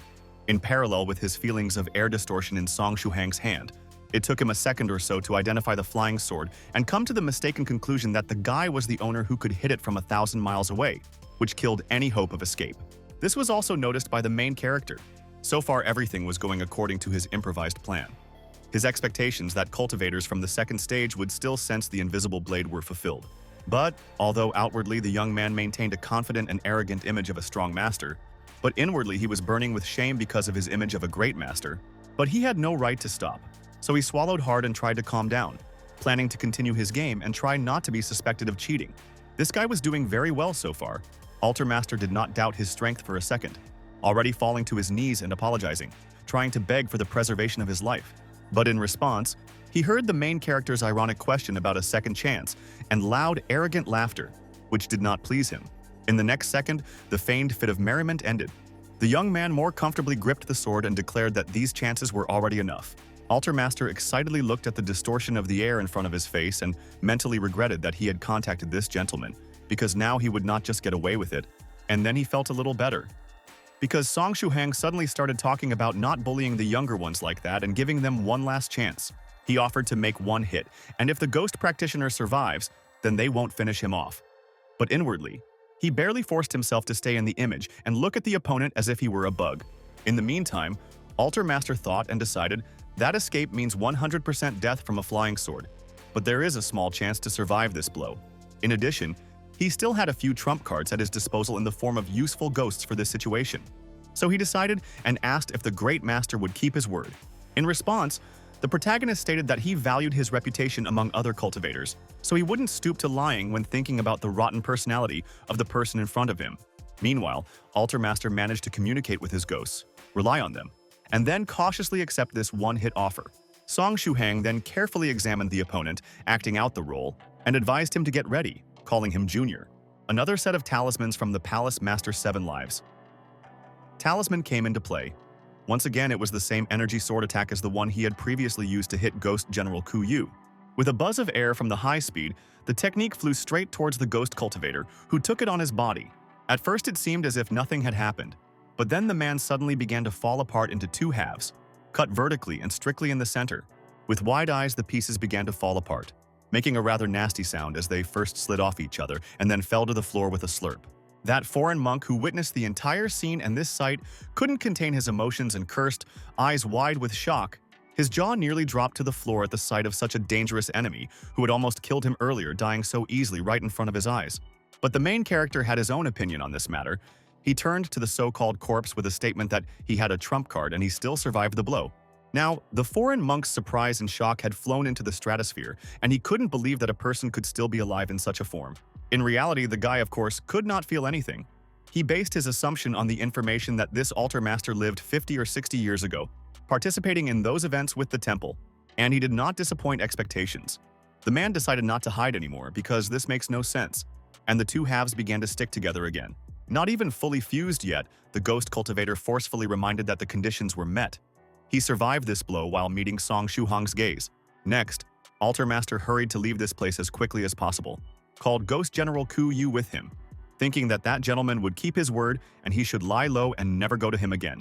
But unexpectedly for the man, when he was almost relaxed, another energy sword from the talisman flew into his back, and this time not even one, to guarantee the main character cut the enemy cross by cross, already into 4 pieces. But he is still not dead yet.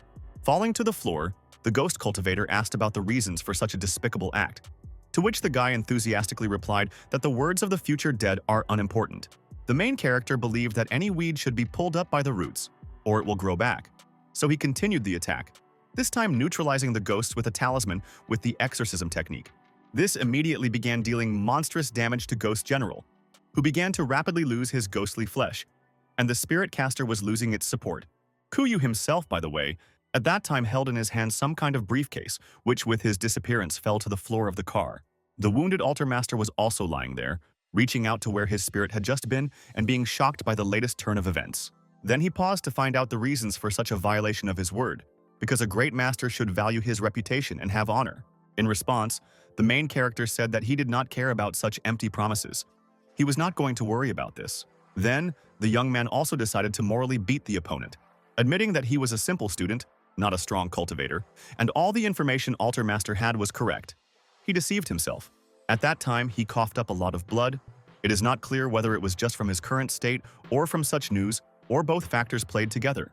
With the last of his strength and rage, he somehow partially glued himself together and crawled painfully at the guy, shouting that he cursed his killer and would haunt him even as a ghost.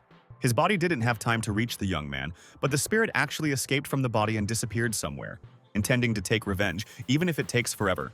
The man's body went limp. His hand fell to the floor. The altar master died.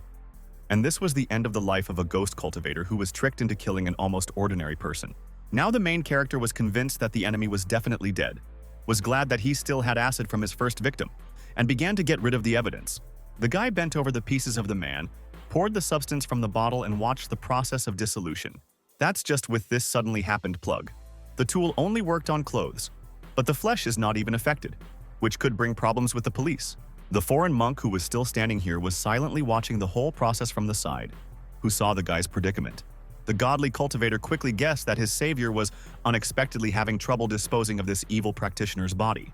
As a result, a quick conversation took place between them, as a result of which the man took care of the evidence. With a dazzling smile, he made a like gesture and asked me to leave it all to him, assuring me that he could handle everything here. Song Shuheng decided to trust him, intending to return the favor in the future. But the monk refused, saying that saving his life is more important and he will not pay this debt soon, if at all. After this speech, the protagonist got the impression that the godly cultivator was too confident, and while thinking about the reasons for such confidence, he started to fantasize amid the adrenaline rush. At first, I came up with the idea that he was a member of some special organization of key practitioners, and before my eyes, I saw a picture of a certain analog of the Avengers team from Marvel. But the characters were replaced by his acquaintances and a monk. Then, a reference to the Death Note came out of it, saying that this cultivator also has such a self and will solve all these problems with its help. In the real world, a righteous cultivator crouched down by the corpse and read Buddhist texts, golden chi flowing around him.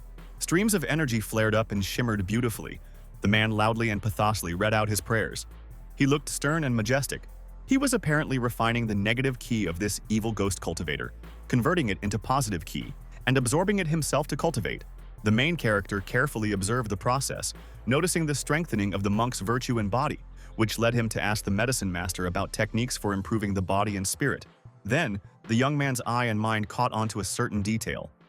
He was distracted from the purification and remembered that this is the suitcase that was in the hands of Ghost General Ku Yu when it was dissolved. And the guy immediately decided to take it away from here, because there may be something dangerous inside, and so you cannot leave it. And ordinary people who were knocked out by ghosts will soon wake up. So Song Shuhang took the briefcase and sat down on the spot as if nothing had happened, and a couple of minutes ago he did not dismember a person with attacking talismans. And indeed, as the main character predicted, just a few minutes later the first guy woke up, immediately remembering where they were, wondering what had happened in the first place. The rest of the passengers on the train came to their senses after him. They got up, talked to each other, and recalled the latest events. When they remembered the strange monk, they noticed him in the corner, sitting directly in front of the dismembered corpse, and even naked after the acid had corroded the dead man's clothes without affecting the flesh. At this turn of events, the righteous cultivator only turned to the bystanders and smiled brightly. He closed his eyes and let out a small laugh. And in the car, after a second of silence, panic rose, while screams about the corpse and murder all quickly ran out the door, fleeing away from the mad monk. The main character did not lag behind. He decided to merge with the crowd, not standing out in any way, leaving problems to his new friend. Half an hour later, Song Shuhang bought tickets on another train heading back home to the men's dorm room under Jiangnan University. Out of the corner of his ear, from the TV in the car, the guy heard something about the incident in the subway with 3 corpses, which, obviously, was about a recent incident. So he listened carefully. He was a little surprised that the news had already been broadcast only half an hour later, and he was interested in the fate of a foreign monk. And then the young man saw on the screen his friend, who was broken by the police special forces. The detention was successful from the first time. They talked about the shock of a triple murder in broad daylight, with dismemberment. The righteous cultivator himself at this time persistently denied the presence of accomplices, claiming that he was alone, and also insisted on the lack of resistance, asking for his arrest. Listening to his speech, Song Shuhang realized that the monk had made decisions from the very beginning in this way to deal with the problem of evidence, just to take all the blame on himself. At this moment, the practitioner himself noticed a nearby camera and realized that he had been broadcast on the news all this time. He decided that his rescuer might be looking at the screen right now, so he gave a thumbs-up smile, mentally exclaiming that he wouldn't let the police catch him and that he could handle everything. His strange behavior was noticed by a policeman who asked about the reason for the joy, assuming that it was caused by hitting the TV, the monk confidently confirmed. Meanwhile, the main character slapped his face in frustration, realizing that his new acquaintance did not have any powers, connections, and the death note did not exist either. After that, the mood dropped even more, and the young man realized that in just a couple of days he had already killed 2 people. Last time, the guy used meditation to help him recover, but now he is calm only because of his willpower. The main character understood that his chosen path as a cultivator is very long and thorny, so he will have to get used to all this and strengthen his inner core, otherwise he will not go far. It was reassuring to know that at least the Altar Master epic had come to an end, and now it was unlikely that anyone would bring him any problems with ghosts or anything else. After getting off at his station, the main character sat down somewhere and decided to write Palace Master's 7 Lives talisman about the success of his operation. He boasted about his achievements and the small amount of talismans spent. The cultivator highly appreciated him and allowed him to keep the rest for himself. At the same time, the practitioner himself was somewhere on a small, wild island in the Pacific Ocean at that time, so he would not have been able to receive the package anyway. The man was sad from the number of vows he had collected. He decided to share his problem with Song Shuhang, telling him about the promise to teach 10,000 people to read. And in the modern world, he found such people only among Aborigines. The man was very sorry about his long tongue, but now he could not change anything. So he was going to sit here from a few months to a couple of years, depending on his success. This short story caused the guy to think that everyone can have a past that you don't want to remember.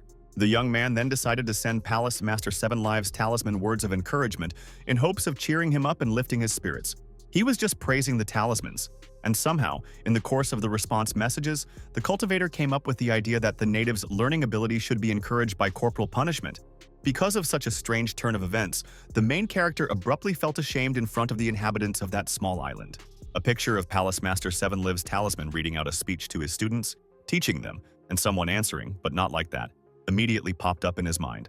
And in response to this, the practitioner punishes the wayward savage by giving him lashes, while shouting something about the usefulness of shedding sweat and blood to improve memory.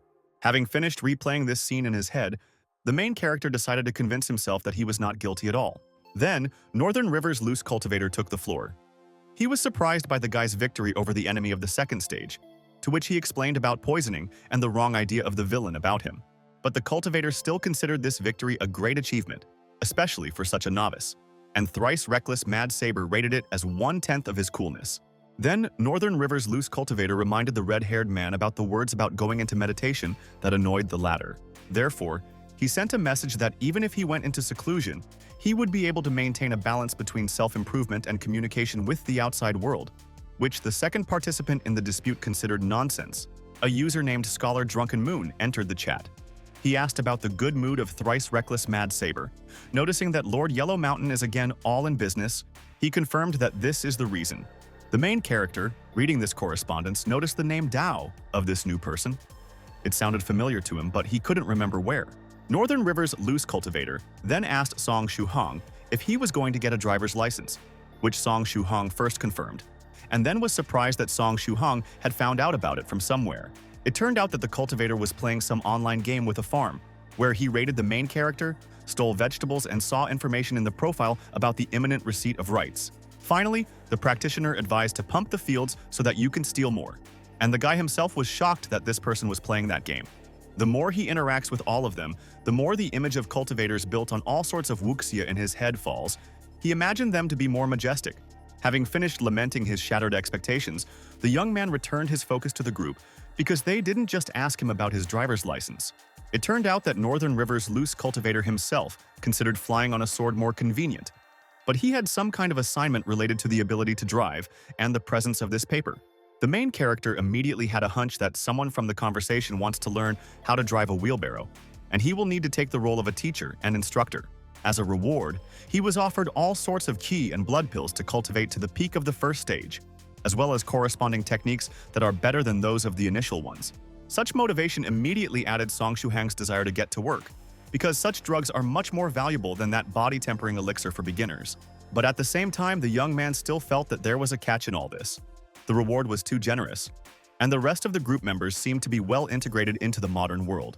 He guessed that the disciple would most likely be some cultivator who had come out of a long seclusion, which made him think of something else. After all, not so long ago, the chat just flashed information about the imminent appearance of a respected master under the nickname True Monarch White. Northern River's loose cultivator at this time was standing knee-deep in some pond. He was a little surprised by the guy's quick wit. Praising the young man, the cultivator said that this ancient master is a fan of all sorts of mechanisms, so machines and other achievements of humanity will attract him, and acquaintance with him will be useful.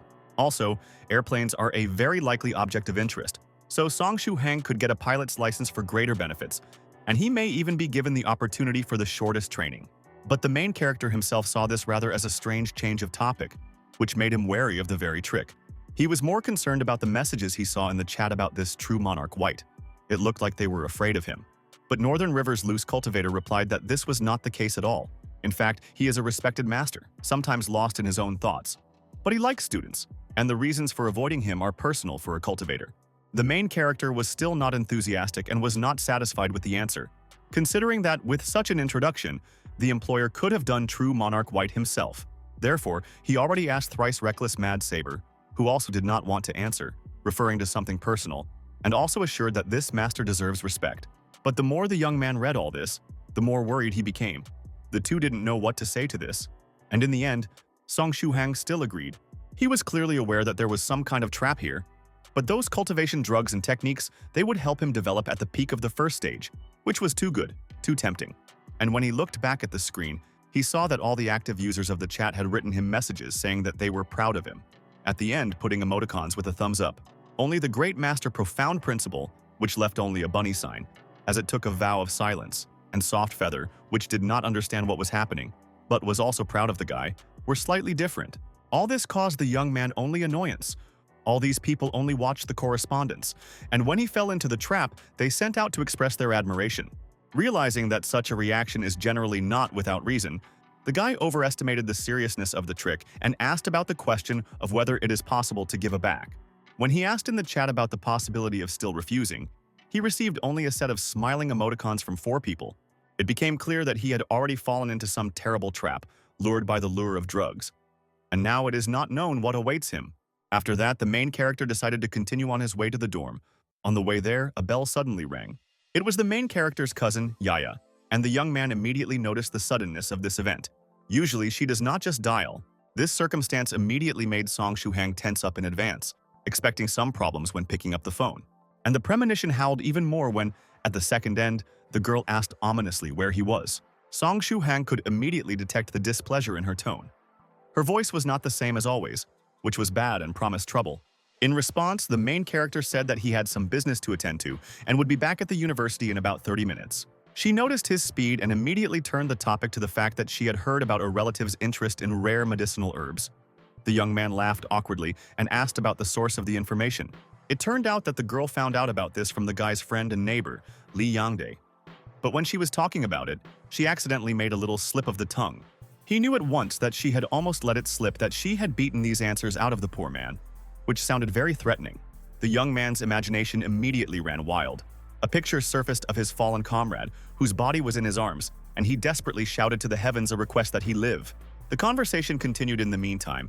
Yaya anxiously asked her relative if he was ill with anything. He immediately began to frantically reassure her that he was in great shape, and he was looking for herbs not for himself, but for a friend. The girl doubtfully accepted this, but also asked to call her back when he was at the university since she had a case for the guy. The conversation ended, and Yaya reflected that this was the second time her cousin had taken an interest in such herbs, which raised suspicions of some kind of illness that he was hiding. As a result of these thoughts and worries, the lady activated the caring big sister battle mode, setting the time limit for Song Shu-hang's capture to 1 hour. At this time, the main character himself was worried that Yaya had misunderstood something and frantically came up with ways to justify it. Before leaving for the university itself, the young man decided to visit the medicine master rented house to finally get rid of that case, the trophy from the altar master. He was afraid that there would be something incriminating inside, something that his cousin had better not see or it wouldn't come out well, especially when considering the ghost cultivator's identity and field of activity. Arriving at the alchemist's home, the young man showed him the briefcase, informed him that he had not opened it for fear of traps, and left this matter to the teacher. He praised the guy's quick wit, actually found some trick and dealt with it in one move. Kui energy flashed and there was a click. The suitcase swung open, and the two of them were confronted with a picture of a whole pile of money stacked inside in thick bundles. But this brought the main character more disappointment than joy, because he hoped to find some cool things of cultivators inside, and not banal pieces of paper. But then he changed his mind a little. Still, money is money, and he just needed it. Trite for food, things, and other expenses. At this point, Medicine Master notified the guy that these funds are intended only to distract attention from the true value of what is in the secret department. And indeed, after this mention, the young man did not have much difficulty finding a suspicious place at the bottom, under the packs. Inside, there were jars separated from each other by walls, clearly something valuable for key practitioners. But Song Shu-hang wasn't in a hurry to get involved in all of this. Instead, he was careful to first ask the senior cultivator if there were any more traps here. Only after receiving confirmation from the man of the safety of these things, the young man took one of the jars, which seemed familiar to him. He examined it, opened it, and sniffed it, almost instantly recognizing it as the body-hardening elixir he already knew so well. Medicine Master has confirmed that this is the case, but this potion is not a simplified version. It is about 3 times more effective. This was very useful for the main character because he spent those ingredients from Soft Feather and what came out from experiments with the alchemist to form the base, worrying that this would not be enough, and now there is no problem. The inspection of the trophies continued. Then the young man noticed some pills that turned out to be top-quality qi and blood pills. This is what Northern River's loose cultivator promised for the task. In a follow-up dialogue, Song Shu-hang learned that these drugs would allow him to restore qi and cultivate faster, with one piece being enough for multiple uses. This made the main character extremely happy, and in a wave of euphoria, he even thought out loud about refusing that assignment related to True Monarch White. But in response, Medicine Master let out a few strange chuckles, closed his eyes, and the atmosphere changed strangely. It was as if Song Shu-hang was being pressured by him, and Song Shu-hang could only awkwardly claim that it was a joke, adding an unnatural laugh at the end. Next, we have Cultivation QA Mini Theater in the form of a lesson about qi and blood pills, which are real preparations of the first stage, in contrast to the body-tempering elixir.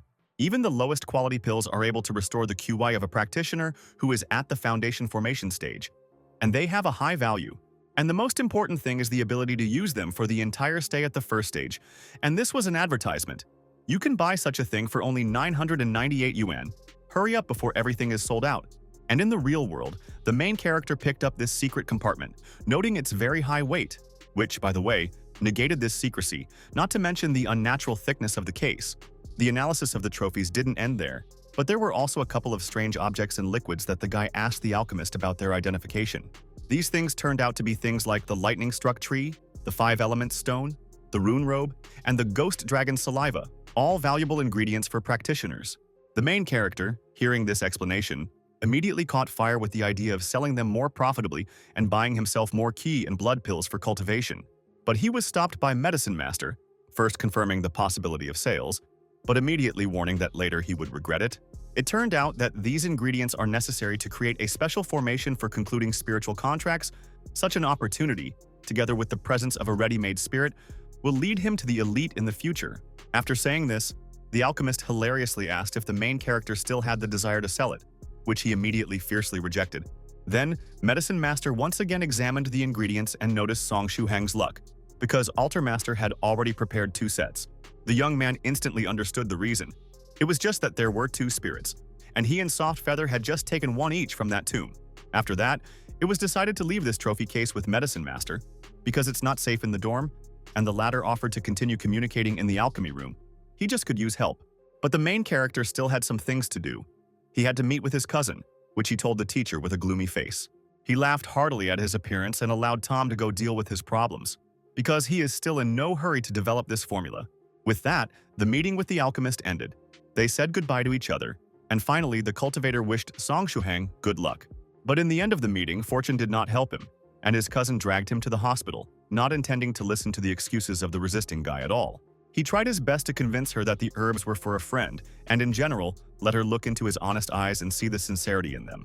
And in response, the girl suggested just taking it all as a free examination. And even if the guy is completely healthy, it doesn't hurt. And inwardly, she only became more convinced of some problems with a relative. Since he was so stubborn, the excited lady wound herself up and already thought about the presence of cancer or another deadly disease. The main character is fully convinced that his cousin will not leave his idea so easily, and can only accept it. Therefore, he heroically accepted his fate, pathetically stating this to Yaya, to which the agitated girl rushed to hug him. Eventually, they arrived at the hospital. The lady went to collect his ticket, and the young man sat and waited on a bench while an old man passed by. The elderly man kept his money in the back pocket of his pants, and one of the bills fell out right in front of the guy's eyes. The main character hurried to pick up the money, intending to do a small good deed, and called the old man, notifying him that he had dropped it. He turned around and at first was just going to say thank you, as he remembered the cases of fraud under this scheme that he had read on the internet. Therefore, he did not take the money, accused the main character of cheating, leaving him confused by such a turn. The guy was not going to give up just like that and tried to justify himself, hurrying after the retreating old man. But the latter did not want to listen. As a result, his cousin saw in these movements an attempt to escape, so she held the young man and simply waved him off. Then it was time for the promised survey itself. It all started with simple and banal checks and growth measurements, and it continued with more and more complex procedures, even up to the use of computed tomography. It all took 2 hours, and while the results were expected, the young man slumped wearily on the bench while his cousin hovered excitedly beside him. During this lesson, the main character suddenly remembered that just in the same hospital is his professor, and you need to check on him. It was exactly the same man who broke his leg due to exposure to Spirit Butterfly Island's soft feather. Recalling all those events, Song Shuhang felt somewhat guilty towards the victim himself, because he was the one who caused it. The young man said his thoughts aloud, and at that moment their doctor just came out to them, hearing this and telling them which ward the man was in. Right after that, Yaya rushed to her, caught her by the hand and excitedly asked about the results of the examination. That on such behavior only smiled and declared that the guy is healthy as a bull. And with such data in general, it is not clear her excitement. After all, according to the results obtained, Song Shuhang may well sign up for the Olympic Games and have some chances of winning prizes. At this time, Yaya herself carefully looked through her papers, despite the doctor's words, and the results of what she saw finally calmed her down.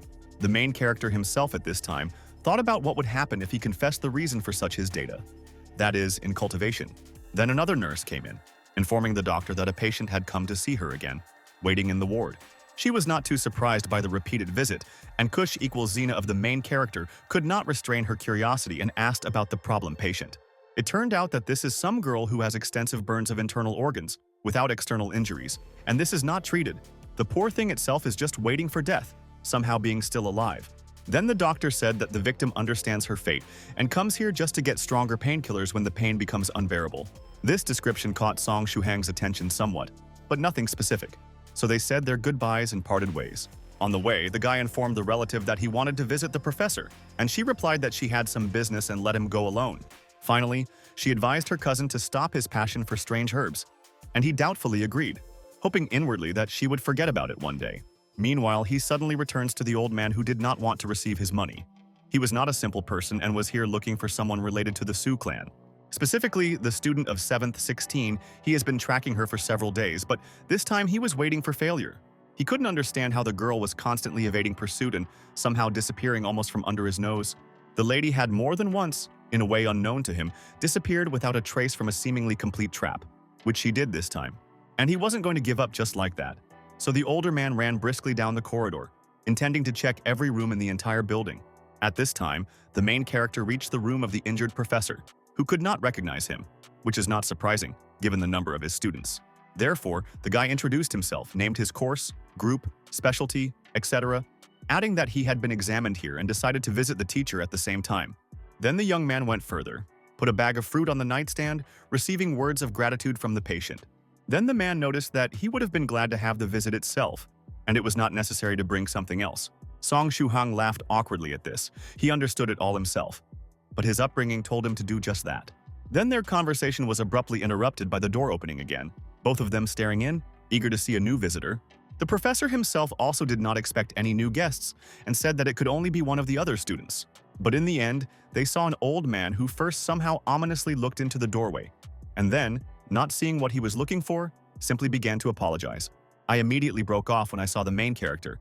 He began again to accuse him of cheating, which the latter was already beginning to seriously annoy. Then the old man decided not to pursue the topic, again apologized and hurried to continue his search.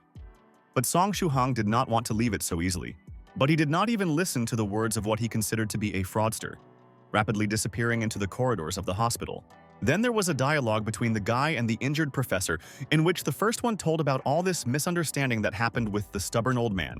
As a result, it was decided to end the visit. The young man still wanted to deal with this case, and the teacher laughed and wished his student success. That last sentence touched on the fact that an older man should understand everything if he had a brain. But the young man thought that they were not there at all. But he did not give up hope of success, quickly running after the target, not noticing that he deftly avoided pursuit. The old man, again, was not a simple person, so he simply disappeared somewhere in the corner, under the ceiling, which he was very pleased with. Then, old age didn't stop him from jumping back down to the floor with the agility of a cat as the main character's silhouette disappeared around the bend. Then he smiled as he realized that his target must be in one of the rooms on this floor, since the rest of it had already been searched. Meanwhile, the main character noticed the strange disappearance of a mischievous old man and decided that if he didn't find him soon, he would put up with it and play catch-up or hide-and-seek. At the same time, the irritation with this person was already so strong that the guy already had a desire to punch him in the face at a meeting. Quickly explain the situation, learn that piece of paper and close the question. In parallel with these reflections, he went down the stairs and suddenly met the girl who beat up the Gopnik. He did not know this, but this was the 16 of the Su clan. And the main character decided to try to start a dialogue, starting with a somewhat awkward phrase that their meeting in the hospital is an interesting coincidence. Then the young man said that he came here for a checkup and asked about her reasons for staying here, for some reason suggesting a problem with her leg. The lady limited herself to a short consent. Song Shuhang then offered to give her some help, again suggesting that she lived near the campus based on their past encounters. She refused, and the guy kept up and pointed to the elevator, telling her to use it since she had a problem with her leg and not go down the stairs. He didn't hear anything in response, mentally noting that this time it was somehow easier to communicate with her. But the coldness and detachment were still there. Then he remembered his original goal and asked if an old man in a suit was hurrying past somewhere, but it turned out that he wasn't. This made him realize that the older man had gone upstairs for some reason, which was confusing him, and in the end, he finally decided to give up the case and visit the medicine master.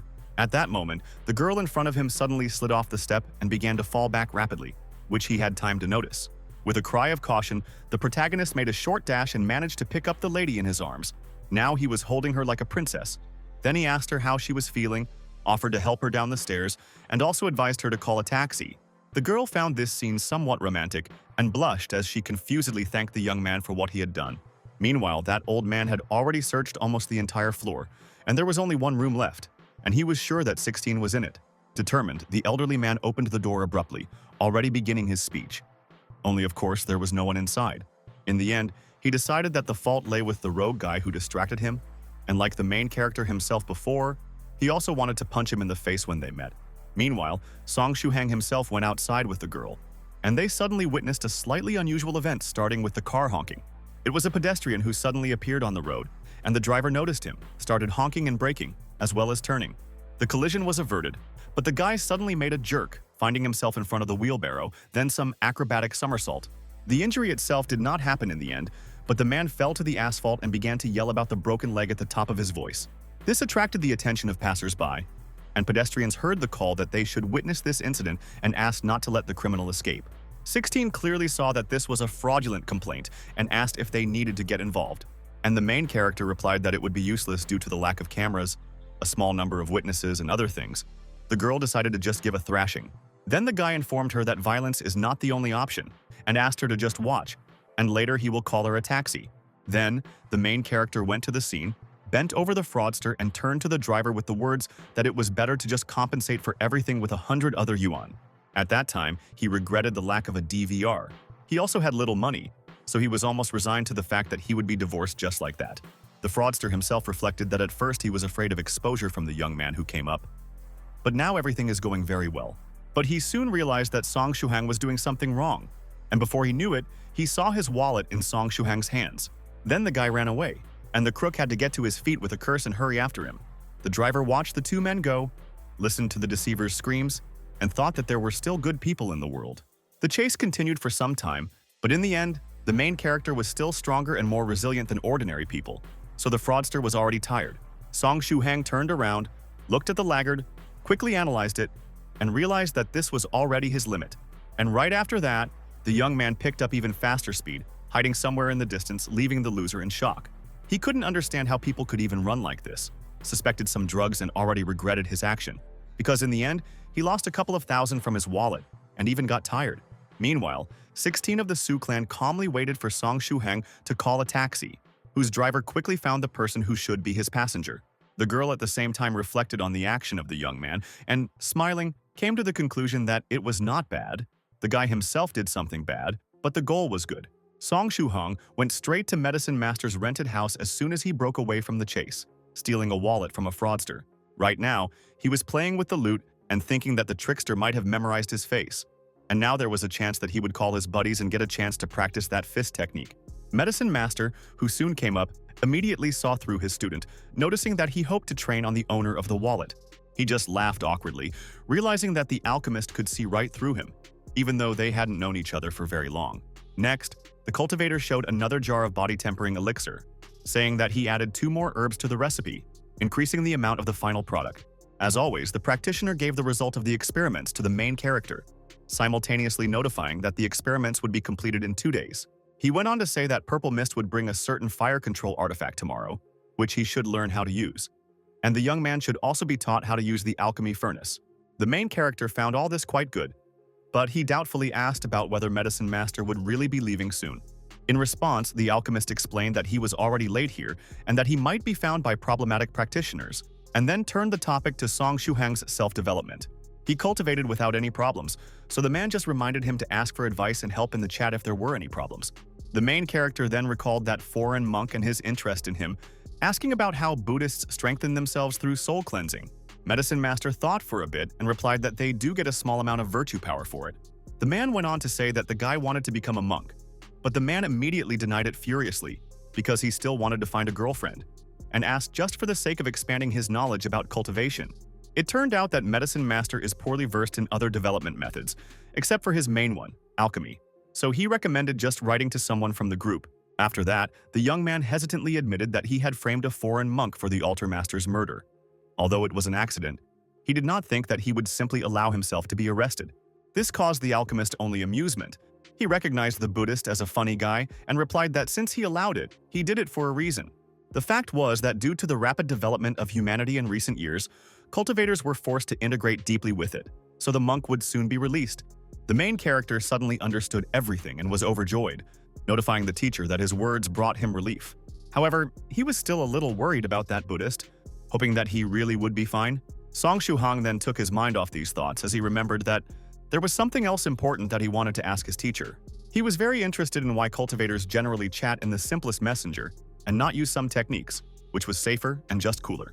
In response, the alchemist gave an entire lecture, beginning with the idea that the conveniences of the 21st century were just making it easier, and arrays could be limited to a couple of thousand miles.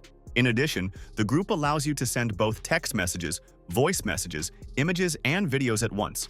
Whereas for the second method, you would have to use separate techniques. This technique also has a limit on the maximum number of users, and problems with simultaneous messages from different people, which confuses the mind. In the end, it all comes down to the fact that progress does not stand still, and this is just an evolution of communication methods. As an example, the alchemist compared an old mobile phone and a modern smartphone. After a short lecture, Medicine Master hurried the young man to get a driver's license, and with a gloomy look advised him not to think about refusing the task. At this point, the dialogue ended, and the main character finally went to the dorm. It was already night outside. When he opened the door, he breathed out a sigh of relief and fatigue, noting that this hard and long day had come to an end.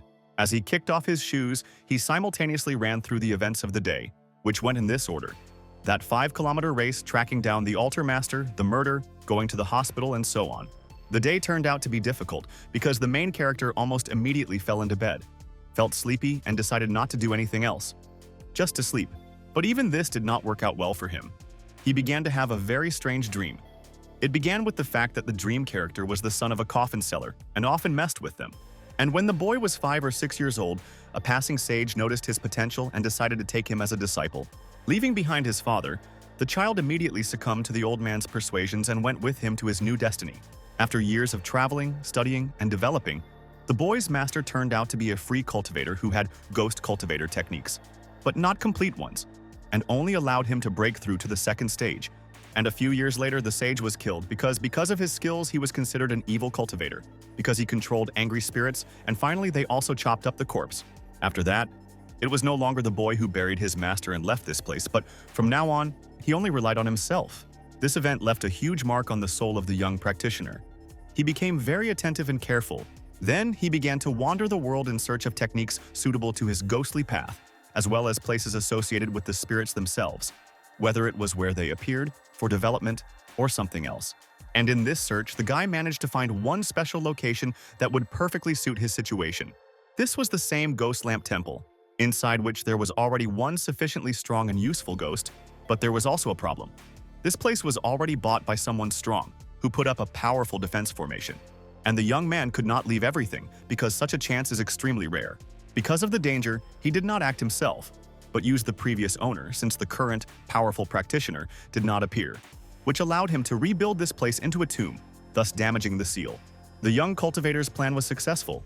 The death of the performer and his family did not touch his soul, but he did not immediately take the spirit, deciding to wait and observe the development of events. There were 2 reasons for this. The first was a banal fear of the creator of the array, who must be a powerful expert, and the second was that the ghost hadn't matured yet. These, of course, were the memories of the altar master, who then considered coming to this place his fate, because that cultivator did not come even after a year, allowing the man to get as many as 2 spirits. After making sure that there would be no danger or trap, the practitioner decided to seal the 2 back together. This was to speed up their development.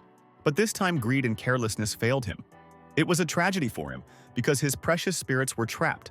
Somehow, the master's protective seal was activated, which could only be opened by the blood of his relatives, and with the strength of a man, he could not even hope to break the barrier. In the end, he stayed here and watched the tomb year after year, waiting for a chance, and when hope was almost gone, a young couple arrived, and if the guy seemed ordinary to him, then the girl had more strength than him, which made it impossible for him to attack, in addition to the premonition. Therefore, the cultivator could only watch helplessly as the ghosts were taken away, hoping to make a difference. But then all the subsequent events went on with the surveillance, the attempted elimination, the poisoning, and the meeting with the main character on that train. On behalf of Altar Master, Song Shu-hang's demeanor, laughter, and display looked very natural and threatening, and he offered him a chance to survive one hit and leave if he survived. But in the end, he ended up being cut into pieces by the backstab. The promise was just a hoax, planting despair and hatred in the ghost practitioner's heart. And then, under the darkest of emotions and frustration, the Altar Master found himself willing to sacrifice his afterlife and pursue his killer even after death. The man decided to take revenge at all costs and follow Song Shu-hang as a ghost, even if it meant spending the next eternity killing him. On this strange dream still ended, and the main character with heavy breathing blew up from the bed, trying to calm down. When the guy got a little under control, he first thought about the stress of the recent murder and the hard day in general, but then realized that the dream was too strange and carried a lot of new knowledge. He didn't know what it was exactly, suspecting it was a curse, the influence of the deceased's soul or possession. So he was going to ask Medicine Master about it tomorrow. As a result, the rest of the night the young man did not get a wink of sleep. A new day came, the 8th of June, the morning of which the young man met at the window. At that moment, a message came on the phone from Medicine Master saying that there were some urgent matters and he might not show up at home. And it was also time to send the Great Master Profound Principle's sword back to him. The main character slightly regretted that today he would not come out to ask about the dream. But he did not delay the matter and immediately called Tom Xiaojing, a representative of the Fengshu Express delivery service. The conversation ended quickly, and after half an hour the man arrived at the dorm. This speed was also noted by the young man, who accepted the praise. The package was already prepared, and Xiaojiang saw the familiar address and name of the recipient on it again. It was again an important big shot, which assured him that the guy was also a special customer. The man immediately gave a guarantee that the delivery will be made with the maximum speed. Song Shuhang assured that urgency is not required here, but the representative of the Fengshu Express delivery service thought quite differently, and with a smile advertised his organization, allowed him to always call him, and hurried to leave the hostel. Already in his car, he dialed a colleague or subordinate, checking the status of his personal plane, which was already ready for takeoff and free. He then sped up in a wheelbarrow, rushing to personally deliver this package, and from his thoughts, it was clear that he seemed to be an ordinary person and was familiar with the world of cultivation, intending to meet the recipient. At this time, by chance, another guy dedicated to mysticism passed by. He had talismans that reacted to a passing car, and for some reason he took it for the activity of the Su clan. Returning to the main character, he arrived at the already familiar Zabroshka for training at 1 o'clock in the afternoon.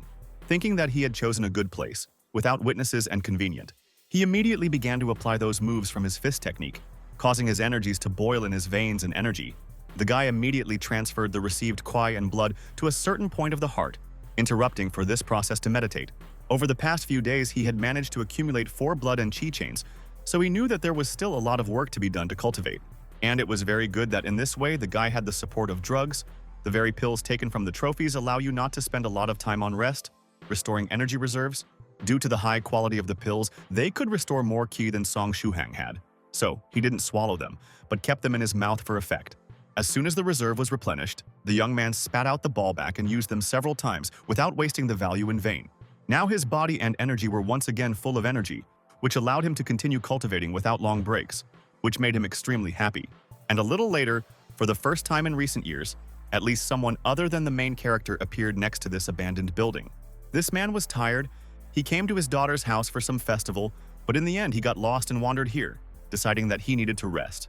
Unexpectedly for the blonde, strange, unusual sounds began to be heard from the abandoned building next to him, attracting his attention.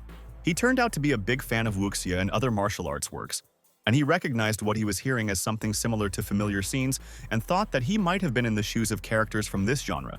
He immediately began to fantasize that he would find a door to a parallel world here, where he would master heavenly skills, or find a wise bearded old man who would become his teacher.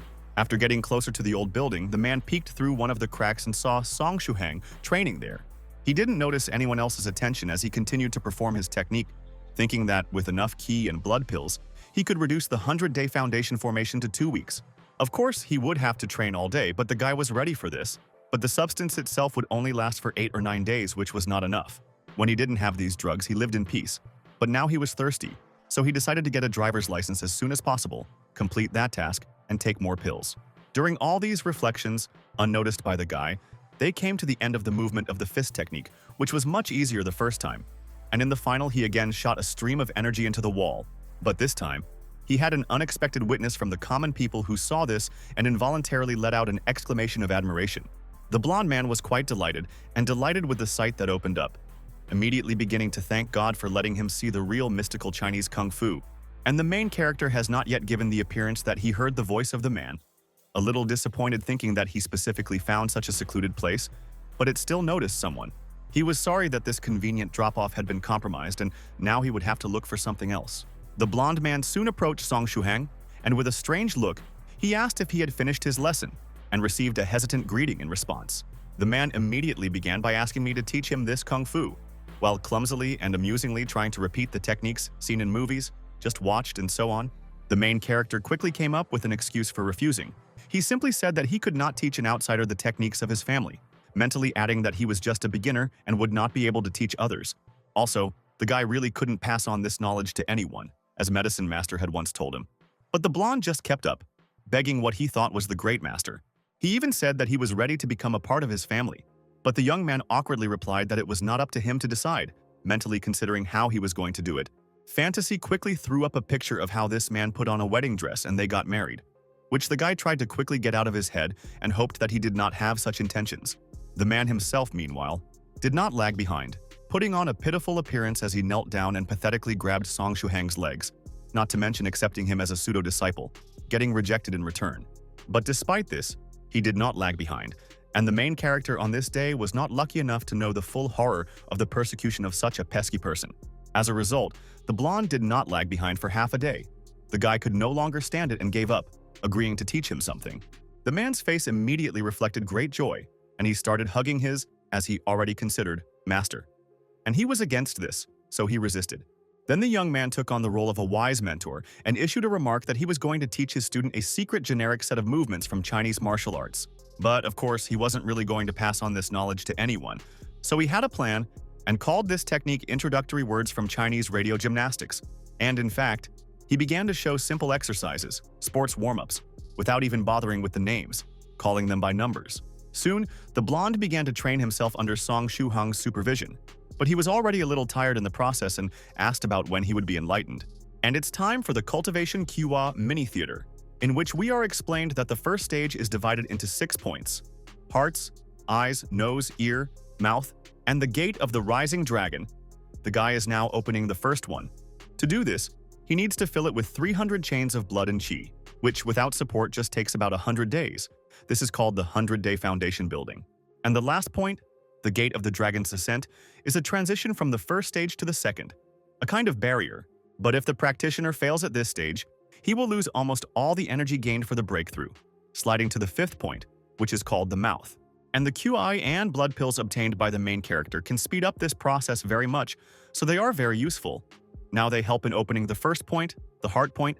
Returning to the real world, the guy pathetically instructed the man, saying that he should continue training, and when he feels the flow of qi, everything will be ready. In response, the blonde enthusiastically assured the teacher that he would practice these moves 30 times a day, which surprised Song Shuang. This determination was amazing. Then, with a serious look, the young man clapped him on the shoulder and said that he had high hopes for him, so he wished him good luck. The latter was moved by this gesture and shouted with tears in his eyes that he would not let down the respected great sage.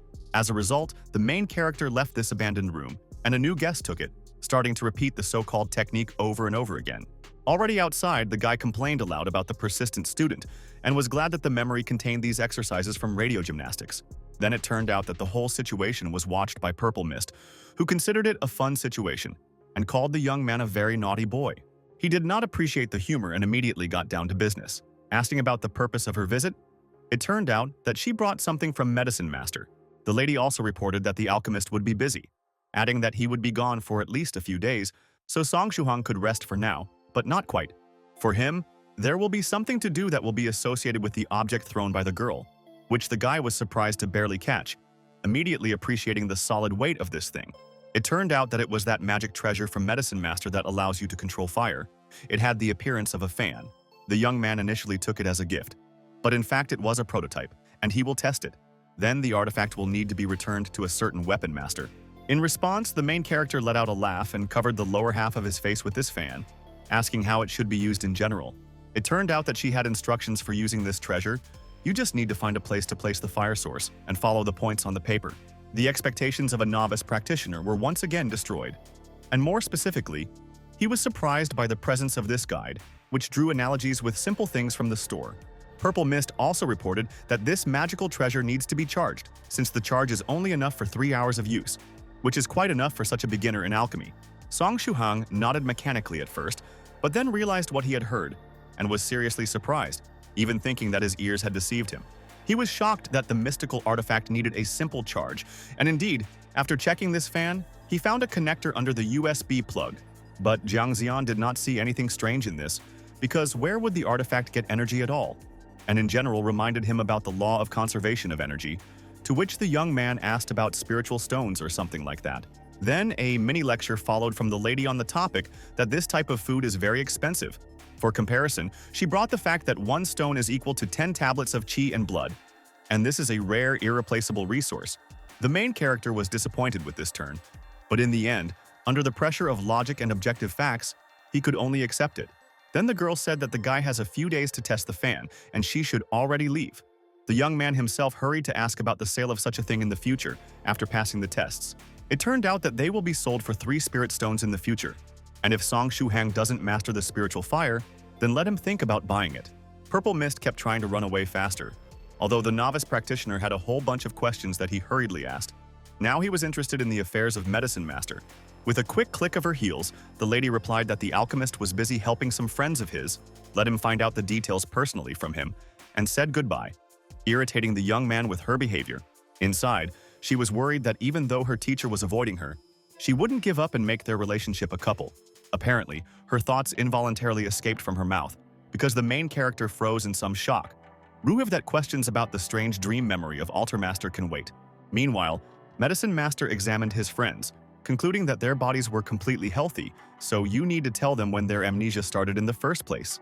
In response, the man began to tell the story that he went to mysterious levitating island with his wife Xuan Xuan. But when they all came to their senses, they were already on the most ordinary island.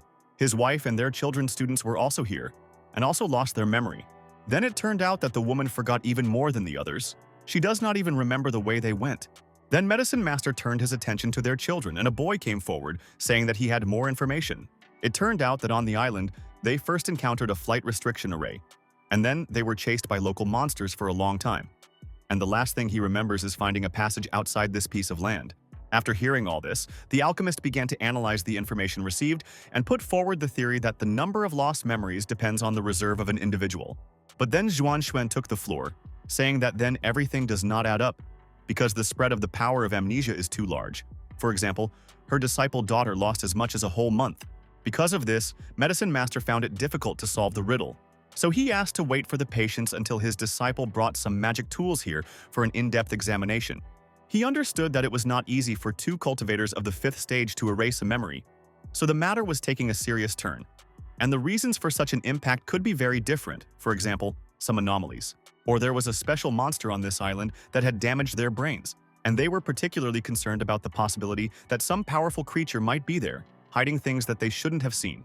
Based on all this, Medicine Master understood the difficulty of restoring the memory of his friends, but decided to try. Meanwhile, the main character visited the university and is now having lunch with friends in the cafeteria, at the same time asking Gao Mumu and Tubo about whether they are going to get a driver's license. The former refused to join Song Shuhang's company, citing high employment and a desire to learn first, and the latter asked about his friend's intentions regarding this. He replied that he had already practically learned the theory and was going to start getting the rights in the near future. And Tubo decided to eventually join him when he got ready. Then the main character offered to go tomorrow and sign up, at the same time finding out the date of the theoretical exam, which he agreed to. At this time, the young man thought that he did not know the date of the release of True Monarch White from his seclusion, so he was going to hurry up with obtaining the necessary papers. In the late afternoon at 4 o'clock, Song Shuhang was walking home from class and was thinking that since his teacher was busy right now, he should try out that fire fan. To do this, he took a separate room, prepared fuel for burning, and tried to tune into a positive mood, assuring himself that even if this thing runs on electricity, it's still a magical treasure. Then there was some tension due to the fact that this would be the first time he used a cultivator thing without the previous instruction and supervision. Therefore, he decided to read the instructions first, which, by its simplicity, there were only 3 buttons. Again destroyed the expectations of the main character if they still had somewhere to fall. After reading this text, the novice practitioner understood why he was entrusted to study it himself. It was difficult to understand something wrong and make mistakes. Once again, he tried to keep his spirits up, telling himself that it didn't matter, that if this thing worked well, then everything was fine. Spreading out his fan, he continued to tell himself that even if it needed to be charged and was powered by electricity, it was still a magical treasure. And immediately after that, the first attempt to use it was followed, which worked, but the power was set too high. The flame turned out to be very strong. Quickly realizing that he shouldn't use this fan to its full potential just yet, the youth twisted the mode and almost removed the fire in front of him. Now, Song Shuhang was really satisfied because such a thing contained a lot of power in his opinion. And this is only at the first level of reinforcement when there are 6 of them. Only now, a novice practitioner has become convinced that working on electricity does not mean anything, and this is really a good artifact. Now he was not upset by the need for simple charging, did not disappoint the simple functionality, because this is really a magical treasure. Then came the thought that if this is the simplest artifact, then what kind of power do the higher ones have? The prospects pleased the young man. As a result, during these tests, the guy did not notice how several hours passed and it was already dark. So it was time to go back. And while he was making plans to find a better place to activate the fan at full power next time, something strange formed behind him. This anomaly was accompanied by suspicious and frightening sounds, which allowed the guy to discover something was wrong. In the next instant, the ghost of Altermaster appeared, shouting non-stop that he would kill him even if he didn't get reborn, etc. The main character was on guard because of sleep, so he took with him those remaining talismans, and he also noticed that the spirit's speech coincided with the dying words of this person. Meanwhile, the Altermaster, or what was left of it, lunged towards the guy, but immediately received an attack with the sealed exorcism technique. This caused him to stop and move slightly backwards, but there was no damage to the man's translucent silhouette itself. Song Shuhang tried to understand the reasons for this, allowing for the possibility of a miss or excessive survivability if that word can be applied to such a creature, the enemy. He himself, meanwhile, repeated over and over the phrase about the intention to kill the main character, while maintaining the intonation and feelings that were in his voice at that moment on the train. And the novice cultivator himself, not seeing the result of the talisman, decided to try to solve everything by brute force, using the fist technique he had learned. For this attack, the guy used movement number 3, and the ghost blocked it with a block, but the collision still happened, despite its form of existence. The young man immediately saw a noticeable oddity in his opponent's state, thinking about his next move while the opponent seemed to be recovering. What was unusual was the strange weakness of this creature. It was even weaker than Song Shuhang, so the latter assumed that it was due to the fact that the spirit appeared only recently and did not enter the force. Also, analyzing the short skirmish, the main character realized that the opponent did not have the personality of the Altermaster because the attacks were straightforward. He acts simply on instinct. After finishing his thoughts, the young man decided to attack again, since it worked well last time, using his only technique. This time, it was the number 1 punch, and it was able to chop one of the immaterial entity's hands into pieces, but the main force fell on the asphalt under his feet. This allowed the undead spirit to take its chance while the living one fell forward, attacking it with its deformed mouth. But in the end, there was only failure and the loss of a few immaterial teeth because at the right moment the young man used a protective talisman, and the spirit crashed its jaw directly into the barrier that appeared. Then the guy examined the enemy and assessed his success as extremely low. It had no effect. The low amount of battle experience affected. Still, beating up all sorts of scum is different from such mystical skirmishes, but since it works, Song Shuhang decided to continue with his simple fist attacks while charging forward. This time, the ghost couldn't even put up a block, getting hit directly in the head, which was accompanied by an unexpectedly loud collision sound. Then the spirit seemed to dissolve and dissipate, and the guy, with flashing discharges on his arm, hoped that the spirit was dead and this would be the end of it. As a result, the main character returned to the dorm and by 10 o'clock in the morning cleaned up after the skirmish, deciding to sit in the chat room. After taking a shower, there, users discussed mysterious levitating island. Some people wanted to visit it, and some people were almost there, making an appointment right now. One of them was Thrice Reckless Mad Saber, and Scholar Drunken Moon reminded him that the first so-and-so said about his intention to go into seclusion, and the reason why he changed his mind was simple. Before, he was just afraid that he would be appointed as the deadline for the True Monarch White meeting. But since Song Shuhang is doing this, then there is no need to hide. Medicine Master then told everyone about the dangers associated with this place, the memory loss of 5th stage cultivators, and urged the others to be careful, the reason he hadn't figured out yet. Finally, the main character found out what his teacher was doing so important and now had no questions about what had happened at all. Then, immortal teacher Copper Trigram guessed the fate of Thrice Reckless Mad Saber, seeing only good things there. But these predictions are interpreted in the opposite way by everyone, so it was a disaster. But the fortune teller himself was not happy when his true skills were belittled in such a way, which amused his rival Northern River's loose cultivator. Therefore, the latter abruptly flew into the dialogue, deliberately provoking and inflaming the conflict, or rather continuing their previous argument and reminding them that they would have a duel in 2 months. Immortal Teacher. Copper Trigram was very angry and looking forward to this fight, intending to show that in the real world, all these tricks will not help his future opponent. But the cultivator could not leave the current attack without a decent answer, so he climbed into the folder with his screenshots and other files containing all sorts of different things. Among other things, they found messages from Northern River's loose cultivator. In the first screen, he unwittingly, in fact accidentally, as if confessed his love for some girl he met. In the second, something else. When it was sent, the cultivator broke the cup in anger, swore at the fortune teller, and was surprised by this compromising material. He asked to stop it, but immortal teacher Copper Trigram was determined to continue. But he wasn't the only one who had similar screenshots on the opponent. And then the chat group turned into a battlefield for two practitioners who sent each other mountains of such messages, and a war began. The main character was a little shocked by this exchange between the senior cultivators, wondering if he needed to stop it somehow, because things might get even worse. But after some time, the war began to come to an end due to the fact that Northern River's loose cultivator began to run out of dirt. So he was already thinking about using Photoshop. And immortal teacher Copper Trigram also noticed the weakness of his opponent and decided to finish him off with some videos showing his meeting with true Monarch White. He was frankly horrified by this, realizing what a shame it was, and he was determined not to let it happen. To do this, he asked for mercy and sent a crying sticker, but his opponent was not going to back down, throwing off a finishing blow. The fortune teller was laughing maliciously and genuinely enjoying his victory and the humiliation of his fellow rival. Northern River's loose cultivator itself was devastated at the time, but still decided to check out what specific video it was. You never know, but expecting the worst, except that it was clearly not him, but a man who said something about the incredible beauty of true Monarch White. Then he noticed the shooting, and then the video was suddenly deleted from the chat and cut short. Northern River's loose cultivator immediately took the burden off his shoulders and was genuinely happy. The predictor made a mistake and sent something wrong. Moreover, he will now also receive punishment for this. The reason was simple. The man on the recording was none other than Lord Yellow Mountain, the creator and administrator of this group, who used his power to ban immortal teacher Copper Trigram.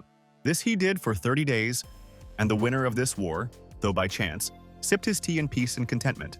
Further, thrice reckless Mad Saber tried, apparently, to praise and support the admin's decision, but in response only received a ban too, albeit only for a day.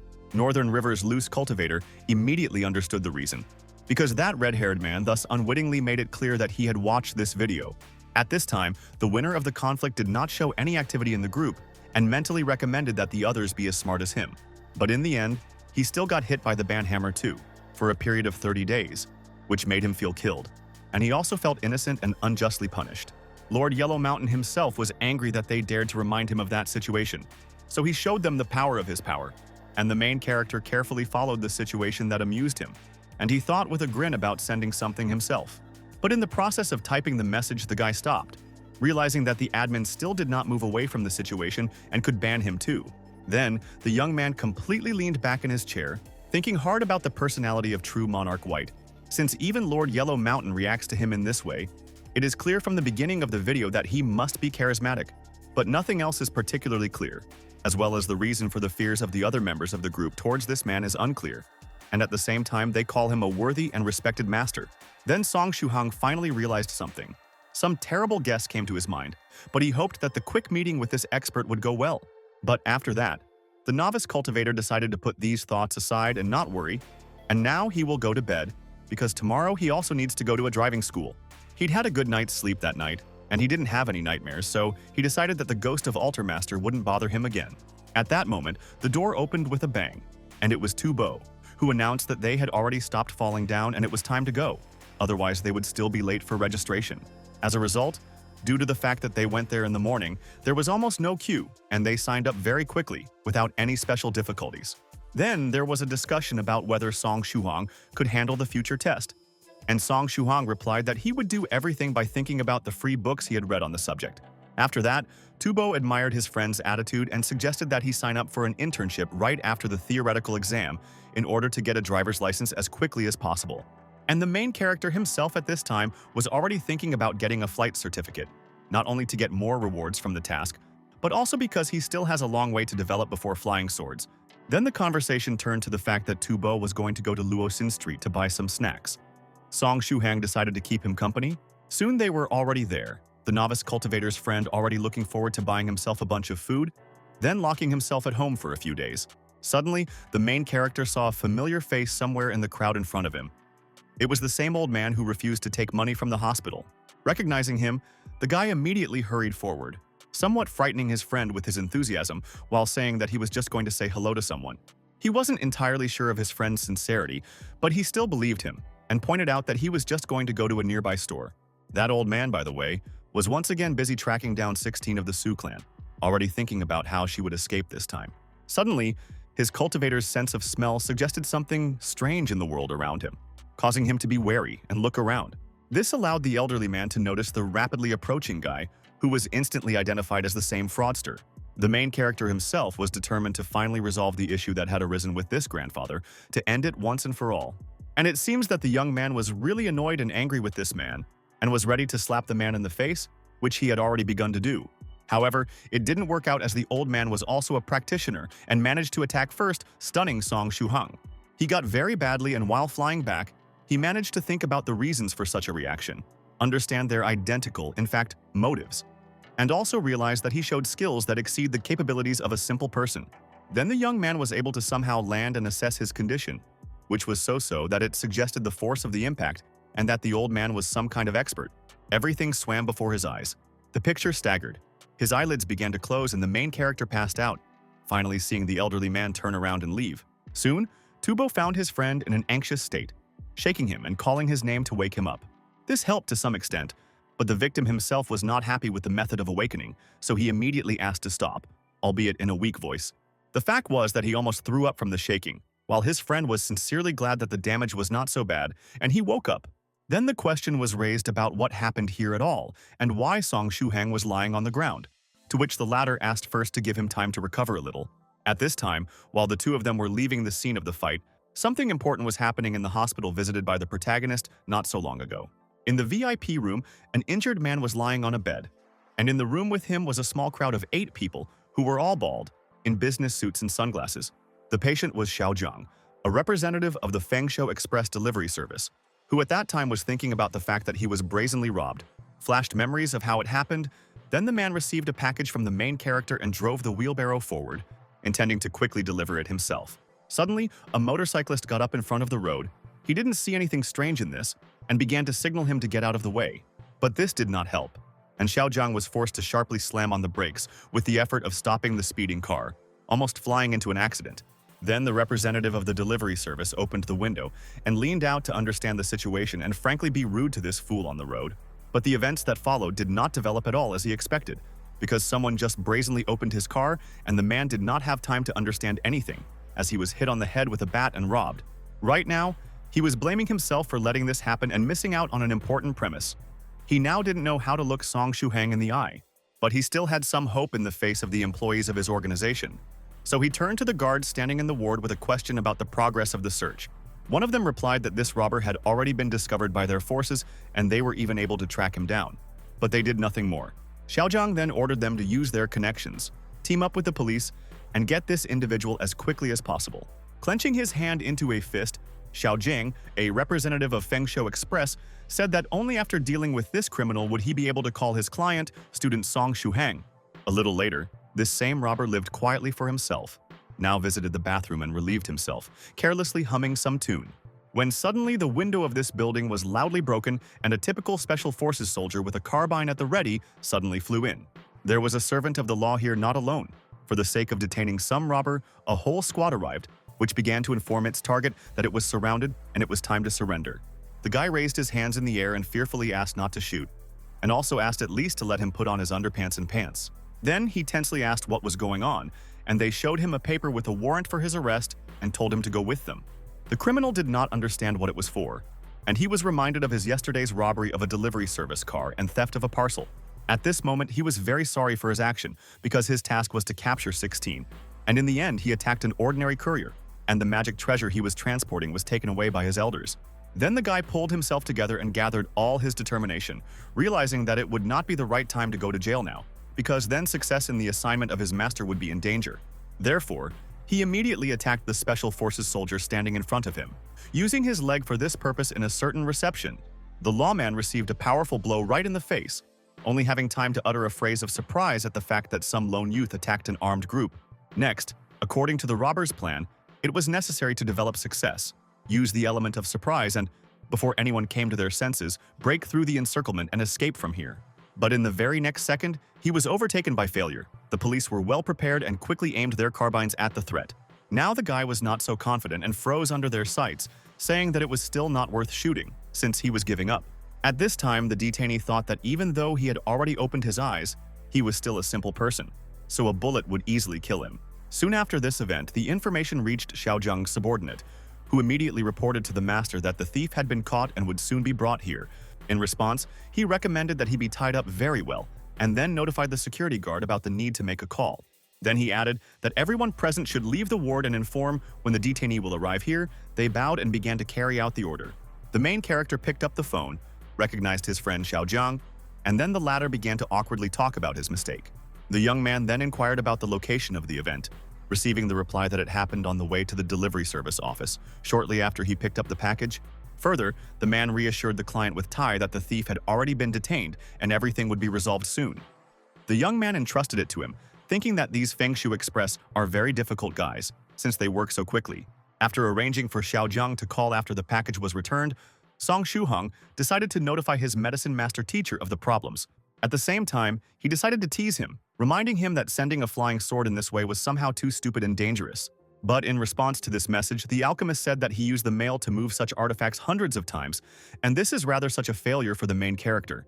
The same one was so tired of waiting for an answer that he only complained about it.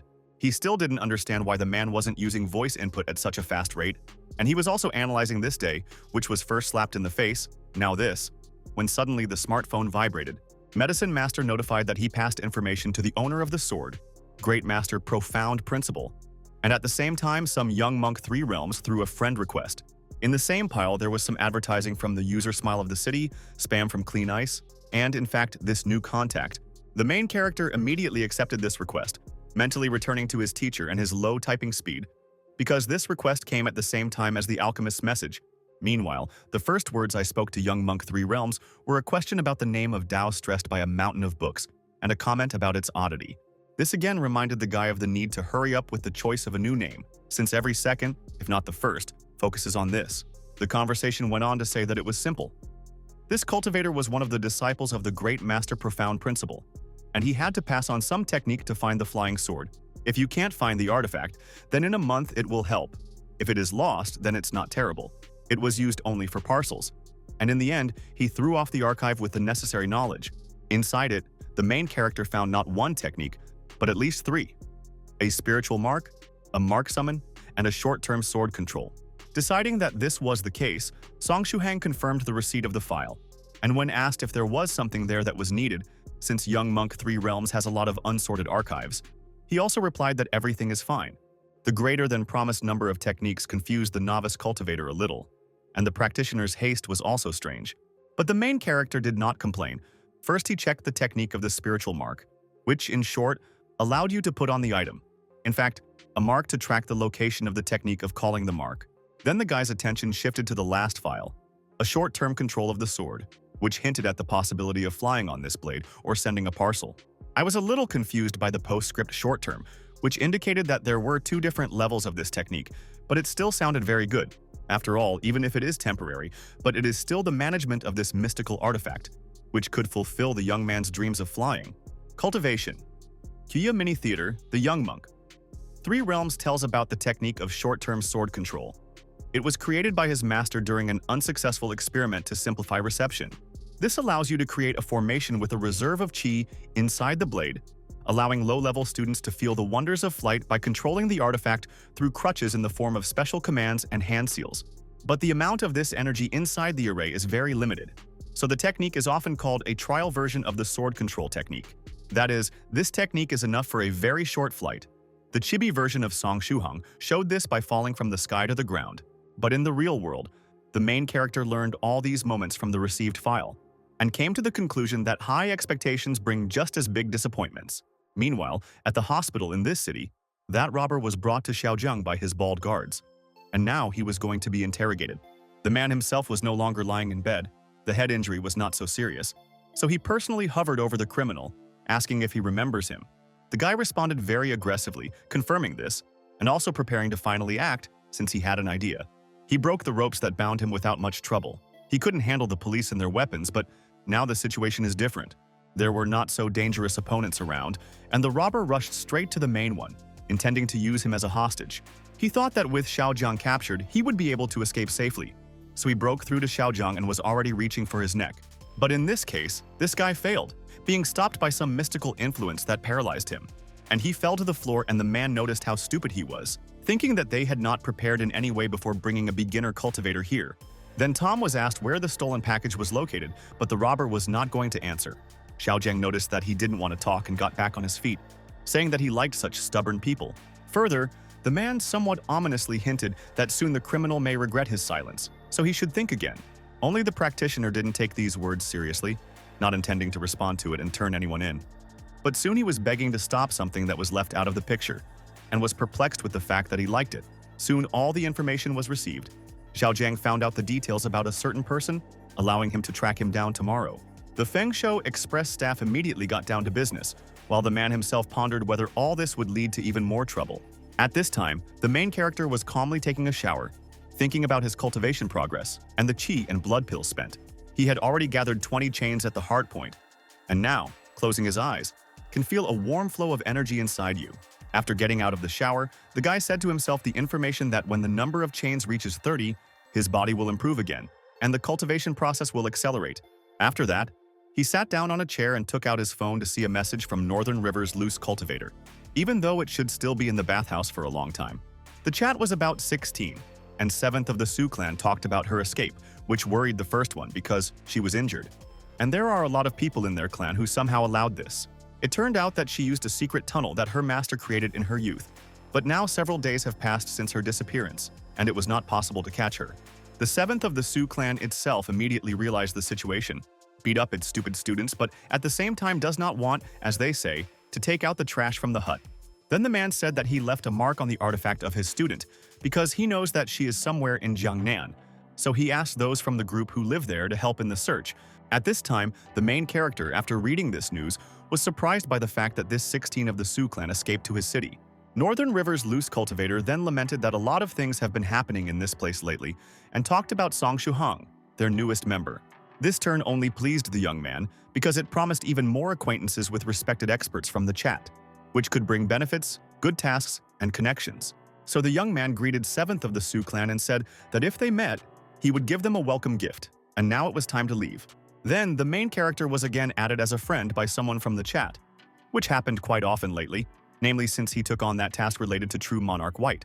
This suggested that they all just wanted to be the first to know the outcome of this meeting and maybe even get a video or something. Then the guy decided to look through the newsfeed and saw the post Thrice Reckless Mad Saber, in which he flies over the sea in which a whale splashes, and added a phrase about the beauty of the Eastern Sea. Chat participants gathered in the comments. Northern River's loose cultivator just joked. Immortal teacher Copper Trigram tried to beg for a break. Someone admired the cultivator's body, and so on. The main character had fun reading these messages, and also appreciated the muscles of the red-haired man, thinking about asking him for training.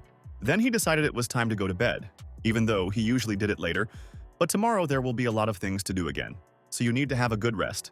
But that night he was not destined to sleep peacefully because the ghost of the altar master made itself felt again, creating the same anomaly portal for some kind of impact.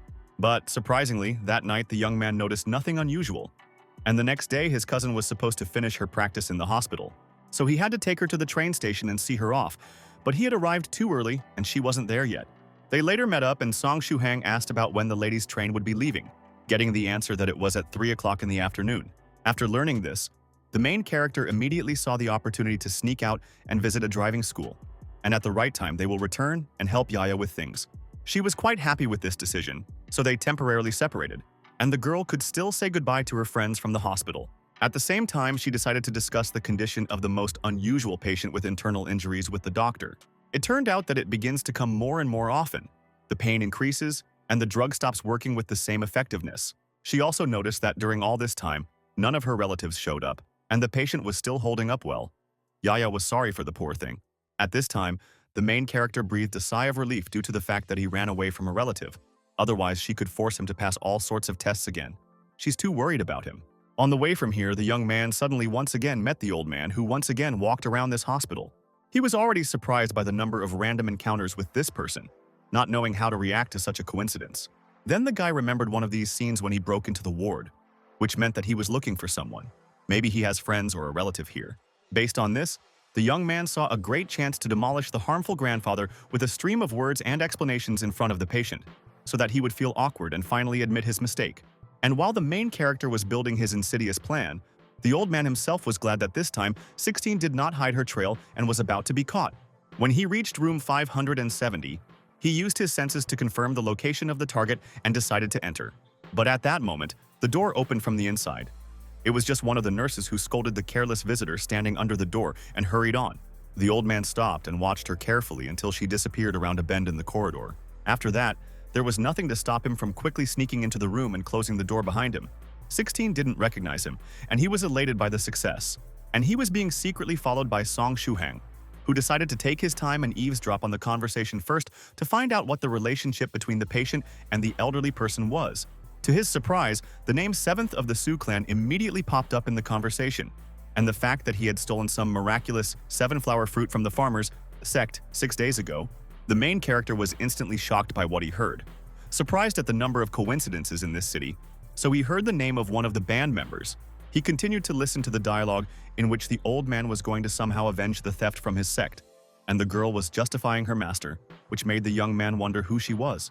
Then he remembered a speech he had once heard about that particular patient with internal burns lying in this room. And then a picture formed in my head. The doctor's diagnosis, the early chat messages, and the day when the dry thunderstorm occurred. And recently, the 7th of the Su clan ran away with a wounded student. Because there were no more options left, this is the same 16. After putting all this in his head, the guy began to think about what to do in general. After all, that old man had already shown himself to be a stronger cultivator. And this girl's mentor was still far away from here. Meanwhile, the situation inside was heating up. The man was already seriously angry and ordered to stop justifying 7th of the Su clan, since in any case he must pay for his act. At this time, 16 experienced fear because she was at an extreme disadvantage. She had just been injected with a new dose of powerful painkillers, so she could not move properly and protect herself. Meanwhile, her enemy was pumping energy in his hand, creating lightning bolts and declaring that he would not kill her, but simply break all her limbs, luring her mentor so. The main character realized that waiting and making plans would simply not work out, so he hurried to intervene, slamming the doors open. But he did not attack or do anything else like that, but began to play the role of a person who was not privy to all these secrets, expressing joy at the next meeting with his face. The old man was shocked by the coincidence of meeting the annoying crook again, and he didn't understand why he was bothering him, especially after that punch. Song Shuhang then hurried to take the initiative in the conversation, asking him not to say anything but just listen, and made the claim that the man didn't have enough faith in people. He was still carrying that bill, so he took it out and tried to return it again, while starting to talk about why he should finally believe it. And immediately after that, he began to pour a whole stream of words at the old man, stretching it out as much as possible, without stopping, and thus stunning him. It all came down to excuses and explanations about how it all happened, and that he wasn't a fraud, but in fact, of course, he was just stalling for time, hoping for the doctor's return. And the old man accepted his money, made sure that it was real, and realized that he had misunderstood everything, and the young man in front of him was not a fraud. But the main character did not stop his flow of words, continuing and continuing to generate his explanatory speech, stretching it as much as possible. And the further he went on, the faster he ran out of ideas for this speech. He was already mentally begging at least someone to finally come into the ward, and they might open it so soon? While giving out some completely abstract nonsense about society, mutual aid, kindness, etc., the guy realized that he would not last any longer. So it was time to move on to Plan B. It consisted of using that stinky medicine Master Ball, although it only works on cultivators below the 3rd stage. Therefore, one could only hope for the old man to fall under this criterion, skipping past him to the patient's bed. As a result, the main character was lucky. An elderly man was below the 3rd stage, very much suffering from the strongest stench, causing tears, vomiting, and snot. Realizing that this was his only chance, Song Shuhang grabbed the girl, wrapping her right in the blanket, surprising her, and prepared to leave. An elderly man, despite the smelly fog around and not the most pleasant sensations, was able to see this picture and still re-recognize the guy as a deceiver. And he couldn't just let his target get away, so, overcoming his weakness, he tried to catch the fleeing ones. But in this case, the old man was waiting for failure, because the main character used a protective talisman in advance, because the barrier stopped this interference. The technique then backfired, throwing the intruder away from Song Shuhang and his burden of a wounded girl. This gave them a bit of a break, and as he went down the stairs, he thought about what to do next, regretting the absence of Medicine Master. It was also dangerous to return her to the hospital, and 7th of the Su clan wasn't here yet. In the end, all he came up with was that he had to leave the building first, and the girl in his arms suddenly said that she was surprised to see such good people as him in this world. Only now did the main character get a moment to look at the rescued woman and recognize her as someone with whom he had already met a couple of times under different circumstances. Then, with an awkward laugh, he remarked that he was meddling in her affairs again, to which the lady herself blushed a little, turned away and snorted. But then 16 of the Sioux clan, embarrassed and not looking at the guy, squeezed out words of gratitude, doing it very nicely. Song Shuhang said that she still knows how to say thank you, referring to her own thoughts after their first meeting. Then they went back to their current problem, and as they descended the stairs, the girl asked them where they were going. But the boy had no idea. At this time, the young cultivator's enhanced senses made themselves felt, and she was able to hear the pursuer's footsteps and estimate that at the current speed, he would catch up with them in 50 seconds. This immediately strained the main character, because he clearly understood the difference in their strength, and therefore equated their capture with immediate defeat. And he wasn't just going to give up, so he accelerated noticeably, flying down the stairs, making the final dash for the hospital exit. And on the street, the fugitives were immediately lucky, right in front of their nose. At this time, there was a taxi car with a bored driver inside, and the guy didn't waste any time, immediately jumping into the back seat, telling the surprised man to start immediately. He did not immediately understand what was happening and asked where to go at all, to which 16 of the Sioux clan replied, naming some street of the city. At this time, the driver was a little worried about the strange circumstances. Thinking and analyzing the situation, he realized that this couple was running away from someone. As a result, he almost immediately came up with the idea that these were two lovers who could not receive the blessing of their parents and were forced to flee from evil relatives. With this story, he charged himself with exploits, intending to help their passionate love at all costs. So he advised them to buckle up. The car started from its place, and at the same moment the old man came out of the hospital, swearing at two fast scammers and at the same time confirming the taxi driver's fantasy. But the elderly man again did not want to leave everything like this, starting to show his superhuman strength, rapidly moving around the city, jumping from car to car. 5 minutes later, the taxi dropped the couple off on the right street. The guy thanked the man and asked about the payment, but he seriously refused the money and advised them to fight for their love to the end, which, if it wasn't just his delusions, would look even cool. And it looks good anyway. However, Song Shuhang and 16 themselves did not even know what was going on in the driver's head, so they froze in place with their eyes wide open until the car had already left. Putting the episode out of her mind, the lady said that her apartment was in a building next door, on the 17th floor, and there they could hide from that grandfather for the time being. As a result, the main character continued to carry her in his arms, and when they approached the desired door, the girl asked to put it down and wait here. She went inside, apparently changed her clothes, and came out a couple of minutes later, holding something in her hands that caught the boy's attention. It turned out to be a simple spray bottle, but the liquid inside was unusual. And with some kind of aura concealer that works for a couple of minutes, she scented the guest profusely. The man, who was wrapped in a small cloud of the drug, involuntarily inhaled it and coughed until 16 finally finished and turned around, telling him to follow her. At this moment, the main character was suddenly overtaken by embarrassment from being invited to the girls' room, which was somewhat out of place. Then the guy tried to calm himself down as much as possible while he went inside, and the lady immediately went to the closet for something. It turned out that there she had a secret room, where the couple took refuge. The young man was surprised by the presence of such a shelter. After asking if it was specifically done against that old man, he got an answer explaining that her clan has a large number of enemies, and this place is a precautionary measure. Song Shuhang then asked about whether that cultivator would be able to find them, while also feeling a little embarrassed about how close 16 was sitting to him due to the small volume of this stash. The lady explained that she herself hid traces of her aura on the way here, but her companion, alas, does not know how to do this, so it is doubtful. At this time, that old man was already approaching the building, following the main character's mystical trail left behind. As the elderly man hurried up the stairs, he spoke furiously to the Sioux clan disciple and Song Shuhang, saying that they couldn't run away from him forever. When he reached the right door as fast as he could, he didn't slow down and knocked it down, shouting that death had come to them. But he hadn't expected anyone to be inside, and he was a little afraid of being tricked again. But he did not lose hope, so he began to search the apartment thoroughly, even looking into places such as the trash can, and also beat on the walls and ceiling in the hope of finding a hidden cavity. But nothing was found, so the practitioner loudly asked where else they could have run to, and left the door. This was easily noticed by the hiding couple, but it caused them doubts and suspicions because the pursuer somehow gave up too quickly. And this was confirmed. The old man just pulled off a small trick and soon returned back, hoping to catch his target getting out of hiding. But this time he opened the door and saw absolutely no one. The apartment was dead silent, and there were no footprints to be seen. The fact that the two of them had somehow managed to get away from him again made the older man furious, but he still didn't plan on giving up either. Then he sat down in the living room, so the guy and the girl could only wait for him to either leave or when the owner of the room would come to her senses and attack the intruder.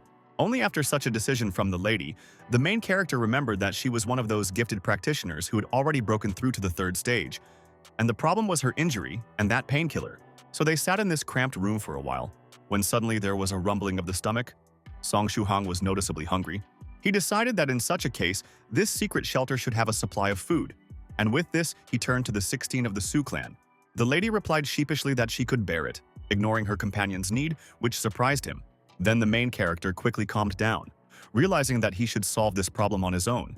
And moreover, he can do it without any problems. The thing was, he still had the nutrition pills from Medicine Master left. He was giving 2 of them and they hadn't been spent yet. He popped it in his mouth. The hunger quickly passed and it was decided not to eat it all at once because it is not known how much longer to sit here, when suddenly the rumbling of the stomach was heard again. This seemed strange to the main character because he no longer wanted food. There were suspicions of poor drug performance and so on. But everything turned out to be more prosaic. Not only he was hungry, but also the girl in front of him. It is her stomach that makes these sounds. The lady herself, realizing that she had been discovered, was mildly embarrassed and turned away, closing her eyes and humming amusingly. Because of this, the young man decided to offer her to also eat such a pill. But 16 began to refuse, although her stomach growled even more insistently. She also explained that due to her cultivation level, this drug would have a much worse effect on her body. Even if it was completely absorbed, it would only satisfy her hunger a little. Song Shuhang replied that it was still better than nothing, thinking inwardly that if her stomach kept rumbling like this, it wouldn't be able to take it anymore. As a result, she took the pill, and before using it, she said that she would repay the guy for this kindness 100-fold. He only agreed. Then she ate the pill. And there was an awkward silence in the room, during which the young man remembered a moment. He thought that 7th of the Su clan should have already arrived in this city and should be notified of the latest developments. But in this case, he was unsuccessful. There was no signal. And when asked why this was so, the lady explained about the properties of this shelter. It interfered with both technical means of detection and did not pass the telephone network. Then, she saw the 9 provinces #1 group icon in the main character's smartphone. Surprised by this, and he realized that she was not aware of the content of the conversations for some reason. It turned out that when logging into the app, she could have been tracked, so she didn't do it, and the young man thought that her teacher could have found his student without that. In the end, he decided that she should not let him know about the imminent arrival of the 7th of the Su clan, because the latter might disappear, and it was better for her to be at home, since she was so injured. But the girl herself already realized that he understood her personality, and her master probably already asked for help in this matter through the group, to which the young man simply did not say anything. Further, the lady allowed me not to answer this, because his face already let me know everything I needed to know, and he is very bad at lying. Because of all this, the protagonist's heart was pounding loudly in his chest. He mentally exclaimed that reading the answer from the expression on his face is rude. Then suddenly there is an assessment of the characteristics of characters. The first in line is Song Shuhang. He is now only going through a 100-day foundation building. Next up is 16 of the Su clan, which is already in the final stage of the 3rd stage, but a serious, fatal injury to internal organs limits its strength, and the final combat power is unknown. And the old man closes the list. He is also on the 3rd stage. But below the girl, somewhere in the middle or so, a confident master of this stage. To sum up, the main character has only just started his journey, barely stepping on the path of a cultivator. That elderly man is not bad, and the lady has flown far ahead due to talent, youth, and other factors. Returning to the story, the girl sat back and asked the guy if he would tell her master about her location. He just didn't say anything in response, thinking that he would probably do it. And he was also nervous, knowing that she would guess anyway. She confirmed this by saying that such a good person would definitely tell you everything. And Song Shuhang didn't understand why to ask if everything was already clear. Then, he immediately asked about the reasons for this escape from home. After all, in her clan, she could heal this injury. 16 replied quite calmly that it was all about her imminent death. She would die in 20 days. She did it without changing her expression. And the guy did not understand how it can be said so calmly, and advised her not to give up so easily. And the lady said that the clan and her master simply do not have knowledge about the treatment of such an injury. Immediately after that, the girl asked not to bring up such a topic again, told her Dao name and asked what it was like for the young man, who introduced himself by his usual name. Then she explained that it was the name of Tao that was needed, which made the main character admit that he did not have such a name yet, and he would think about it later. Once again, Song Shuhang has already thought about changing his nickname. Otherwise, everyone will already take it for a Dao name, get used to it, and then it will be difficult to change it. In the meantime, The girl was interested in the fact that the young man can generally choose for himself what they will call him, because this is usually done by the neophyte's teacher, to which he noticed that his circumstances were unusual. And after that, there was a story about how the main character was mistakenly added to the cultivator chat, how he learned about all this mysticism and entered this world. Then the lady was surprised at his desire to become a practitioner, because such an existence carries many different dangers, from such a thing as the heavenly tribulation, which she encountered, to just enemies and other things. But Song Shuhong already knew about this, which he stated, adding that he had already heard about her injury and even witnessed the thunderstorm incident when she received her wound. This was followed by a question about what made him choose the path of a cultivator back then, to which he hesitantly replied that he just didn't like being a simple person too much. Then, for some reason, he was embarrassed and said that he didn't really have any special ambitions, but would like a bright and rich life. And even if he had to face many different dangers and evil cultivators, he still wasn't going to regret his choice. Ever. After this brief explanation, 16 noticed something unusual about his appearance when he was so enthusiastic, which they reported, and the guy just didn't say anything. Then the lady rose to her feet, patted them, and declared that it was finally time to leave this secret room. Outside, the old man was still waiting for them, and he heard the couple's footsteps and told them furiously that they had been there after all and had finally come out. In response, to some surprise, the girl took a position symbolizing respect for the opponent and said that he should have left here in vain, while the main character only silently watched the development of events. And the old man didn't understand why he would run away from the apartment at all, considering her words nonsense. And the lady told him to come. Both of them prepared for battle. The man was the first to attack. His fighting style was to use a hand that was curled up like a bird's claws, which was projected behind him. It was something that looked like a golden eagle. But this attack did not succeed, because a crushing counterattack followed from the girl. She simply waved her open palm, completely demolishing her grandfather, sending him into the wall. Then she said that she was still holding back, and she was also going to clarify the situation with the theft from her teacher. But for now, the enemy should leave, since she did not want to kill him. But there was no way he was going to give up his goal until he was dead, which he said as he climbed out of the wreckage. The old man was willing to put his life on the line to catch 16. And besides that, he had another advantage. He knew that the lady's health was not very good, and she should not have had much strength after this blow. So just hold on and he would win. Then the girl had to reconsider her desire to leave the enemy alive and still help him go to the next world. After this exchange, the two of them clashed in an energy confrontation. The old man having a golden eagle projection, 16 having a blue dragon, and in the end, the confrontation was won by 16. The elderly man was again thrown away, and again was littered with some debris. The main character was shocked by the scene in front of him. He simply could not see the movements of the two practitioners, as their speed greatly exceeded all human limits. Now the old man was already somewhat shabby, his clothes torn, and he wasn't so confident anymore. So he got up and, with the pretentious phrase that he would return, jumped out of the window backwards, breaking the glass and thus leaving the battlefield. These words of the old man made the main character freeze in bewilderment. After all, it was a direct quote from some popular cartoon character in China. The girl found the situation with this retreat strange because the enemy suffered only very little and his motive was not clear, while the guy was surprised that he just jumped from the 19th floor. Meanwhile, 16 continued to wonder if the enemy was up to something, just bluffing, or something else. Next, we have a variety of Cultivation QA mini-theater. This time, a humorous sketch about stealing vegetables. Part 1. Thrice reckless. Mad Saber wipes out that farming game at 2 in the morning, waiting for his crops to ripen to spend on improving the homestead. But at this moment, an alert comes to him that his friend Northern River's loose cultivator stole vegetables, and he did it 130,110 times in a month, taking the first place in theft. The red-haired man was very angry at this, not understanding whether this scoundrel sleeps at all and what is the point of doing this so many times. Northern River's loose cultivator, meanwhile, was enjoying a cultural tea somewhere on the other side of the globe, where it's daytime, and was content to joke around with a friend.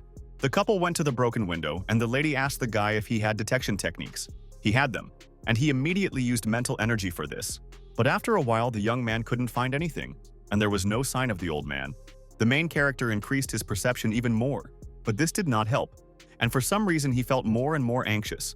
He decided to listen to his gut feeling and apply the newly learned tag summoning technique, even if it didn't apply a bit to this situation. But, surprisingly, it worked, and brought a positive result immediately. The location of the Great Master Profound Principle Flying Sword was found nearby. At the same time, it was absolutely not clear whether the person who now wields the blade belongs to the same sex of farmers as the old man, or is a representative of a third force. Then there was a dialogue with 16, in which she learned about the imminent arrival of another guest, and the guy asked about her ability to fight the enemy again. It turned out that due to her injuries, the reserve lady was recovering very slowly, which made Song Shuhang think about getting help from the conversation participants. At this time, that practitioner with the flying sword was approaching the house, rejoicing that that old man from the farmer sect had finally fought the 16 of the Su clan. He was also satisfied with having such trump cards as a talisman with a certain sealed technique, as well as a blade taken from a disciple. Thanks to all of this, the cultivator found completing the quest to kill 16 easy and quick. Already on the right floor, he suddenly met a guy carrying some cardboard box, for some reason tensing up. It was carried by Song Shuhang, who hid his already weak aura so that the enemy did not notice anything unusual, considering him a simple resident of this house. So he let the guy pass by, approaching the half-open door to the target's apartment, while the main character carefully slowed down, watching his actions. Inside, the practitioner saw 16 sitting quietly on the couch, which assured him that he hadn't been detected and this was his chance. Therefore, the cultivator began to take out a flying sword from the bag on his shoulders, glad of such a good opportunity to solve the case quickly and without difficulties. But in the next instant, the main character folded a series of seals with his hands in a special way and shouted that the Great Master Profound Principle was the most beautiful. The intruder didn't realize what was happening at first, and then the sword in his hands turned golden and began to tremble. Then, the blade completely broke free from his grip and quickly flew straight towards Song Shuhang, making impressive sounds as it did so. Then, the main character gave the order to cut, and his opponent realized that it was a sword control technique, not realizing that it was a short-term simplified version. Due to his delusion, he thought that he was being attacked by a fourth-stage cultivator, and at the same time a blade pierced through his chest. The attack was very successful, the wounds immediately made themselves felt, and this practitioner decided that this was all a plan of 16, who somehow carried it out. In an attempt to save his life, the cultivator began to beg the protagonist to spare his life, feeling the blood leaving his body. Song Shuhang himself was assessing the strength of his opponent at this time and found him to be very strong, at least no weaker than Altar Master. Because of this, he decided that the enemy might still cause a lot of problems with such a minor wound, so he began to cut it further to eliminate any trouble. When he was done, he ordered the flying blade to return, while admiring the weapon's capabilities combined with the resulting technique. But remembering the beginning of the fight, his enthusiasm faded a little, because those words about the Great Master Profound Principle were a password or a code phrase. The young man did not expect such an unusual and embarrassing joke from this silent monk and respected master, which he was forced to utter in all seriousness in front of the enemy. Because of this, somewhere inside himself he was very ashamed, but outwardly he did not show his attitude to this event. Next comes the Cultivation QA mini-theater. Now this is the second part of the story about the theft of vegetables and the confrontation between two cultivators. Thrice, Reckless Mad Saber was playing again at 2 o'clock in the morning, specifically monitoring his virtual farm in an influential way so that vegetables were not stolen. But in the process of protecting his crops, he was suddenly distracted by a notification from the messenger, opening which he saw a call to Northern River's loose cultivator, who deliberately distracted the red-haired man in such a way that in the next moment he could easily steal vegetables. Out of sheer emotion, Thrice Reckless Mad Saber flipped over the laptop table in a rage, asking the universe if the asshole had anything else to do at 2 in the morning other than do it. And the Northern River's loose cultivator was once again quietly enjoying life on a beach on the other side of the globe, satisfied with his escapade. Returning to the story, the injured cultivator was dragged by the protagonist to 16, who immediately began to interrogate this person. But despite the situation, he didn't want to talk. So the lady first turned to threats, hinting that with her status and teacher, she has many ways to loosen tongues. Song Shuhang then took the floor, putting forward the theory that since this intruder came after that old man, he wanted to throw the blame for the girl's death onto the farmer's sect.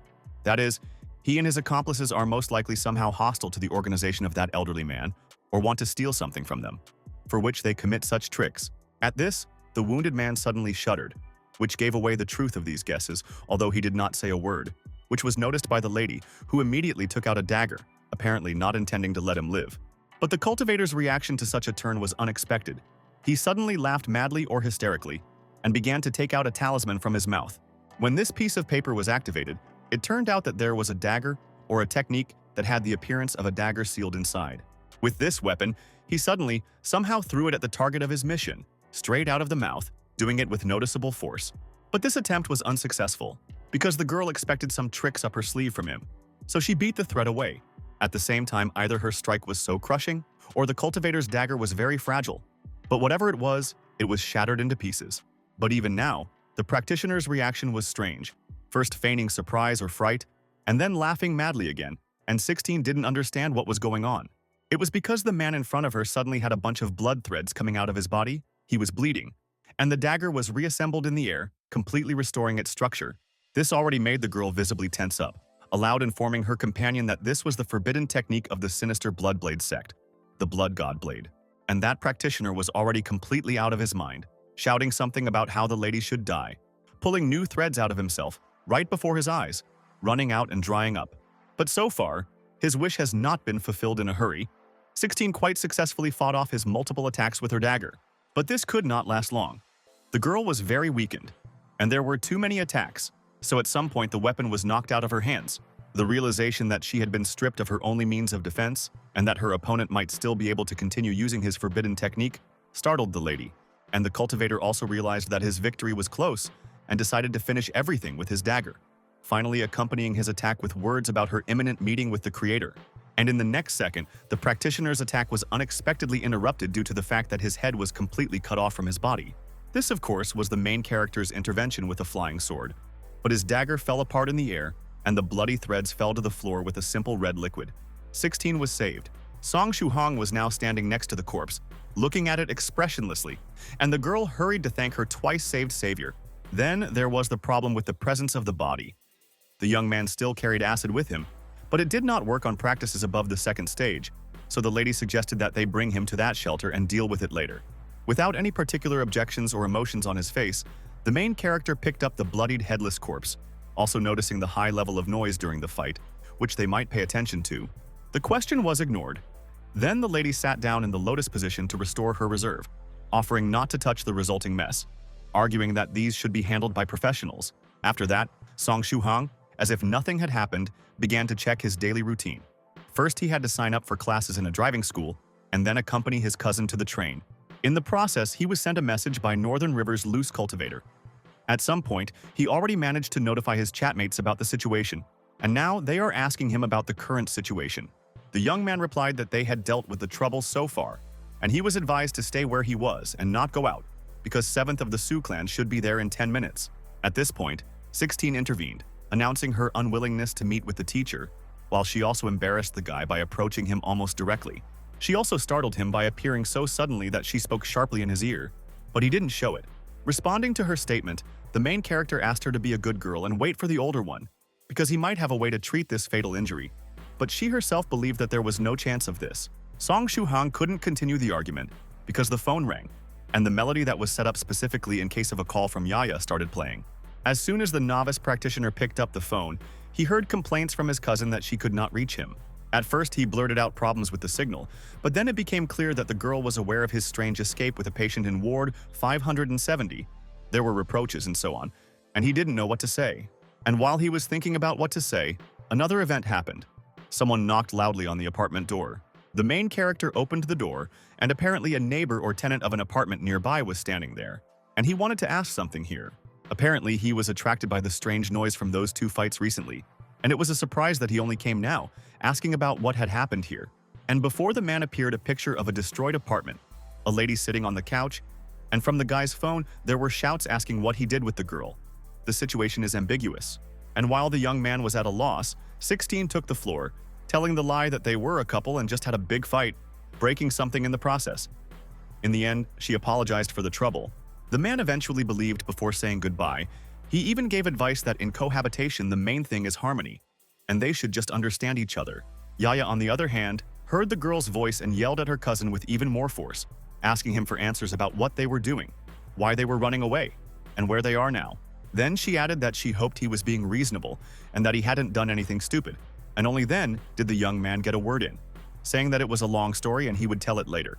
At this time, somewhere in Huanan, where the Moonsaber Sect's base was, someone found out about the failure of the assassination attempt on 16 and was not happy about it.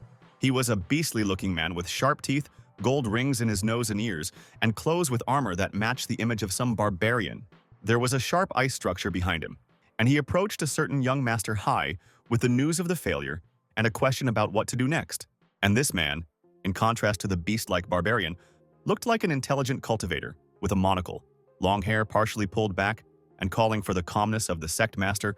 With a confident and satisfied look, he said that he had previously prepared for this scenario. It turned out that this beast-like sect master was also injured by the heavenly tribulation. But more clearly, his wounds were directly visible on the back that was fried to a black crust, and it was for the sake of treatment that it all seemed to be started. Further, the man noted that even if the second part of the operation is successful, their organization will need to lie low for fear of aggression from the Spirit River Sioux clan. The wounded man didn't see it as a problem. He was willing to leave the sect for a certain amount of time, and all its members are still willing to follow the orders of the elder, Hai. At this point, the young master decided to end the conversation with the heavenly tribulation-stricken one and sent him away. He then turned his attention to the woman who had arrived, who was in a kneeling position, reporting that all the disciples of the Moon Saber sect had finished their training, and all the organization's items were hidden. Young Master Hai addressed her by her first name, Yao Yan, telling everyone to gather in an hour, and that today they should move to Lan Yuan Valley, where they will temporarily stay. The woman blushed for some reason and confidently declared that everything would be done in the best possible way, immediately galloping away. When the intelligent man was left alone with himself, a dark mist with eyes spoke to him. Noticing his popularity among the opposite sex, and the fact that Yao Yan is ready to do a lot for him, this statement made Hai think about getting close to the elder to use it, and he asked this living smoke about it. He then named him Demon Monarch, wondering if his true body had reached Jiangnan, asking him for a favor to capture the 16 of the Sioux clan. He agreed. The man decided to trust his partner and leave this business to him, and the latter said goodbye, that it was all for their common benefit. Right after saying goodbye to the demon, Hai received a phone call from one of his subordinates, reporting on the discovery of the 7th of the Sioux clan. This was good news for the young master, and he ordered him to be detained as long as possible, using any means necessary. And the woman on the other end of the phone was ready to risk her life for this. Then, the man immediately forbade her to risk herself, insisting that she was more important to him than the result of the mission, so she must return alive. She said yes, and the practitioner dropped the challenge and gave a short laugh, realizing that everything was ready and it only remained to wait a little. The trap was prepared. Meanwhile, returning to the main character, there. 16 decided to lie down on the couch, resting and recovering from the fight. Earlier, the guy received information that 7th of the Sioux clan will arrive within 10 minutes, but this period has already passed, and it is not visible. Then the girl remembered that he can somehow find out the identity of the killer now. It turned out that the young man had several leads that might lead them to the right track, but he had other things to do that day, so he suggested that they meet in the evening. The lady immediately became interested in this for some reason, offering to accompany him, because her teacher is still not there yet, and you can contact him through the phone in the process. But the main character was as much against this development as possible, so he told her to stay here and wait, and he could solve his own affairs. And the reason for this reaction was that he was afraid of his cousin's reaction to such unexpected company and did not want to talk to her about it, inventing mountains of lies. Soon Song Shuhang was walking with Yaya, but at first the conversation turned to a neutral topic about the driving school that the young man had already visited 2 hours ago. At the same time, he was nervous about the fact that a relative hadn't yet asked about the hype with 16, and was tensely anticipating it. But, sensing something, the main character suddenly turned back and saw this very girl there, who still went with him. The lady, noticing this look, turned away and chuckled, while the guy himself thought about the fact that he still cannot forbid her to go where she wants, so it remains only to accept it. At the same time, the novice cultivator sincerely hoped that his cousin would not notice who was keeping them company, although there was very little hope of that, which was soon confirmed when Yaya brought up the topic of the girl walking behind them with a concerned expression on her face. It turned out that the guy's cousin thought that there was a possibility of some kind of relationship between her cousin and this lady, so she asked him if they were a couple. 16 herself, who had the enhanced senses of a third-stage cultivator, including her hearing, had no problem hearing the quiet voice of the guy's relative and was confused as she thought about it. The main character himself felt strange and began to compose a story about how she was just the younger sister of his friend, and they had only met today. But Yaya had strong doubts about this. Then, with a serious expression on her face, she put her hand on the guy's shoulder and said that she would not ask about escaping from the hospital, but he should let the poor guy feel the joy of life while she was still alive. The young man didn't know how to react to all this, and his cousin, meanwhile, with a conspiratorial look, noticed that this girl was acting strangely with her relative, and she was also young, so he should play along with her. Then Yaya walked to the train station and said goodbye to Song Shuhang, giving him a thumbs up and making a funny face. After that, the main character somewhat awkwardly thought about the words of his cousin, looking over his shoulder at 16. After taking a closer look at her, he recognized that she did look very young, but that was normal for cultivators. So he thought that she might be older than him, even though he didn't know the exact answer. But also came the unexpected realization that Yaya may be right. If there is no cure for the injury, then the lady really does not have long to live in this world. Therefore, the novice practitioner decided to follow his cousin's advice and looked around, quickly noticing the ice cream shop and soon presenting the girl with a treat. Before that, just in case, he asked if she could eat it without the consequences of worsening the injury. While 16 herself blushed, there was some kind of silence between the couple, and the atmosphere was very romantic and somewhat awkward. As a result, 16 of the Su clan accepted the sweetness, thanking the main character for it with red cheeks, and the sight turned out to be very cute for him. Then, the atmosphere changed to a more serious tone. The lady turned the topic to their next destination and asked about the young man's clues, the main one being the Great Master Profound Principle Flying Sword. First, the young man briefly explained what kind of blade it was and where it came from, and then he told about his idea, just to find out who stole it in the beginning, and threw the thief to get to the employer. And it was very convenient that this robber was caught by a courier, Xiaojiang, some time ago, so you just need to call him and arrange everything. The conversation with the man was easy, and he promised to come to the university soon to solve the problem. And while the couple was waiting, the issue of the absence of the 7th of the Su clan, which should have arrived long ago, was raised again. It was getting late, and the girl's teacher was still not there, so the main character decided to ask about it again in the group. Northern River's loose cultivator responded, as it almost always did, but he didn't receive any messages from 7th of the Su clan, so Song Shuhang just gave a brief update on their future plans.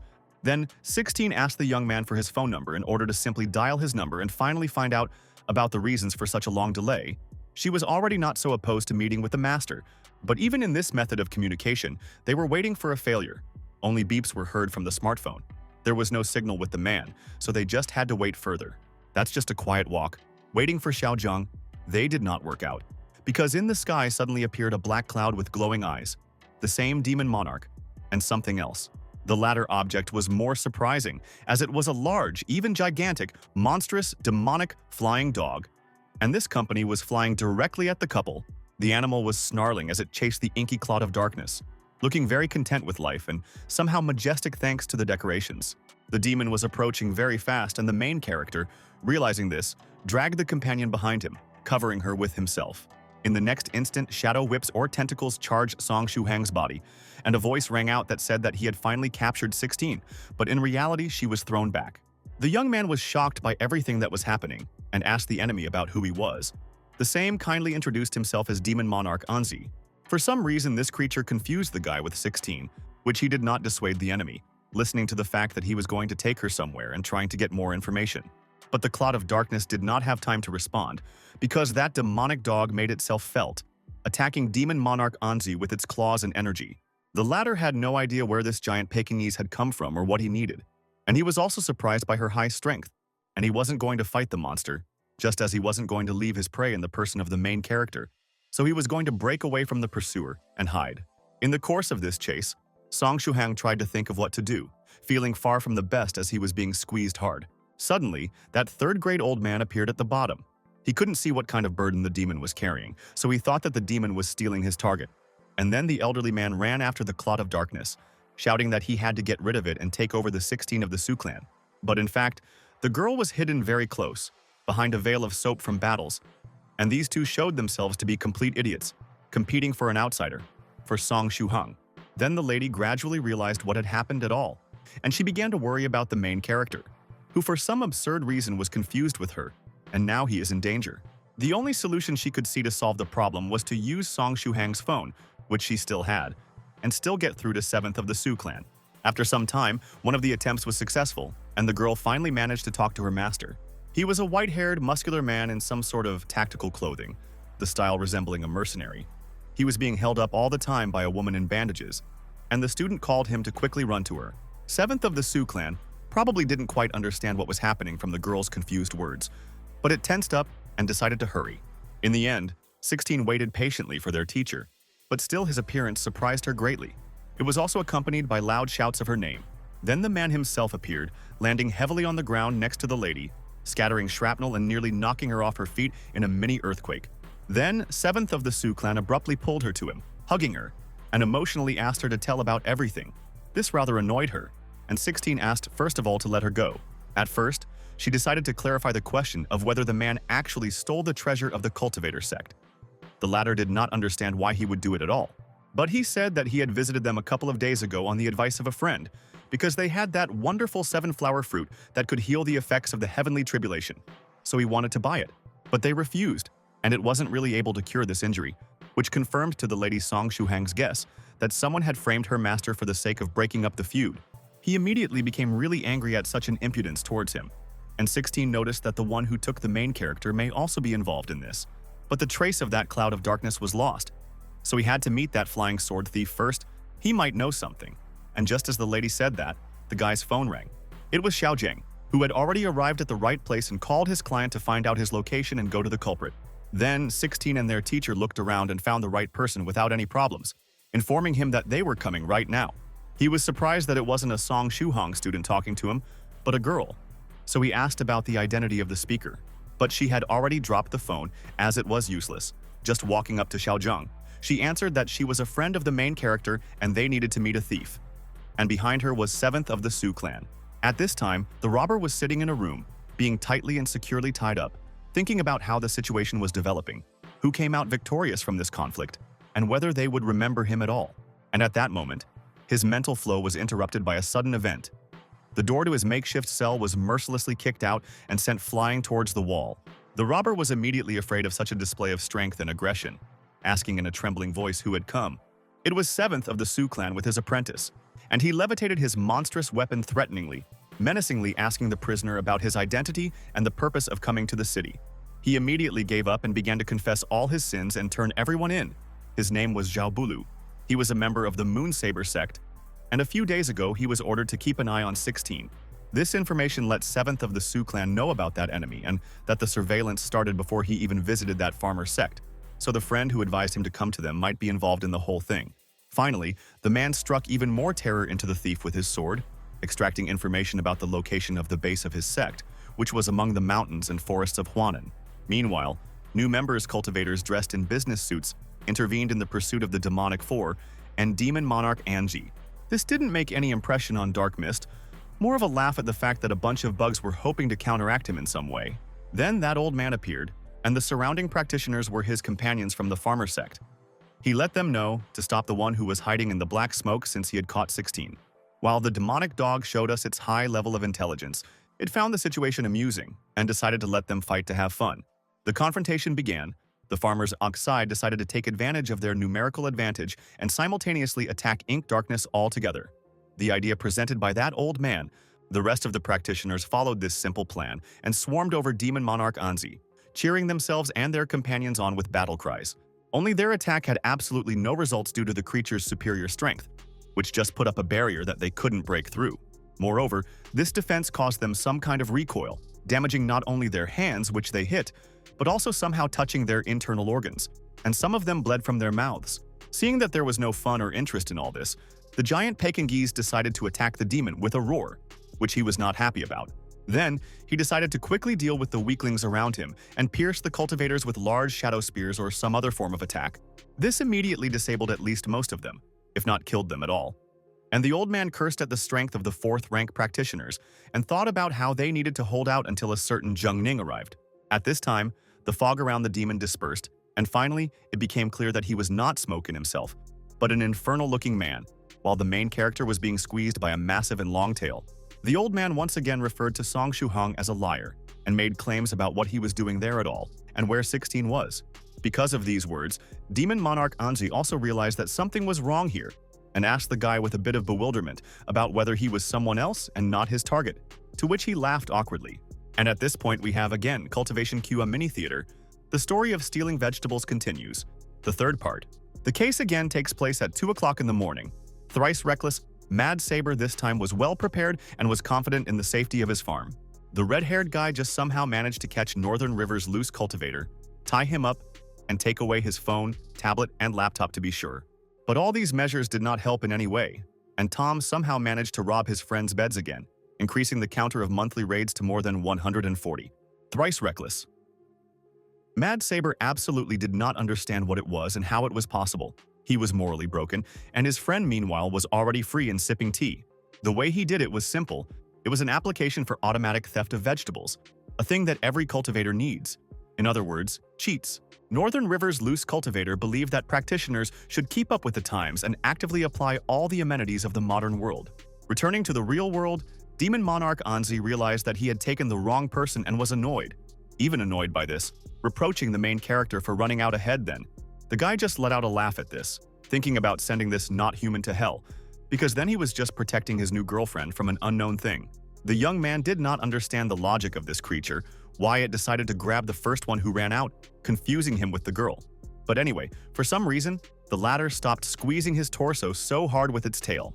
And this allowed him to move his limbs at least a little in order to try to free himself. For this, the novice practitioner just still had talismans from the Palace Master 7 Lives talisman. The technique sealed inside the paper was applied without hesitation, cutting off the demon's tail with excellent efficiency. This was done in several places at the same time. The enemy did not have time to react to it, and Song Shuhang was now free, falling down. He might have wanted to rush after the youth to punish him for the severed tail, but at that moment another attack was made on him, forcing him to use a defensive technique. It was that demonic dog that made itself known again, and horned once again mentally, asked the question of what it needed in general. The animal itself chewed on its target, and the chase in the sky began again, allowing the main character to have a chance to escape. The guy managed to land at the bottom, on the asphalt, without any special problems. His thoughts immediately switched to rescue methods. Then, he noticed that becoming a cultivator and improving his body were very beneficial, allowing him to not die after falling from such a great height.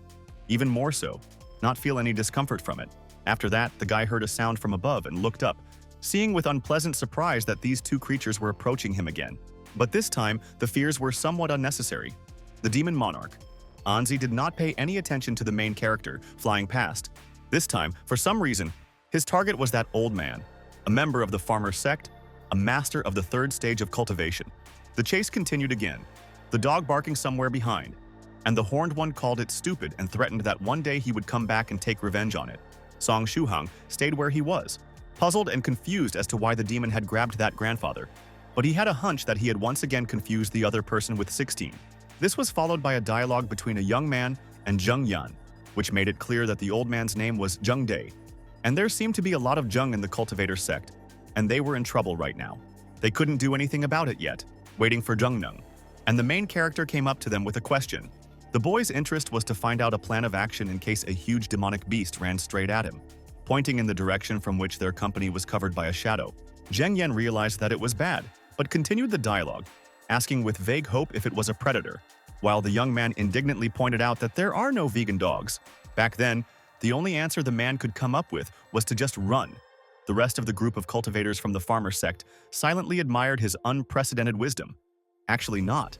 And Song Shuhang was absolutely not satisfied with such useless advice, seeing no chance in escaping from the huge flying Pekingese.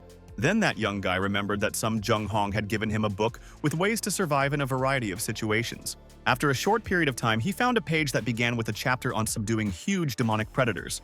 He admired the man's great wisdom, which was just what was needed in the current situation, and a bunch of cultivators urged him to read faster. It was further written that first you need to calm down and look into the monster's eyes to appreciate his gaze, and if he does not lose sight of them, then they are already added to the animal's menu. After these lines, everyone present turned their heads in the direction of the huge Pekingese, and they did not like what they saw. There was a panic among practitioners and they hurried to read further. There were also tips that you should not turn away. Look away, show your back, and think about escaping, because this will only provoke the predator. It was necessary to straighten up, spread his arms to the sides, make an expressionless face and shout a series of curses at the monster, showing his superiority. Zheng Yan understood everything and prepared to do this. First, he took a series of deep breaths, and then, he began to shower the dog with a whole series of insults, spraying saliva.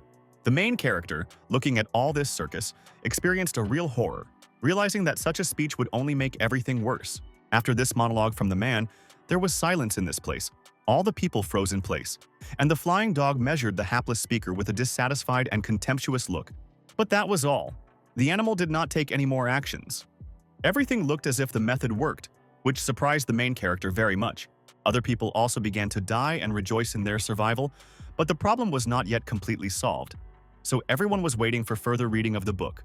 But what the young man saw on the next page made his heart stop for a couple of seconds. There were only 2 lines that now readers can die with honor. He didn't read it out loud, sending the author off in his head, and the others were still excited, waiting for further instructions. The young man didn't understand how Zheng Hong could have set them all up so badly. The dog threateningly brought its muzzle closer to the group, looming over them. The reader of the book was about to say that it was time to run as fast as it could, when the animal suddenly started shaking its head and body, almost blowing the cultivators away. When he stopped, he began to inspect the practitioners. For some reason, at one point looking directly at the main character, he noticed this and swallowed fearfully. This behavior of the beast made everyone fall silent again, and Song Shuhang felt as if he was evaluating the show. Then the dog gave a strange grunt, closed its eyes, and turned its head, looking less threatening, but somehow rather pleased. Then, behind her, just like during that chase, some golden energy bands or something like that appeared and she took off. And while everyone was happy that the method still worked and they survived, the main character thought hard about the fact that the predator then looked at him. That young man decided not to tell the others about what was written in the book, and Song Shuhang was going to go back to the dorm and call 16 as if nothing had happened. But the owner of that book turned his attention to him and immediately asked him if he was a student of the Su clan. Because of this, he experienced fear along with nervousness, since there are a lot of practitioners around and he would not have been able to cope with them. So he could only hope that they would believe in his version of the innocent victim. Then they demanded some proof from him, and Song Shuhang didn't have much, so he offered his ID card. The members of the cultivator sect all looked at this document in a crowd and decided that since his surname wasn't Su, then he wasn't a disciple of this clan, and it was fine. After that, Zheng Yan and that young man apologized to the main character, bowing to him and making excuses that they did so because of emotions after a failed mission. Then, for some reason, the older man decided to talk about the recent events, starting with the fact that 6 days ago, 7th of the Su clan visited their sect with a certain person. Then there was a meeting with their master. The latter liked the communication. Then there was a dialogue about selling their treasure for treatment from the effects of the heavenly tribulation. In the end, the deal did not take place for a simple reason. There was no point in it. The fruit could not cure such injuries, and the meeting ended there. The guest and his friend left the sect. But the very next night, the 7th of the Su clan unexpectedly broke into their base, injured 18 disciples, and stole a miraculous 7-flower fruit.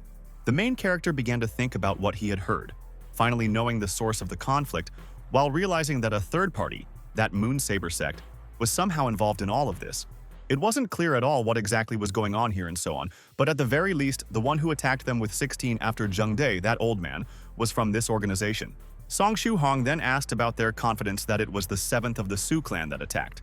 The owner of the book replied, he did not feel any doubt about the identity of the intruder. He argued this not only by his emotions, the strength of the opponent and his appearance, but also by the fact that he used his signature technique for attacks. But the main character did not think so. He still kept silent, but thought that such a criminal case should be disguised and certainly not use the techniques characteristic of the practitioner. Then, Zheng Yan took the floor. He thought that the young man had some kind of relationship with Su clan, so he told it all and hoped that he would not interfere in their affairs from now on. Then they started to leave, but the main character decided to finally tell them something they should know about. For some reason, Song Shuhang didn't point out the Moon Sabers directly, only saying that after being attacked by one of the members of the farmer sect, 16 was attacked by another assassin, and if it wasn't for him, she would have died. At this point, he finished his story, deciding not to post anything else. The guy left the decision to them and also began to leave here. At this time, young Master Hai had already moved with his entire sect to Lanyuan Valley, having left his previous base, Demon Monarch. Anzi spoke to him. He noticed that the move was already completed, as well as the defensive formation, and the man began to answer. But he was interrupted by another voice, coming from some sinister bamboo or other plant of a mystical nature, who was outraged by the failure of the attempt on 16. Heine only noticed the difficulty of fighting with the disciples of well-known associations, and the demon didn't think it was important as long as they managed to inflame the feud between the farmer sect and the Moon Sabers. Bamboo Voice didn't care about the details. He only needed a little time for something, and his interest was more in whether he could even catch 16 and use it to lure her own teacher. Young Master Hai replied that Demon Monarch Anji had gone in his true body, and he had distracted 7th of the Su clan with his subordinates. But then the Horned One himself took the floor, saying that he failed because he was first attacked by a big dog, and then he grabbed the wrong person because for him all these monkeys looked the same. The voice from the plant was dissatisfied with the failure, but was told that the 7th of the Su clan would come to take revenge on the Moon Sabers for attacking his disciple anyway. Otherwise, he was going to bring the man himself, and Hai was going to deal with the people of the farmer sect by using the power of his great formation with some modifications. The Bamboo Voice took it upon itself to lure out these targets, killing a couple of important bigwigs, but temporarily keeping their master alive for something so that he could return home and arrange a funeral. This reminded Demon Monarch Anji that even though he was defeated in capturing 16, he managed to bring along Zhengde from these farmers, which might be useful. Returning to the main character, he hadn't even moved away from the entire group of cultivators when a bright flash appeared in the sky, and Zheng Nung finally arrived. This man was also on style, combining traditional Chinese and modern clothing, namely Hanfu elements, a cape, and a business suit. Zheng Nung descended quite smoothly and majestically from the heavens to the ground, finally landing quite lightly on his knee. The young man immediately rushed over with hugs and tears, complaining that Zheng Day had been dragged away somewhere and that they had missed 16. In response, the man gave him a reassuring pat on the head and informed him that 7th of the Su clan had arrived in Lanyuan Valley, and that the old man was probably there as well. Zheng Nung was about to team up with the sect master and the elders to save their brother, while the protagonist was thinking about what he had heard. The owner of that book then asked why Zheng Day was stolen in the first place, to which the newcomer explained that 7th of the Su clan wanted to learn how to use that fruit. The man then pointed out that Zheng Yan was quite battered, so he ordered him to rest here and also revealed the name of that young guy, Zheng Li, who was also staying here. After that, the newcomer addressed the other members of the farmer sect with a rousing speech, urging them to go fight against the Moonsabers and 7th of the Su clan. Because of what he heard and the atmosphere around him, the main character appreciated the effect and the fighting spirit of these guys, making a comically serious and tense face. Then it turned out that Zheng Nung rented an entire bus in order to save energy for the battle, without spending it on movement. Now, Song Shuheng once again experienced a break in the pattern, waiting for a pathos flight on swords or at least a fast superhuman run. Maybe teleportation. And now it looks like a group of tourists. 10 minutes later, the guy considered asking for a phone to call 16, since his smartphone was still with her, but dismissed the idea by evaluating the attitude of the remaining farmers. Dismissing this idea as meaningless, the young man was already going to just go down the road and ask for a call just from some passerby since he knows his number. But before he could even begin his journey, as it was all unnecessary, 16, along with their teacher, found him themselves, flying straight here. The main character was surprised by this sudden appearance, noting a personal meeting with 7th of the Su clan and looking at his appearance, as well as remembering that Zheng Nung believed that he was in some valley. Then he explained to the girl about how he managed to escape from the Black Cloud, telling her about the conflict between the kidnapper, the farmer sect, and that dog was also doing something. At this time, the remaining Zheng Yan and Zheng Li recognized the incoming cultivator as their enemy, and the latter recognized him as belonging to their organization. After seeing this, Song Shuheng decided to act as an arbitrator and try to settle misunderstandings so as not to bring everything to a conflict. It all took 10 minutes, and at the end of 7th of the Su clan, he was furious that some scoundrel pretended to be him, framed him, and even used that proprietary technique. But Zheng Li was in no hurry to believe in his innocence, throwing accusations at him, while the older and smarter Zheng Yan held him back. Realizing the difference in strength, 7th of the Su clan decided to justify himself, saying that this technique of his has not even been mastered to the end. He simply cannot control it, and therefore, because of the great power, the disciples of their sect simply would not survive. Since they were just injured, it was someone else, and the farmers were silent, believing the cultivator's words. The main character understood why they accepted it so easily. Their elders just already thought about this matter, but not being able to see the whole picture, they did not come to the necessary conclusions. Then the young man sat down, resting after the latest events. Next to 16 was located, and the question was raised about how they found him in the first place. Then the girl took out his phone and explained that she climbed in it to find the technique of calling the mark. Her teacher used it, and so they found out the location of the flying sword. The lady asked if the guy was angry that she got into his data and correspondence without permission. But the guy thought that it was for his sake, so he didn't mind. For some reason, after these words, 16 was embarrassed and blushed, again, for the umpteenth time that day, plunged into some kind of romantic atmosphere. The main character then informed her teacher about what that Zheng Nung had said about being seen in Lanyuan Valley, and they all went there. This immediately angered the man. He did not understand what the person who arranged all this, and who it was, needed from him at all, and immediately decided to act. Raising his huge sword in the air, told the couple to climb, saying that they need to find the Moonsaber base and find out who is responsible for all this spectacle. This news immediately delighted the main character, and specifically the fact that now he will finally fly on the blade, as he once dreamed. Soon his wish came true, but the expectations were not met, and the reality was cruel. The speed of transport was such that he was very uncomfortable, snot and tears flew, and just scared. There was a cry of horror from the guy in the sky. The height was huge. There were no amenities and safety, no belts or anything. Plus, he was almost a simple person. He hadn't passed the foundation formation yet, and because of the fear for his life, so as not to just fall out of here, he grabbed the young man with one hand sitting in front of 16, who was first afraid, and then again confused and thought about romance. His behavior made it clear to the lady that this was the main character's first sword ride, which he confirmed while in a strange state of consciousness. The girl told him that he needed to get used to this, while he himself thought about the fact that in order to really fulfill his dream and enjoy it, he would have to work very hard on himself. After a while, the group arrived at the right place, hovering over a certain forest, and the senior cultivator noticed that if that thief was telling the truth, then the Moon Saber base was here. The first thing Song Shuhang did after landing was throw up a lot, mentally complaining about the lack of at least pens. While he was doing this, 7th of the Su clan walked over to the building where their group was sitting and simply kicked down the door. Inside, he saw that young Master Hai and immediately recognized him. Was surprised that he was the culprit and began to feel angry about it. The man also greeted the intruder in response, remaining calm and adding the word brother to the intruder's name. And 7th of the Su clan took out his monstrous sword and noticed that the enemy should know the consequences of this plot against him. Right after saying that, the man attacked young Master Hai, easily cutting him in two, but there was no blood or anything else. The main character was surprised by this outcome, as he thought this practitioner was strong. But then it was explained to him that it was just a projection to lure 7th of the Su clan here.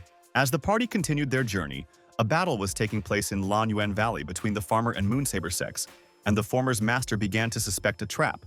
There was a formation around them that drove cultivators crazy. It was fueled by the blood of the fallen, and the old man's already fallen companions were most likely completely dead, so he saw the end of his organization. Just then, Zheng Neng arrived with reinforcements, ordering his subordinates to quickly protect the leader. But they didn't have time, as that male barbarian who had been struck by the heavenly tribulation appeared behind the master and stabbed the elderly man with a saber. Somehow, before he died, he managed to squeeze out the fact that Zheng Neng was actually a traitor, but remained unheard. The latter drowned it out with his shout. Next, there was a clash between the newcomer and that beastly man, in which the latter was pushed back and the injured sect master was taken away.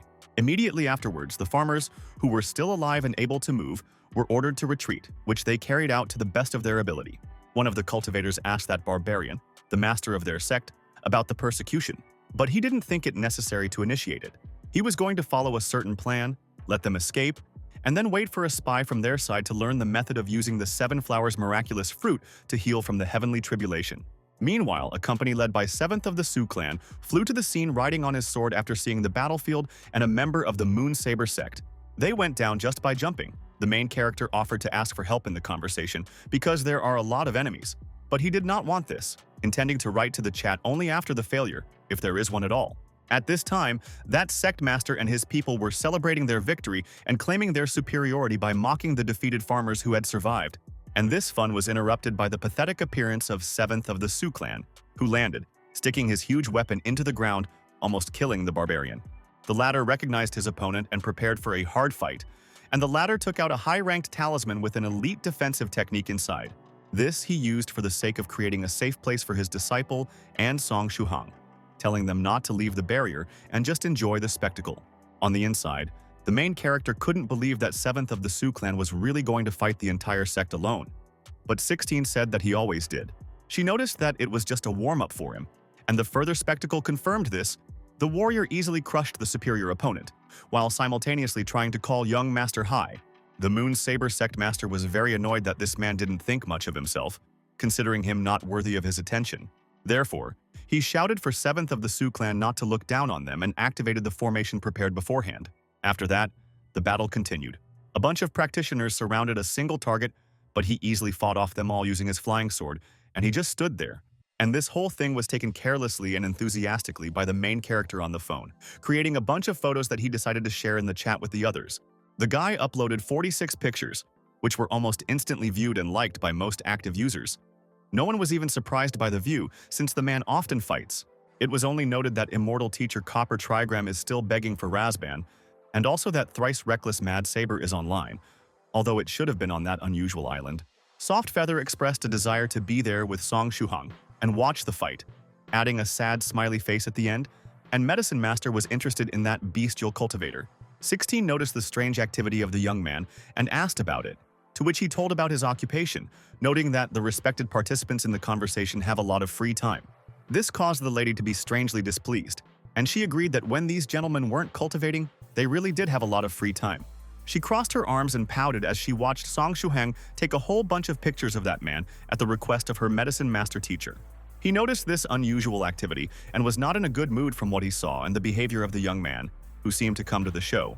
Therefore, or perhaps for other reasons, he ordered his subordinates to hold off 7th of the Su clan while he dealt with the two under the barrier himself. The main character continued to take pictures. The face of the sect master came out, but for some reason it was getting closer and closer each time. Only after the third one, when it was already almost close, the novice practitioner realized the presence of a certain problem and became a little nervous. He sent the last resulting frame to Medicine Master, asking if it was suitable, and then someone else took the alchemist's phone, probably Purple Mist, since he was typing too slowly. She, if it was her, explained that the wounds on the Moon Saber Master's body indicate the effects of suppressed heavenly tribulation, so the guy can use that fan and see a surprise. The main character did not understand at all what that artifact for fire control had to do with it, and what would eventually come out of it was unclear. Meanwhile, that barbarian seemed to have used some sort of berserk technique, started shouting death wishes and laughing madly or breathing strangely. He threw an attack on the barrier with a jerk. The blow came out sliding and had an additional element of lightning, and it didn't work. And he didn't really care. The War Master was just going to overcome the limit of this magical treasure and destroy the defense, doing it in one well-prepared powerful blow. To do this, he used a technique called Full Moon Slash, spinning his saber and pumping more ki, creating electric charges. Then he attacked this barrier. There was a loud clack, and at the same time the main character made his move, waving his fan, partially sticking out his hand for protection. The barbarian did not understand what it was at all and did not take this action seriously, even deciding that it was just some stupid joke. It never realized the problem until it suddenly burst into a hot and bright fire. There was a terrible crack and a cry of despair, and then the man just took it and completely burned down, straight to the state of ashes. It happened so quickly that even his saber did not have time to fall to the ground, and the main character looked at it in shock. The guy looked at the result of his actions and the fan held in his hands with some tension, and 16 noticed that this artifact is very useful for a cultivator who knows how and when to use it. The young man boasted about this achievement in the chat, receiving explanations that it was all due to the defeat of the heavenly tribulation. At this moment, Song Shuhang respectfully fell silent, thinking that Medicine Master understood it all just from the pictures, and coming to the conclusion that cultivators are amazing. And 7th of the Su clan, after seeing the whole scene, laughed loudly and merrily, while the rest of the Moon Saber sect members were panicking over the death of their leader. Then, the man's laughter ended as abruptly as that barbarian had recently turned to dust, and the cultivators around him were being swiftly attacked by the onslaught of a superior force. While young Master Hai and Demon Monarch were watching the whole situation, the death of the beastly man didn't surprise them. Even though it happened earlier than they expected, Anzi also believed that that fruit was lost, but it turned out that the cultivator kept the item with him all this time, which surprised his ally, because he was always there and could not understand when it was done. Young Master Hai then informed him that it was time to step in, because at the current rate of reduction in the number of moondrops, he wouldn't have enough of them to activate his formation. When he appeared in the air above the battlefield and ordered the seal to be activated, all the disciples of this sect rejoiced at his appearance. And 7th of the Su clan slung his weapon over his shoulder and stepped on one of the bodies lying on the ground, noticing with a grim but satisfied note that the enemy had finally come out of its hole. And the latter, in a rather confident and pompous manner, announced that he was expecting a cultivator, once again adding the word brother to his address. And after that, he didn't wait for anything else, instantly activating a new formation. 3 red runic circles flashed in the sky. The main character, seeing all this, only opened his mouth in surprise, staring at such a sight, and actively filmed it all on his phone, and then sent it to the chat group. Palace Master.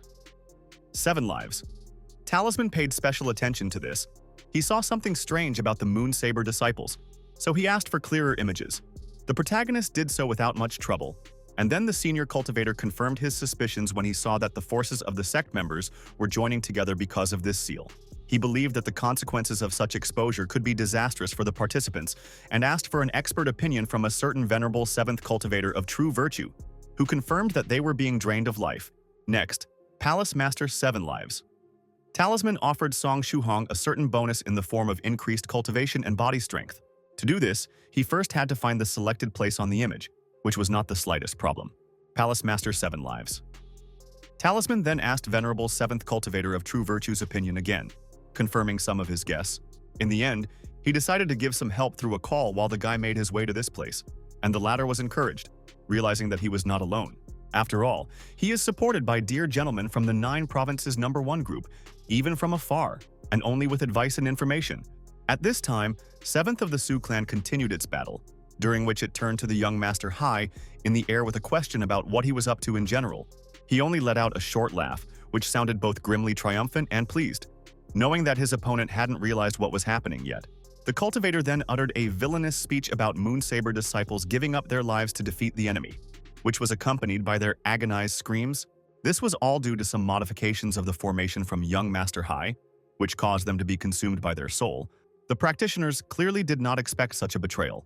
Soon, they were all dying in agony, being sacrificed to activate the seal. And the creator of all this also noticed with a smile that, since they were fanatics, they brought more energy. The plan then moved to the next step. The Blood Saber Evil God formation was activated, and the sacrificial souls of the slain fighters appeared in the world to attack the enemy. This allowed 7th of the Su clan to understand that the Blood Saber sect was actually behind this, and the main culprits were finally found. After that, he immediately joined the battle against the energy entities, pathetically inviting them to get a taste of his sword. Seeing this, the main character became concerned about the possible destruction of the seal by the hands of 7th of the Su clan, asking about the probability of such an event through the phone. It turned out that the array will still complete its work, even if the creator dies, so the young man must run to the place that Palace Master 7 lives talisman marked on the photo. Meanwhile, the spell continued its work, drawing all the life force from the rest of the fighters, which gathered in thick streams from the young Master Hai. And the main character made his way through the surrounding chaos. The agonizing screams of unfortunate victims were heard everywhere, went to the place indicated to him and found out that then you just need to stand here and that's it. He also had to try not to die. As a result, having received a certain bonus on top of the declared gain, the young man was surprised by the simplicity of the instructions and this unknown surprise, and the cultivator disconnected from the call. Soon after, Song Shuhang felt some changes in himself, focusing all his attention on it. It was the feeling of his heart point growing very rapidly in volume, filling up with ki and blood energies. The process was very fast, which gave the guy hope to complete the foundation right now at such a pace. It was already completed by 80%. Meanwhile, as the battle continued around them, 7th of the Su clan decided to use one of their powerful techniques at some point. The impact of this strike was overwhelming. Not only did it blow away all the enemies standing in the affected area, but it also created a crack in the ground that was several hundred meters long. With this action, the man not only crushed the small things around him, he rather wanted to hit the youngest High Master himself.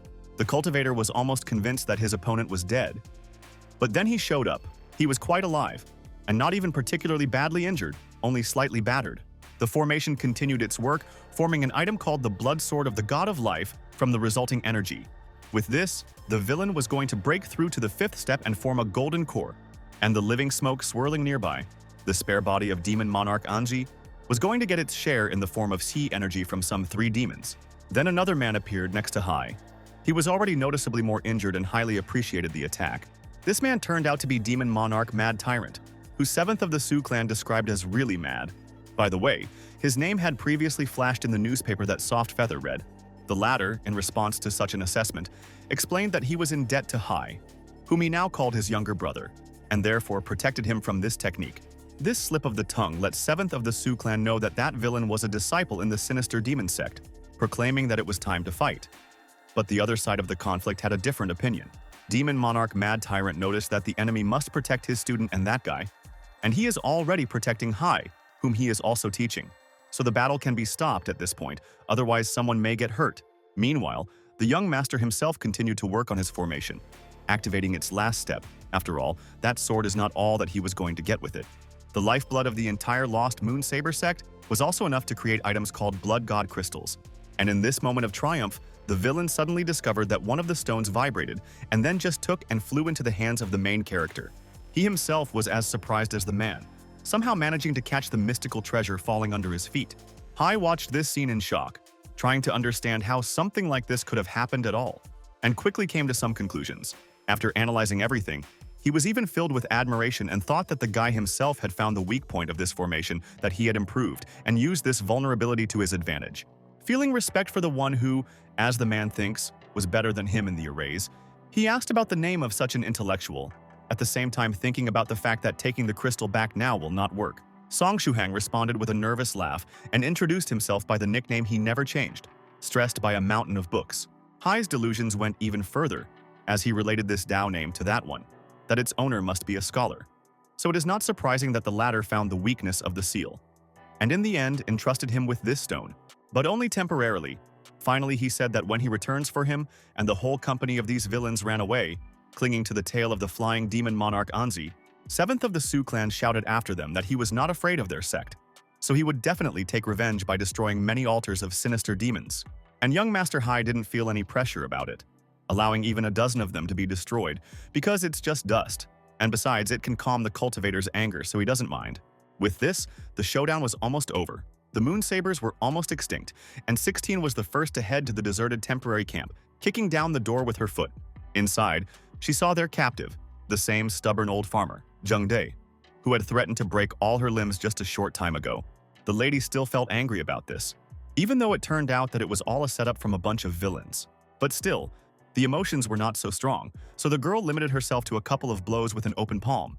And then her teacher appeared, asking her to just release the poor guy. Soon all the business at this place was completed, and the replenished company made a new flight. The old man was in some shock from the latest events, and the main character suffered again. In the process, he remembered that Palace Master 7 Lives Talisman had asked to be notified of the outcome of the whole blood formation vulnerability adventure. But when I tried to call from the phone, I heard a standard phrase from the operator about the lack of funds on the balance. The guy at first did not understand how this is possible because he recently replenished his SIM card with a certain amount of money. But then, he remembered that Palace Master 7 Lives Talisman should still be teaching literacy to the natives on some small island right now. Therefore, the answer was simple and banal. It was an international call which spent all the money, which was a shame. Next is the character strength assessment. The main character has finished building the foundation. 16 is in the 3rd stage, but injured, Hai and Anzi are now in the 4th. And 7th of the Sioux clan is the strongest, in the 5th stage. Right now, the company's path wasn't going back to Jiangnan, but to the farmer sect space, which also had its own events during this time. There, Zheng Yan and Zheng Li were sitting in front of their master's body that had a sword stuck in it, and the junior and senior couldn't hold back their tears. When the Flying Sword Company arrived, Zheng Dae was immediately shocked and asked what had happened. In response, the two of them, smearing tears on their faces, told about the murder of their leader by the hands of an older disciple. He betrayed them, then went into hiding with young Master Hai. This was the end for their organization.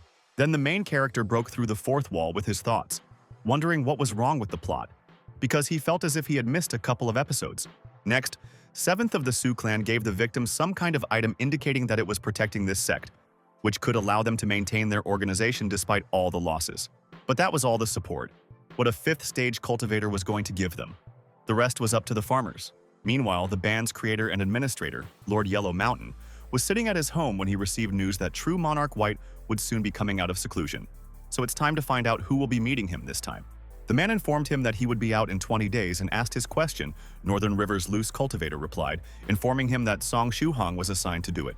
Thrice reckless Mad Saber somehow knew how the guy was doing with getting papers. So I answered for him that with a pilot's license, he would not have time, so he could study together with true Monarch White. But they were afraid that the latter would crash the plane. Lord Yellow Mountain asked not to exaggerate, hoping that the recluse had become wiser over the years. But true Monarch Ancient Lake Temple expressed his doubts. The group administrator thought for a while and immediately realized that he had written some complete nonsense and mentally apologized to the others. Then, Palace Master 7 Lives Talisman took the floor, suggesting that true Monarch White would first improve the plane with some artifact and then blow it up. Medicine Master immediately bet on such an outcome. Immediately after him, a user named Immortal Fortune Teller Iron Trigram appeared, offering 10 free predictions. The reaction to this was 3 dots, and then a refusal, which made him angry. And then he was immediately banned for 30 days by the hands of Lord Yellow Mountain, since it was obviously Immortal Teacher Copper Trigram, who circumvented the ban by creating another fake account.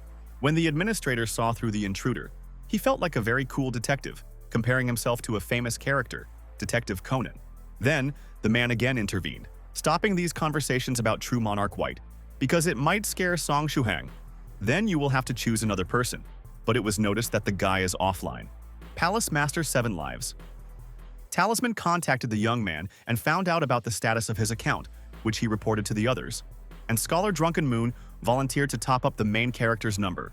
And while he was doing this, Northern River's loose cultivator decided not to miss the chance and try to hide all this talk about true Monarch White from the guy, just flooding the chat with a bunch of messages along with others. Meanwhile, a group of 7 of the Sioux clan, 16, and Song Shuhong flew to Jiangnan, directly to the university. The main character went down to the roof of the building they arrived at. His whole body was shaking. This flight was also hard for him, still getting used to it and getting used to it. And 7th of the Sioux clan gave him a friendly pat on the shoulder, saying that he was grateful for the help with his student. Then the man said that because of the rush he forgot about the welcome gift, and in return he will take it with him to an event called the Feast of the Immortals. This will give the guy a chance to experience the power of real food, of the highest quality and treasures of cultivators. And all this is done by a woman named Immortal Fairy Bai Shui. This proposal interested the main character. It can all be useful, and the supposed appearance of this lady quickly formed in my head. The young man beamed and thanked 7th of the Su clan with a smile. The latter was satisfied with this reaction and was about to say goodbye. He did it in an unusual way, already rapidly retreating into the sky with 16, and loudly shouted his phrase. Song Shuhang watched them go, feeling very strange and noticing that he had somehow managed to survive this day again. Then, the guy again remembered that he needed to write Palace Master's 7 Lives talisman, as well as the problem with the account, which went into negative territory. But when he wanted to see how much money he owed, he saw a message saying that his SIM card had been replenished with 10 million yuan. This gave the young man a complete shock. He frantically counted the zeros several times and then wondered if he was delusional and where it all came from. After double-checking that everything is real, the main character came to suspect that it might just be some kind of operator error, a system failure.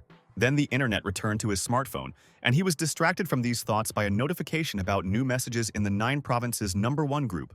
It was then that he found out that Scholar Drunken Moon had almost just transferred the 10 million to him, just as a gift. For the main character, this was a large amount. But the cultivator, like the other participants in the conversation, thought quite differently, estimating such a reserve as funds for only 100 or 200 years. This shocked Song Shuhang once again, as he realized that practitioners can count centuries as some small amount of time. Imagining how they live through such periods and change, he genuinely couldn't understand the train of thought of such individuals, feeling confused about it and unwittingly thinking that he himself might one day become like this if everything worked out. The messages were then sent by Palace Master 7 Lives Talisman, who also estimated the money as a small amount for the world of cultivators, moving on to the topic of mining from that formation. And the main character at this time somehow strangely went crazy and laughed nervously, from the fact that for someone these millions can be pennies. But at the same time, he tried to convince himself of this fact in order to start thinking like experienced cultivators. And for this, he had a long and hard road ahead of him. Then, the guy told that thanks to the formation, he was almost able to finish building the foundation, and also got the God's Blood Crystal, Palace Master 7 Lives. Talisman agreed to exchange it for something. It turned out that he needed this item to create a bunch of elite talismans, and those in turn would help him break through to the 5th stage of cultivation. This news surprised Song Shuhang, and he also now completely understood the man's desire to arrange this exchange. At this point, the novice practitioner decided that the topic was closed and said that he would go on vacation, but was immediately stopped by Northern River's loose cultivator. He informed the young man that true Monarch White was coming out of seclusion in 20 days, so he would need to be met soon, and after that he was released. Then the main character extolled his smartphone for 1,000 yuan, looking at it with a beaming look, because now he has 10 million in his account, and it can never be lost. Soon the moon rose in the sky, and the guy decided to take a shower and go to bed as soon as possible, because today was filled with various events and was very exhausting. And while Song Shuhang sleeps, we'll have a lecture at the Cultivation Kua Mini Theater.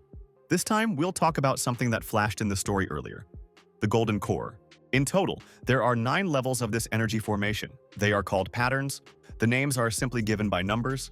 The cultivator must immediately create his own Golden Core, and changing it is either impossible or difficult. So, if it is at the 1st or 3rd level, then this is bad, and the practitioner can still remain at the 5th stage. From 4 to 6, you can reach the 7th stage, and for even greater strength in the future, you need an even more perfect Golden Core. So Palace Master 7 Lives Talisman has been preparing for his breakthrough for a long time, collecting resources. The chibi version of Song Shuhang expressed admiration for the cultivator, to which he explained that he just didn't want to lose face in front of others, because all the members of the group have at least 7 patterns. On the 11th of June, Jiangnan City District, some village, a tourist arrived here to visit a certain nameless temple. About the way to which he asked the locals. This person had heard about some mystical power of this place, and it was with pleasure that they decided to tell this story, which began more than 100 years ago. The local remembered that once his great-great-great-grandfather told him that their settlement once faced a severe drought that lasted for decades, and to find water, residents often dug wells looking for new sources.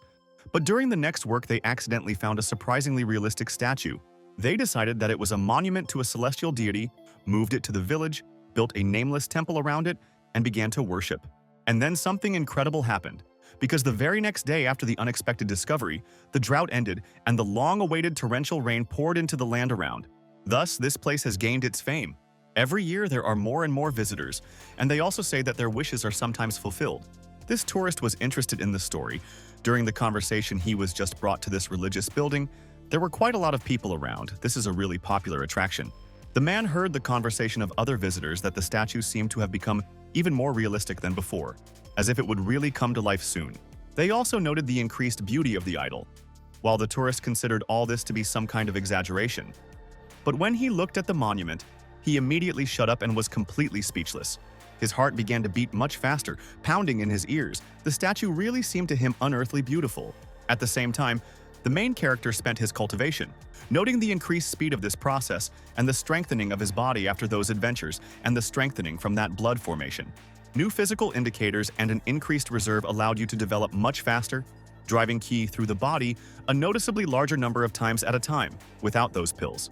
The energy of qi and blood had become much greater, and now the amount of them increased even more, bringing satisfaction from their condition.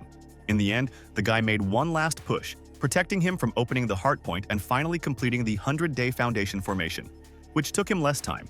Song Shuhang could now afford to interrupt the cultivation process and rejoiced that he had now officially entered the path of a cultivator. He didn't go any further, as he decided to first get used to his new state of body and energy by walking away.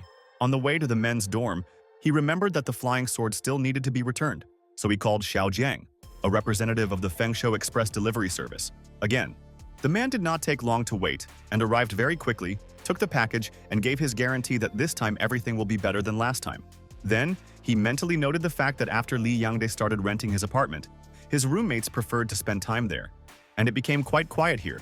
Under these thoughts, immersed in himself, the main character opened the door of his room, went inside, and then looked up at what should not be here. That same giant demonic flying dog of the Pekingese breed. After a few moments of realization, the young man abruptly jumped out and slammed the door behind him, terrified that he had entered the wrong door.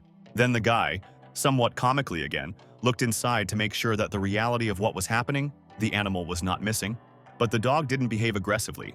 On the contrary, it looked very friendly and even seemed to bow to Song Shuhang while looking at him.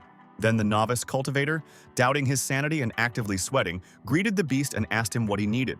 Unexpectedly, the Pekingese responded with a very clear human speech, saying that he had a couple of questions, one of which was whether the young man had met Medicine Master, and the main character did not expect that this animal would actually be able to talk to him, which is why he was very surprised. The dog took this silence as a desire to evade the answer, so he explained that this would not work out for him, because the young man has the smell of Medicine Master and that girl from Su Clan. Song Shuhang quickly thought about the fact that the Pekingese knew them, and then recalled the reports about the demon dog, Lord Yellow Mountain's pet. The picture formed. The beast, although it did not show aggression but still caused tension, hanging over the main character, and the latter still asked about his guess. He confirmed this, and also told about his interest in finding Medicine Master. He just wanted to ask him for some pills. To do this, he recently followed the guy, somehow remaining unnoticed. But when someone used a smelly biological weapon in the hospital, his sharp nose brought him bad consequences. Song Shuhang remained tight-lipped, knowing that it was all his fault when he used that balloon to distract the old man and save him. Fearing that if he discovered this information, something even worse than death would await him. The guy decided not to talk about it and quickly changed the topic. To do this, he told the dog about the affairs of Medicine Master, because of which he went to his friends a couple of days ago to treat their memory, and in theory should return when he finishes. He estimated this time in a couple of days. The demonic dog then noticed the fact that the young man was a member of the 9 Provinces #1 group, but they had never met, which aroused interest. Then Song Shuhang explained that they added him to the group by a funny accident, then left him there, and the animal asked him to use his computer to communicate in a conversation. A novice cultivator assessed this outcome as a problem, because a giant Pekingese would simply crush his laptop with its paw or send it flying with a flick of its tail, which would be very unpleasant. The dog calmed him down with the words that he could reduce his size, and right before his eyes did it, turning from a frightening monster into a cute, albeit very strange dog. The oddity was in the unusual anatomy and upright walking. The animal sat down at the chair and hurried the person to turn on the personal computer.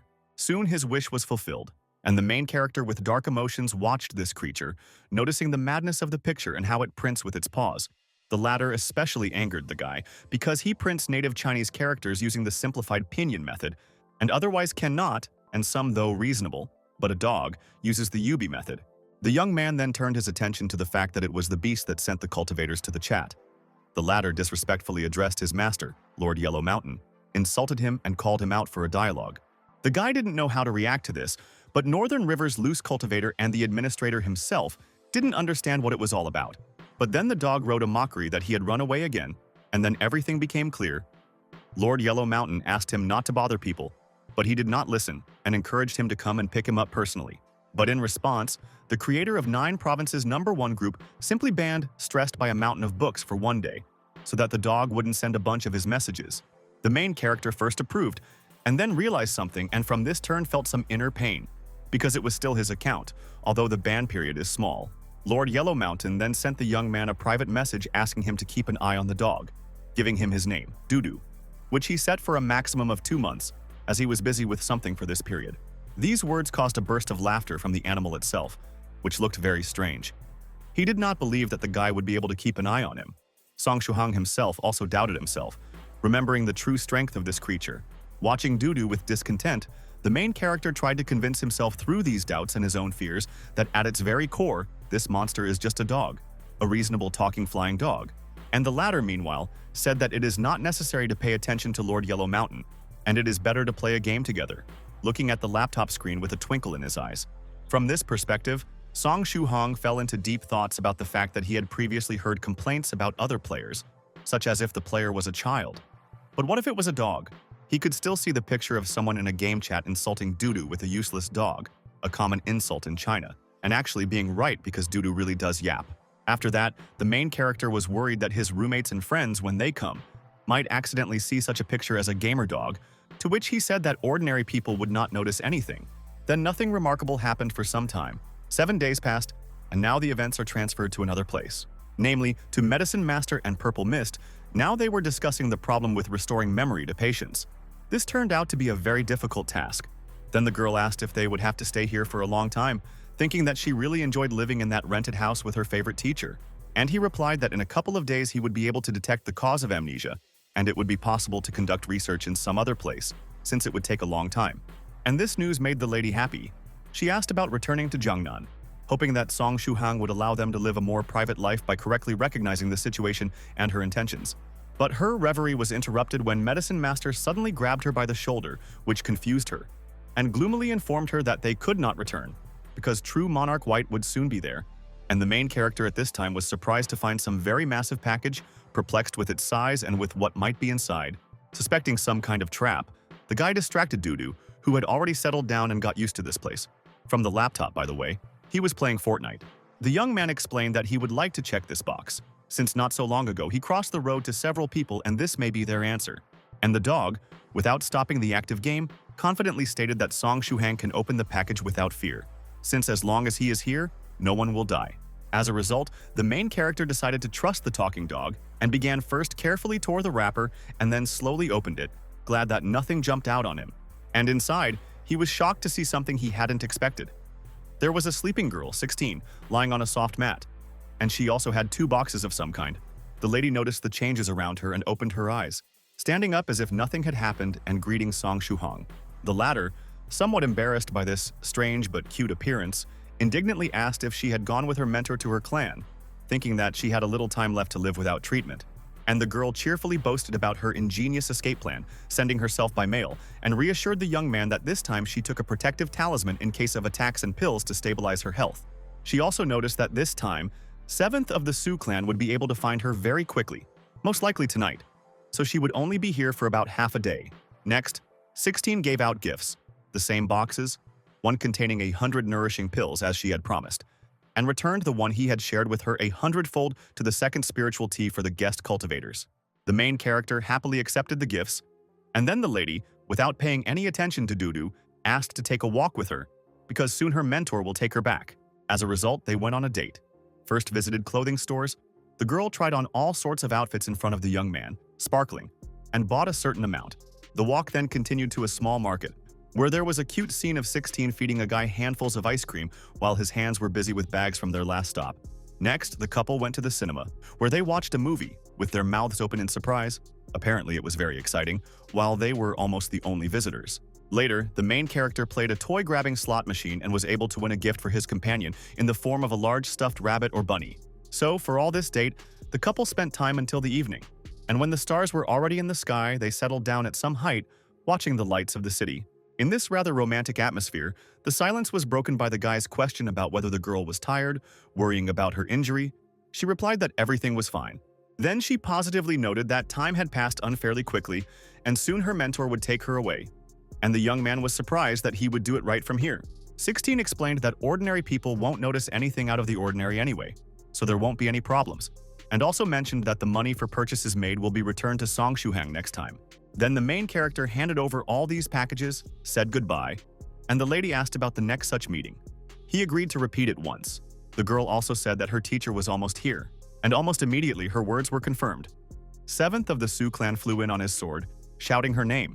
In response, the lady greeted her mentor with a kind of sneer at the fact that he wasn't in too much of a hurry to get here. The man noted with amusement that she certainly shouldn't laugh at the elder, jokingly grabbing her nose with 2 fingers. After that, the cultivator turned to the main character on the topic of the fact that he again gave the young man trouble, and the latter began to assure that there were no problems. That was the end of their brief meeting, and 7th of the Su clan announced that they were picking up 16 and they were leaving now. Already on the flight, the worried man seemed to have started talking about the chance of healing not for the first time, and the girl interrupted him with assent about holding on to hope and all that. At this time, the main character reflected that this whole date was like a poor girl's last wish and was worried that a cure really wouldn't be found. But then he forced himself to think and hope for the best, not even letting the bad thoughts settle in his head while still dragging this debt of hers for the clothes he bought, trying to distract himself. When the novice practitioner returned to the dorm, he met a group of his friends and Zhuge Yue, who were going to visit the sea during the summer holidays. In the same room, Dudu was playing something on a laptop, while Song Shuhang was glad that the others didn't notice. Otherwise, he would have had to wipe the floor later from the result of the reaction of his comrades. Then, he noticed the abundance of messages in the cultivators, our chat, which had accumulated a lot during this entire date, and also thought of Softfeather, who should have already made a contract with the spirit. He congratulated her on this event. She also asked the reason why the young man was offline all day. He wrote about a walk with a friend, which made the lady envious. She also wanted to have fun somewhere. Then we talked about that contract with the spirit, and it turned out that Softfeather was not yet released due to a certain period that must pass after the agreement with the ghost itself, lasting half a month. She was genuinely upset that her father hadn't said anything to her about something that still made it impossible for her to go out for fun. And the main character paid close attention to this information, because he himself still has that spirit. Then the girl promised to deal with her ghost faster and still fulfill her promise to go with him to that mysterious island. Then Lord Yellow Mountain intervened. He found out the information about the driver's license and found out that the guy would soon complete the process of obtaining them, after which he asked about buying a car. He was not going to take any transport, but the man notified that it was necessary to do this, moreover, to buy different types and types, because true Monarch White will disassemble them. Song Shuhang's attempts to find out more about this matter in the chat room were completely silent for some reason, as if everyone had died out and no one else was texting at all. Only after 5 minutes of waiting, Lord Yellow Mountain still had to answer, but he did it in monosyllables, simply confirming true Monarch White's interest in disassembling cars and more. But he did not give details, and the young man was not satisfied with this at all. Only more tense, he was completely against such brevity, and pictures of a wide variety of cars, construction equipment, and airplanes already surfaced in his head. Therefore, the guy made another attempt to ask about it, but the chat administrator again refused to answer, which was unnerving for a novice cultivator. And right after that, the participants of the conversation turned to the topic, starting to discuss that mysterious island, the threats of amnesia, their preparation against such an effect, and other things. After a while, it was deep into the night and Song Shuhang was already asleep. Dudu, by the way, was napping on the same bed with him, and at some point, the vengeful ghost of the altar master appeared again. Now he was talking about hating the dog, and the dog noticed his appearance, and from his reaction, it became clear that this was not the first appearance of this spirit. As a result, the beast dealt with the uninvited guest easily and simply. It simply opened its mouth and sucked in this energy essence under its cry. Dudu then burped and rated the taste of this evil ghost as rather low, but it would be good for a snack. Then, a certain amount of time passed without any special events. It was the 29th of June, 10 days had passed since receiving the rights together with Tubo. The cultivators who went to the island did not get in touch, and Medicine Master also didn't return during this time, which Dudu was now complaining about, asking when he would finally come. The main character replied that the alchemist told him about some problems with the treatment of amnesia in his friends, so he decided to stay there. The dog reacted to this news with a sad whine on the topic that he was already very bored with sitting here and asked to be amused. Then the animal was asked to simply return to the owner. But he said that Lord Yellow Mountain should personally come and pick it up, because otherwise his reputation as a demonic dog would suffer. Then Dudu suddenly remembered that he hadn't written to his owner yet today, so he pushed the guy away from the laptop and took his place. He was dissatisfied, but didn't say anything. He didn't have any arguments against the monster. There was a dialogue in which the character, in fact, asked to finally pick himself up, but he was busy and the beast itself did not want to return. And then the account was again banned for a day, which seriously angered Dudu, and he began to aggressively tap his paws on the keyboard in a fit of emotions. After that, the creator of the group wrote in his personal messages to call the main character to the laptop, which he did, although dissatisfied. Song Shu-hung immediately suspected that it was time for True Monarch White to leave his privacy, and the dog at that time realized that the ban means nothing, because there are still private messages. Then, the main character learned that you should start the task with the hermit the very next night, for which you need to go to some village, having previously received a means of communication. The novice practitioner was already enthusiastically imagining some pathos and cool hideout of this True Monarch White, which he had been using all this time for cultivation.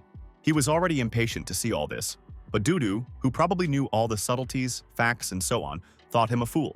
The very next day, on the 30th of June, Song Shu-hang received a package with an artifact for communication with True Monarch White, who noted the efficiency of the delivery service. The treasure itself was a flute, and it was easy to use, as long as you were within range of what was probably a magic net, and you could blow into it and talk. From looking at and thinking about this mystical object, the young man was distracted by strange screams from his room. The voice was unfamiliar to him, and the words themselves were unusual. He looked inside and saw a satisfied Dudu who was listening to the voice message. It was about his extremely usefulness to the guild in passing some dungeon and killing the boss. In response, he began to type out the words of his own praise and called himself the husband of the one he was talking to. This girl was sitting with the webcam turned on and, as it were, sent kisses to the dog, praised him, and also called him her husband. The conversation continued on the topic that you need to look at loot from the boss and quickly level up in order to send someone to be reborn in the novice village. And the lady asked when he would turn on the camera and microphone. But the main character, after seeing and listening to all this, was convinced that the dog not only has a bad character, but also has no moral principles at all. Watching the dog lie about buying a webcam soon and saying that he was handsome, the guy already imagined how that girl would try to urgently reset the video call tomorrow. But then, when he returned his gaze to the laptop screen, he was surprised to see a picture of himself in their chat.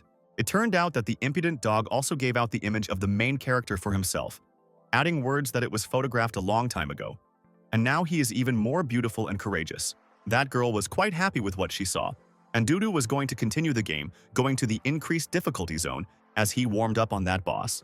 At this time, Song Shu-hang, as a single Chinese man, was in a gloomy mood and was outraged by the way this Pekingese not only chats on the network, but also picks up a lady. Only now did Dudu notice the presence of a young man behind him, and the latter immediately entered into a dialogue with the question about that photo. But the dog did not see any problems in this at all, having already recorded the main character for tomorrow's video call, already seeing how the girl will melt at the sight of him. The guy was against this, and then Dudu offered a contract that in exchange for this support, he would help him in the case with True Monarch White. Song Shu-hang thought for a while, hesitated about whether to lose face for this, and finally agreed. He was too intimidated by the incomprehensible reactions of everyone else to this person. Soon after they arrived at the right village, the young man looked at Nie and thought about the mysterious place where this cultivator had spent all these years in seclusion, waiting for something cool to happen. But anyway, True Monarch White was still 10 hours away from waking up, so the guy went to the hotel and rented a room for that time. And while walking through the lobby, I accidentally overheard other guests talking about the incredible beauty and realism of the statue of the nameless god in the local temple. Some girl even fell in love with it, and the stories did not end. Some local administrator, seeing this idol, resigned and went to the priests. It should also be noted that this deity is a man. All these stories eventually managed to interest the main character somewhat, especially given the fact that he still has 10 hours. Then he brought the dog to the rented room. There was a computer, and the gamer dog immediately wanted to continue playing and communicating with that little wife of his. After that, Song Shu-hang left the animal here, warning that he would look at the local landmark. He didn't care, only asked to call him when it was time to meet True Monarch White. After half an hour, the guy got to the nameless temple and immediately noticed the popularity of this place. There were a lot of people, there was noise, chatter everywhere, they took photos. Some of the visitors behaved very strangely, shouting something about their love for the statue. They almost had hearts in their eyes. The main character looked at this with incomprehension and pity, realizing that these poor fellows could no longer be saved and thinking about what they found in their object of worship. But when a novice cultivator walked through the crowd and was able to see this nameless god for himself, he retracted his thoughts and froze in shock. The guy blushed and realized that he found this statue just incredibly beautiful. He couldn't take his eyes off it. But then the main character looked at his own hands in bewilderment, wondering what kind of unnatural effect it was. After that, he again paid attention to the statue and admitted that it was an incredible creation of the legendary master, as if it came from another world and could intoxicate people with its appearance. In the end, Song Shuhang came to the conclusion that this strange effect is the effect of some mystical technique, so he hurried to leave this place and asked Dudu to check it out. Meanwhile, at the Nameless Temple, everything remained the same. A lot of people. But now one of the new visitors, a young guy with blonde hair, was especially fascinated by this view. He was so out of his mind that he couldn't describe the statue's beauty or his feelings in words as he suddenly reached out to kiss it. But in the end, it turned out to be some kind of obsession, and in fact he was pulling his lips towards his old butler, which really scared him. The guy recovered from the shouting, and the older man noticed that he was talking to himself all the time, and this is clearly abnormal. Then the blonde calmed down and shyly announced his intention to return home and think about everything related to the statue of the nameless god already there. At this time, the main character rushed into the rented room at high speed and shouted at Dudu to drop everything and urgently examine him. But the dog itself was not particularly enthusiastic about this request and did not see any reason for this. But then the Pekingese became inspired, assuming that the young man found some demonic artifact or something similar, having received a curse or negative effect of what. The boy, still red-cheeked, began to talk about his visit to the Nameless Temple and the event that had taken place there. When the main character looked at the statue, he experienced strange sensations, was fascinated by its beauty, and even seemed to fall in love. Nosha was very concerned about these feelings, so he urged Dudu to diagnose him with his mystical skills. The dog decided to do it anyway and flashed its demon canine rays out of its eyes, finding nothing unusual at all. Song Shuhang was both relieved and gloomy that that statue had caused him such feelings, even though it was clearly a great masterpiece of a true master of his craft. Deciding not to think about it for the time being and put the subject out of his mind altogether, the young man somehow spent time waiting for his pipe to finally ring. Soon the event finally happened. The flute vibrated like a phone call, and true Monarch White spoke. It quickly became clear that he was already coming out of his seclusion, and it was time for the main character to meet him. Before long, the novice cultivator was already heading outside, asking where to go. And the hermit replied that he was in a certain temple, and a bunch of people were looking at him strangely. And at that moment, the main character realized with sadness that that beautiful statue was actually the true Monarch White. And for some reason, he was more worried that he wouldn't actually see what he expected. No steep shelter with powerful defensive and camouflage formations, scenic views, and so on. In the course of further dialogue, it became clear that the man would have to break through the stone crust when he was released. The fragments could damage people, so you either need to somehow lead the crowd away or take the statue itself away. Soon after, Song Shuhang arrived at the Nameless Temple, where the atmosphere became even crazier and, perhaps, fanatical. At the same time, the young man's despondency was also caused by the fact that there were only more people around. And they all looked at the idol with love, admiring it. Realizing that he could not cope with this, the main character notified that he would need more time, intending to go for help. The cultivator agreed to wait without any problems, and the novice practitioner mentally regretted that he had not brought a talking Pekingese with him in the first place. Not long after he left, several thugs suddenly burst into the Nameless Temple, showing no aggression at first. But not for long. In the next second, guys in black t-shirts were brazenly breaking through the crowd, and behind them was the same blonde man, a young master, an heir of some kind. He loudly shouted an order to his soldiers to take this statue, while strictly forbidding them to even look at this thing. They easily complied with their master's wishes, approaching the idol with their eyes closed, holding the white sheet. A group of fighters wrapped the statue of the nameless god, picked it up, and began to carry it away. While the visitors tried to stop them in anger or just loudly protested, they were worried about the prospect of losing their treasure. So they shouted about the need to stop it, about the illegality and the need to call the police. But even in the crowd, the more active people could not prevent the trained fighters from dragging the cargo into the car while their master chuckled contentedly. Seeing this development, the charmed ones began to cry in despair. Someone fell to their knees. A loud cry rang out. They were shattered. Soon, the flute in the protagonist's hand spoke again. The cultivator was surprised by the speed with which he thought Song Shuhang's men carried him away. But he also didn't like the fact that those guys were rude and hurt ordinary customers. And the guy himself was surprised by what he heard. Soon the situation became clear. True Monarch White said that he was loaded into something similar to a horse-drawn carriage, and even somewhat glad that this act was not initiated by Song Shu-hong. As a result, it was decided to follow their car. Now the dog and the novice cultivator saw the fighters in black t-shirts lined up in a row. They were standing in front of the mansion, where the transport with the statue inside had arrived, and the main character and his woolen companion were sitting in the bushes opposite. Dudu expressed his opinion that stealing a cultivator in seclusion and abducting him was quite strange, and something he had never seen before. And the main character was rather surprised that this happened only now. Because the statue has an amazing property to charm people, some of them naturally wanted to possess it. But in the end, they decided that it was even good for them. These people stole the value from the temple, and they only have to take the target out of their clutches. So the guy played the flute, setting the bell with true monarch white. The young man wanted the man to come out of his seclusion by himself, and that was all. But in response, he received a message from the magic answering machine that the seclusion would end in another 2.5 hours. Hearing this, the main character first froze, realizing the news, and then was unpleasantly surprised by such an unpleasant turn. It was clear to him that the man, as a true fan of cultivation, just decided to do a little more self-development, and this did not cause good emotions. Meanwhile, the statue had been moved inside the manor, and the blonde man was now enjoying its beauty, declaring that he was ready to look at it forever. The guy was completely fascinated by true monarch white, with a strange expression on his face and reddened cheeks, telling, as he believed, the work of art that he would not have married if he had had it before. Caught up in his fantasies, the blonde had already seen himself spending his entire life with the idol, and even becoming a monk for it. He was going to pray to this unearthly statue day after day, filled with a strange love for this object. But he was suddenly distracted from his sweet fantasies by someone's greeting, which immediately caused a flash of strong irritation and anger at the unknown, which was the main character, who managed to get a funny metal mask somewhere, and the owner of the territory, seeing this, immediately worried, but did not feel alarmed. There are still a lot of guards here. Song Shu-hong had no problem getting over the walls and jumping down, claiming to be a friend of the statue and coming to collect it. The guy was outraged by this answer, and with a dark laugh suggested that the intruder look at reality and understand that this unearthly masterpiece will now belong to him forever. But somewhere in the middle of his speech, he was knocked out with a blow to the head by Dudu, who crept up from behind, and his demonic paw knocked the victim unconscious without any problems, leaving a large lump and plowing his face into the ground.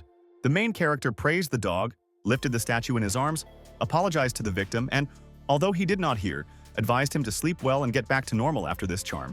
Soon, the young man, slightly out of breath, moved the lute somewhere deeper into the forest, and while resting, he recalled the words of the cultivator that when released from the statue, there would be a blow from fragments from the outer layer. Because of this factor, Song Shu-hong was very afraid to carry the cargo to the city, so he decided to stay here until everything was resolved. And while they had time, the guy offered to take a photo and send it to the conversation, which was warmly supported by the talking dog. In the next second, a selfie was taken against the background of the statue with the caption that he and the dog met true monarch white. The main active members of the group reacted quickly, as if this was what they were waiting for. At first, in the comments, they couldn't figure out where the respected cultivator himself was. But then they understood everything, noticing a strange way of cultivating. They also for some reason advised the guy to have good luck with the dog and his new friend. The first one seemed to feel something was wrong, but was reassured. The main character himself at this time saw the picture of cool true lords in the face of a living statue and a Pekingese, answering that the participants were just comparing the two of them. Then they were silent for a while and there was a new vibration from the flute. True Monarch White got in touch, asking about where True Monarch White is and talking about that I decided to cultivate a little. The young man replied that he was right in front of the man, feeling a little strange for some reason. Then the time finally came for release, and in order to avoid being injured by shrapnel, True Monarch White advised to move about 10 meters away, which was instantly done. That's only after this, the main character drew attention to his companion, Dudu, who for some reason moved away to a much greater distance. Then he quickly got close to the dog. He noticed the mind of the person, and in the further dialogue it turned out that you need to be afraid of something else. First of all, not these fragments. Soon, the statue visibly trembled, and then cracked with loud sounds. Bright blue light gushed out from the cracks and fragments flew in all directions. A small explosion caused a bit of dust to rise, so the main character watched with tension and expectation as this esteemed gentleman finally appeared before him. He was a very handsome, long-haired man who seemed to have a radiant aura around him, and his clothes were a snow-white hanfu with very wide sleeves.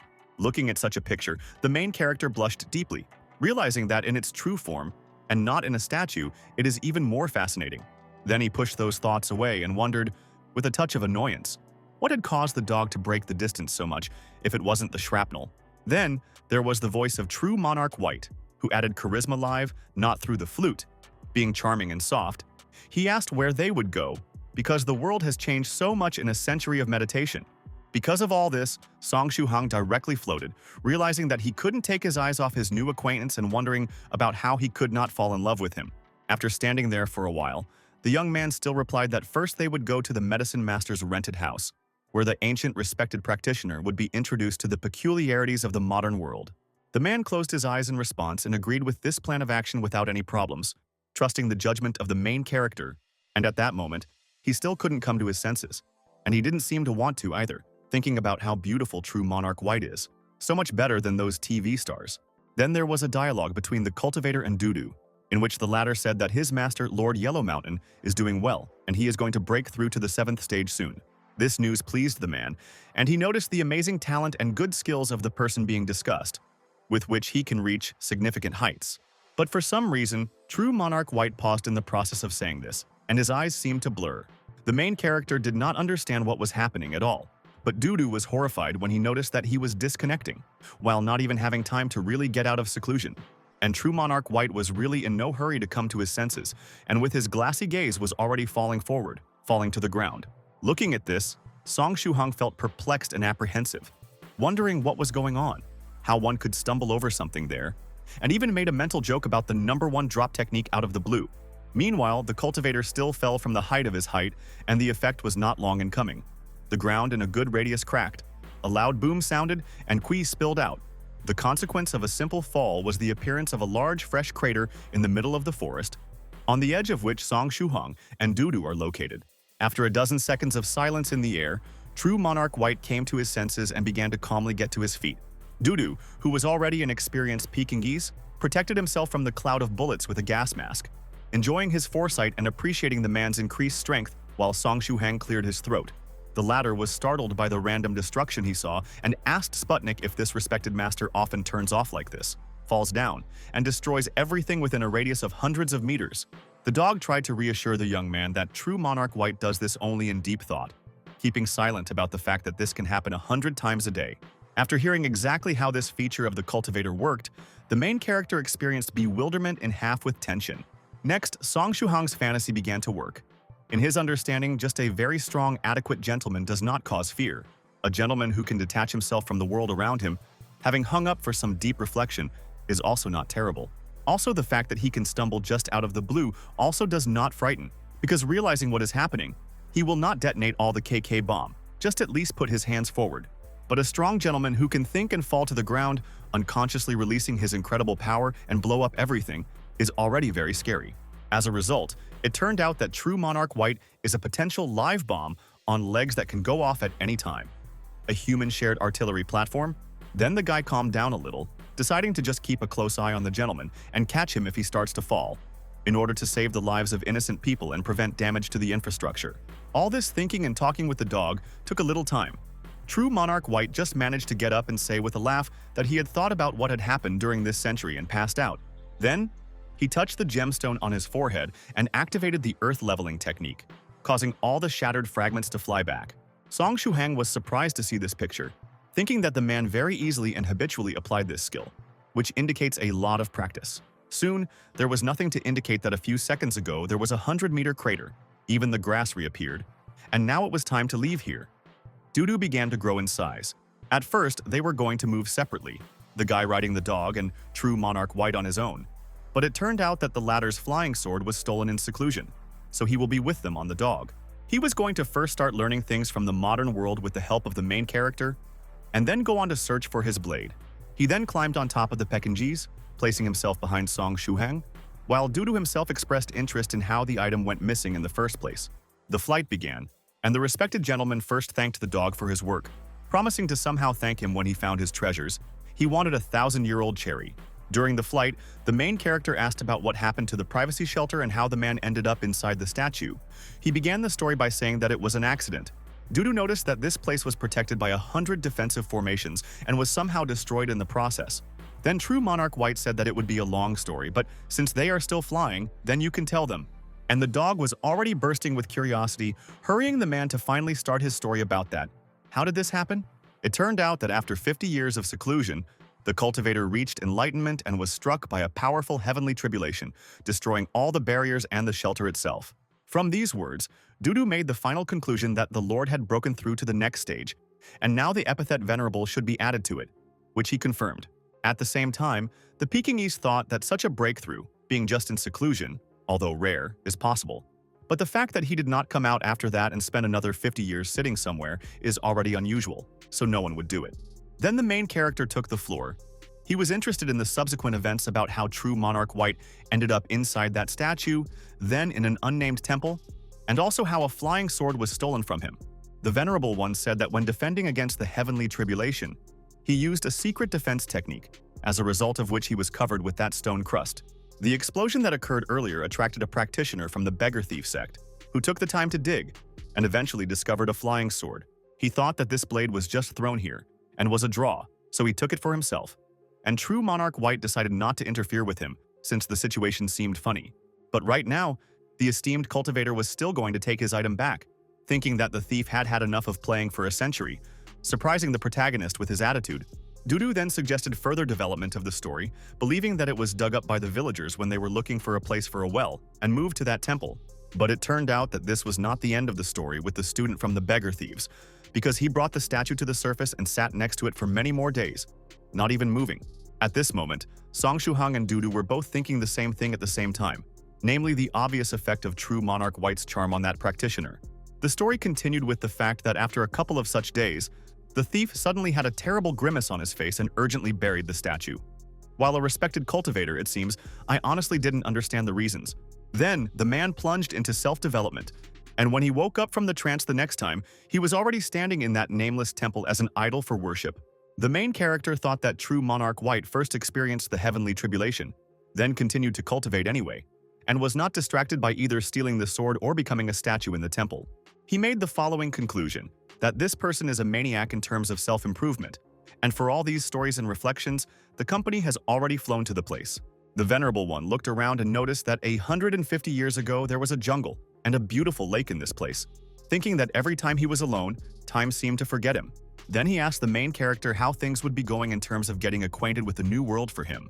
It turned out that Song Shuhang had already prepared everything in advance, so he took the guest to the medicine master's rented house, briefly talking about electrical devices and their abundance in this century.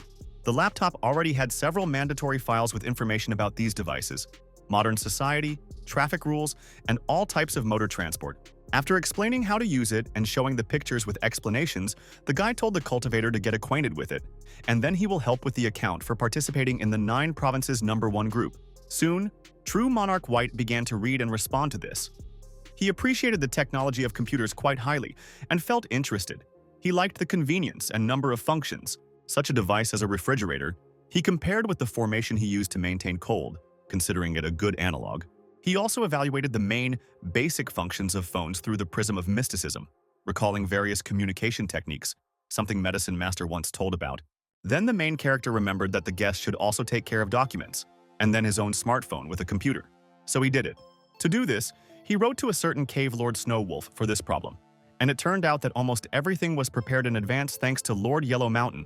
This cultivator then inquired about Song Shuhang's feelings, after true Monarch White ceased to be a statue. But after not really learning anything, he hurried to finish the dialogue. And the guy was genuinely perplexed with his reaction, as well as the reactions of other chat participants about this person earlier, did not understand why they were so afraid of him, or at least afraid and did not want to meet. The man's slight smile made his heart beat faster, and his cheeks turn red, but he still didn't understand. Then, due to the fact that the most active members went to that mysterious island, the young man decided to talk to the group administrator. The administrator shared a certain file in which some Taoist priest Cloudy Mist talked about his imprisonment for 200 years in Lord Yellow Mountain, and that he would soon break out of there. Under this post, users with original names from 1 to 4 and so on left comments, doing it in order. Someone hit it, someone praised it, someone asked questions. After reading this, the main character was surprised both by being incarcerated for such a long time, and by the disclosure of plans on the network, and how this practitioner even got a phone and internet in his prison.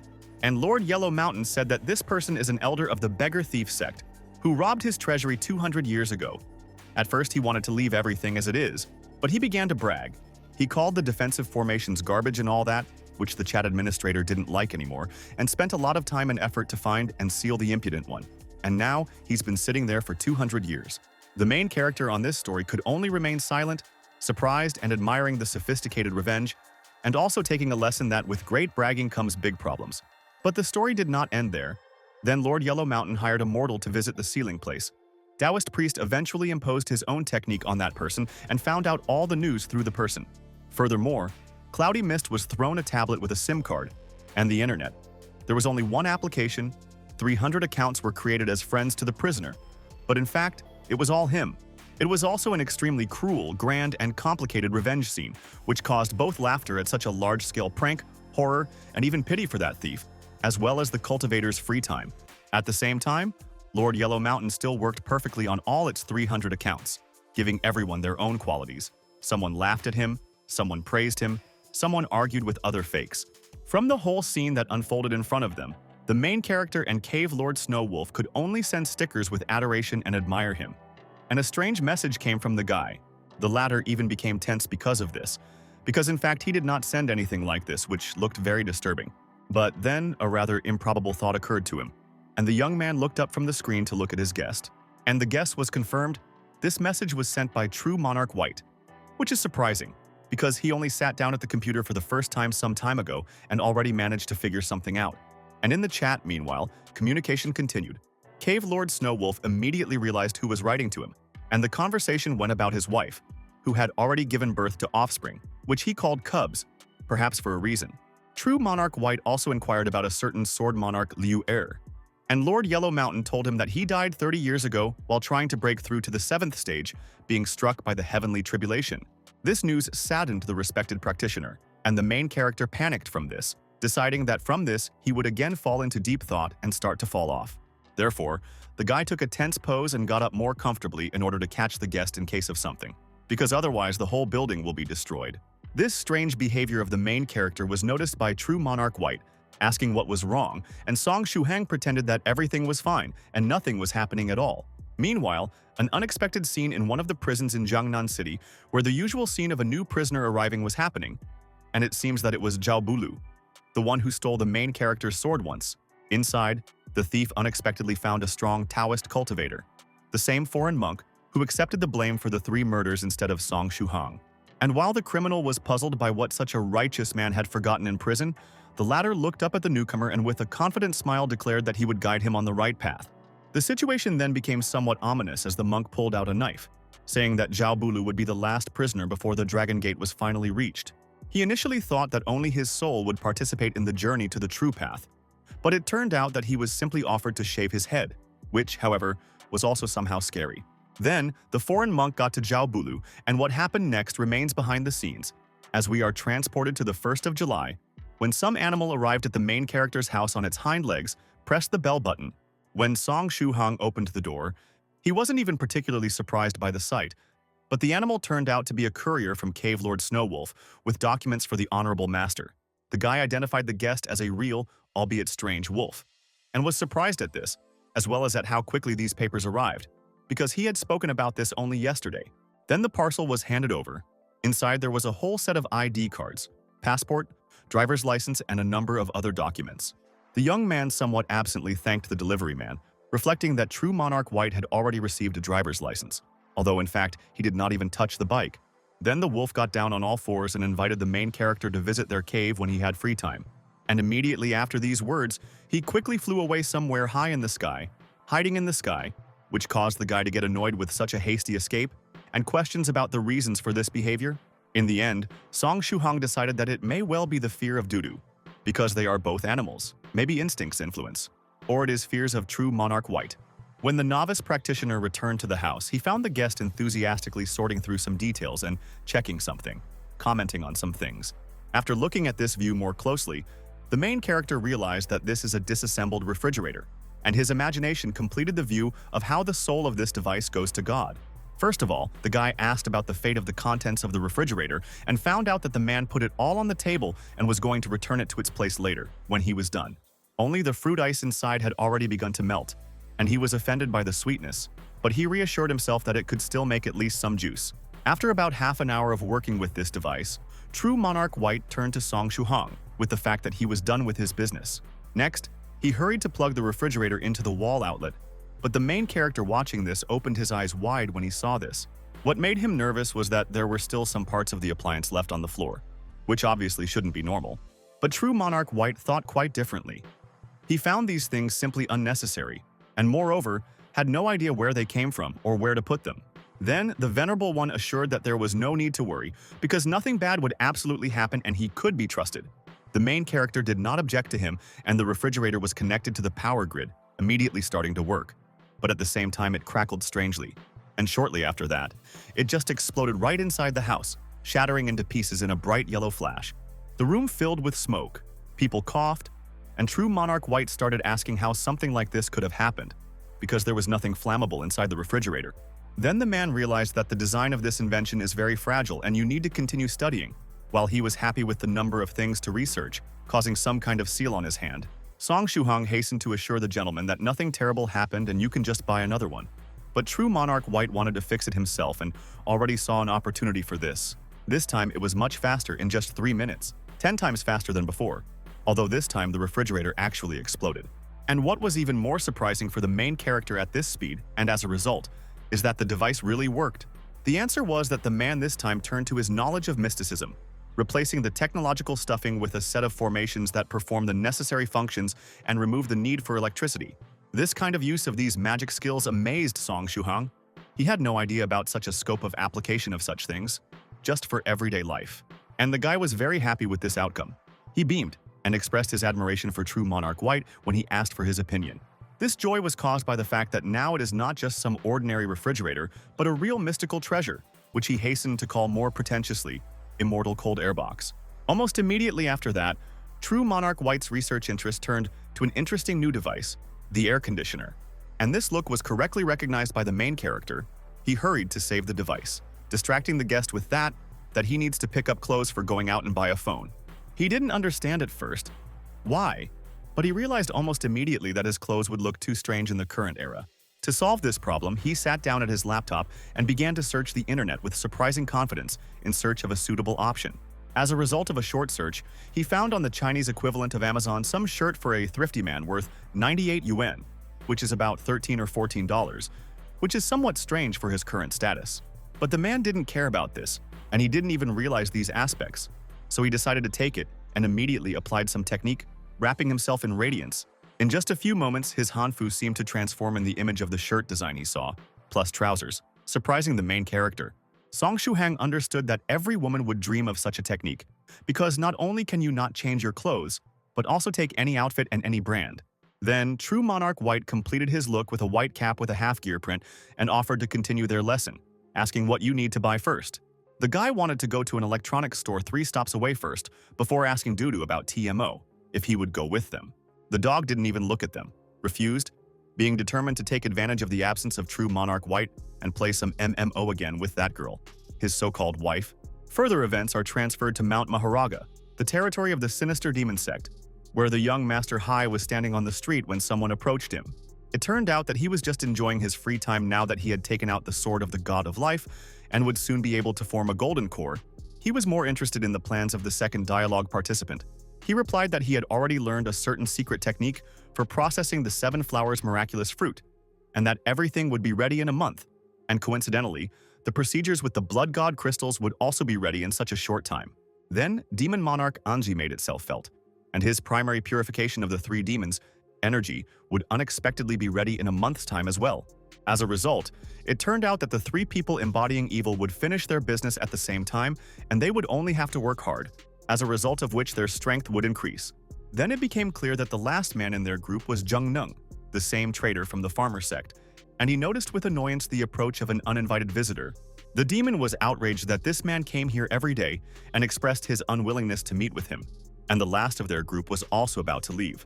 Right after that, the 2 of them quickly disappeared somewhere, leaving only young Master Hai here, who was unenthusiastic about their speed of stalling away. Soon, this guest also appeared, somehow exaggeratedly joyfully greeting the intelligent cultivator. The appearance of this person was very martial. The image combined traditionalism with the style of punks. With his white hair and a sharp crew cut, he immediately started the dialogue with a laugh, saying that Hai created those blood crystals and they were stolen by some brat. This straightforwardness and inability to think straight infuriated the intellectual. But he decided to take advantage of this person, who, by the way, was called Jing Mo, first goading him with poor knowledge. He immediately fell for it, somewhat angry. Then, during the dialogue, a small force of the main character surfaced, but very strong connections and patrons in the face of, at least, 7th of the Su clan. Jing Mu then claimed that young Master Hai was just afraid of the man's anger, so he didn't take his crystal back. In response, he heard a remark that a smart person should always understand their strengths and weigh the risks sensibly before acting, and he is not sure of success. So do not rush. Jing Mo then beamed with self-confidence and pretended superiority, once again accusing Hai of being afraid, calling him a junior, and saying that he would take care of the crystal's return, regardless of the cultivator's opinion. In response, he was told that he was free to do whatever he wanted, which caused the combat practitioner some dissatisfaction, and this ended their communication, and the guest teleported. Young Master Hai was alone again, and was about to think when one of his companions whispered, it turned out that Demon Monarch Anzi and Zhongneng were actually here, eavesdropping on the conversation, and were now expressing their doubts that setting this warrior against Song Shuhang and his backers was a good idea. Then, young Master Hai explained that he sees in the main character either a wolf in sheep's clothing, or again, the owner of a strong patron. So Jing Mo can become a good cannon fodder, checking out the danger. Zhongneng listened to this and supported such an idea, and Demon Monarch Anji decided to take on the responsibility of following up on what was happening. Meanwhile, Jing Mo himself was sitting on a throne in his immortal cave, receiving his subordinate who had to find out the location of the cultivator under the name stressed by a mountain of books. It turned out that the 7th of the Su clan had recently destroyed all of their branches in that region. But they knew for a fact that the target was a mere student who had somehow met respected cultivators. Jing Mo quickly put the picture together in his head, suggesting that the main character just has a lot of luck, somehow getting acquainted with Medicine Master, became a practitioner thanks to him, and so on. As a result, he felt that the boy's patrons simply could not always be near him, so the chance would definitely present itself, and he gave the order to send someone there to bring the young man here. And when the man was left alone, he smiled ominously and thought that he would get all the information he needed out of stressed by a mountain of books and the blood god crystal would become his. Soon after, Jing Mo's subordinate was thinking about the task and decided that it would not be a problem. Just hire someone who can hide the aura and it will be fine. To do this, he dialed someone named Sunflower, but it was immediately corrected to Little Sunflower. The name immediately refers to some suspicions. The man himself silently rolled his eyes at this and immediately moved on to the essence of the task to find stressed by a mountain of books and, if possible, capture it. The mercenary, or Sellzord, or rather the former, asked for the name again and almost immediately reported that he had somehow located the target and everything would be ready soon. Little Sunflower was going to raise his status at the expense of the guy. He looked like a mountain of muscles with women's clothing, hairstyle and makeup, matching his name, referring to the character of the novel Laughing Pride of Rivers and Lakes. But for his purpose, he was going to make some preparations. He was going to capture the young man on his own, and to steal the crystal, he was going to hire an acquaintance from the Beggar Thieves sect. At this time, the main character went shopping with True Monarch White on public transport. Now they were standing at the bus stop, and Song Shuhang felt uncomfortable because of the crowd. At the same time, all the attention of the surrounding people was focused on the respected cultivator. With a very definite message and attitude, they all looked at the man with loving eyes, which made the main character understand that for some reason his companion controlled his unusual strength very poorly. I feel uncomfortable because of all this jostling. Song Shuhang has already made a decision in advance to at least go on foot on the way back. They boarded public transport when they arrived at the place, but the guy hurried to leave the place quickly before he turned into a flatbread. When they made purchases at an electronics store, they were even given 2 membership cards for free. The reason was clear. The young man accepted this gratefully, rejoicing in it that he didn't even have to bargain with anyone, because the owner himself gave a discount. After appreciating the incredible power of True Monarch White's charm, the young man wondered what he could achieve with it purposefully, imagining how they were given everything for free. Then, he came up with the brilliant idea of taking advantage of the cultivator's company while he was with him, and buying a certain amount of things for himself as well. Soon, the plan was brilliantly executed, and a happy Song Shuhang with several friends announced to the world his joy at being able to buy it at a huge discount. In his mind, he compared this True Monarch White charm to the mechanics of RPG games, as if he had pumped up his charisma stat by huge amounts, getting incredible bonuses when trading with NPCs.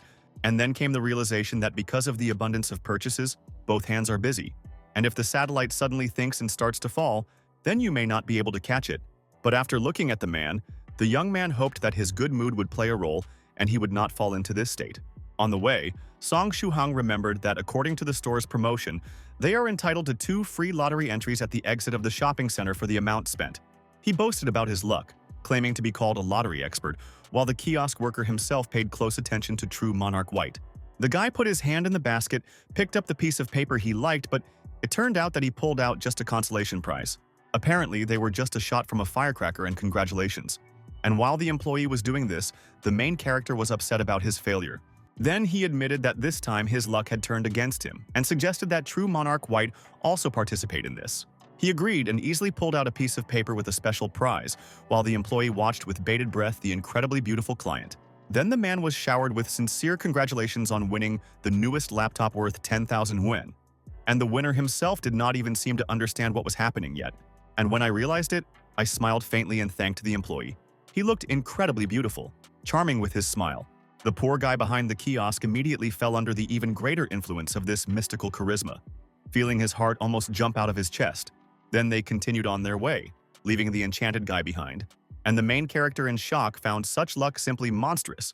Then, True Monarch White offered to take the bus back, assuring that this time it would be better to control your aura. But Song Shuhang didn't believe it too much already and wasn't going to take any chances. So he referred to his unexpected desire to take a walk. At this time, in the chat, Lord Yellow Mountain for some reason wanted to write to the main character, and Cave Lord Snow Wolf replied to him that he should be on a walk with True Monarch White. It went on to say that someone should have told the young man about the venerable practitioner's mysterious luck. But it seems that none of them did. As a result, the responsibility was placed on the leader of their small community, Lord Yellow Mountain, who accepted this with displeasure and asked for the phone number of a guy who was just known by Scholar Drunken Moon. Meanwhile, True Monarch White, on their way home on foot, noticed the protagonist's strange looks, even though he took control of his aura of charm. Then he confessed to the fear that the cultivator might fall into a reverie and blow up everything within a radius of hundreds of meters. And the latter calmed him down, saying that he was focused on studying the purchased phone. They decided to start registering an account soon, and an unknown shadow cautiously watched from the shadows behind them. It was that effeminate mercenary with a mountain of muscles, Little Sunflower, who made a brutal face as he thought that he had finally found his target.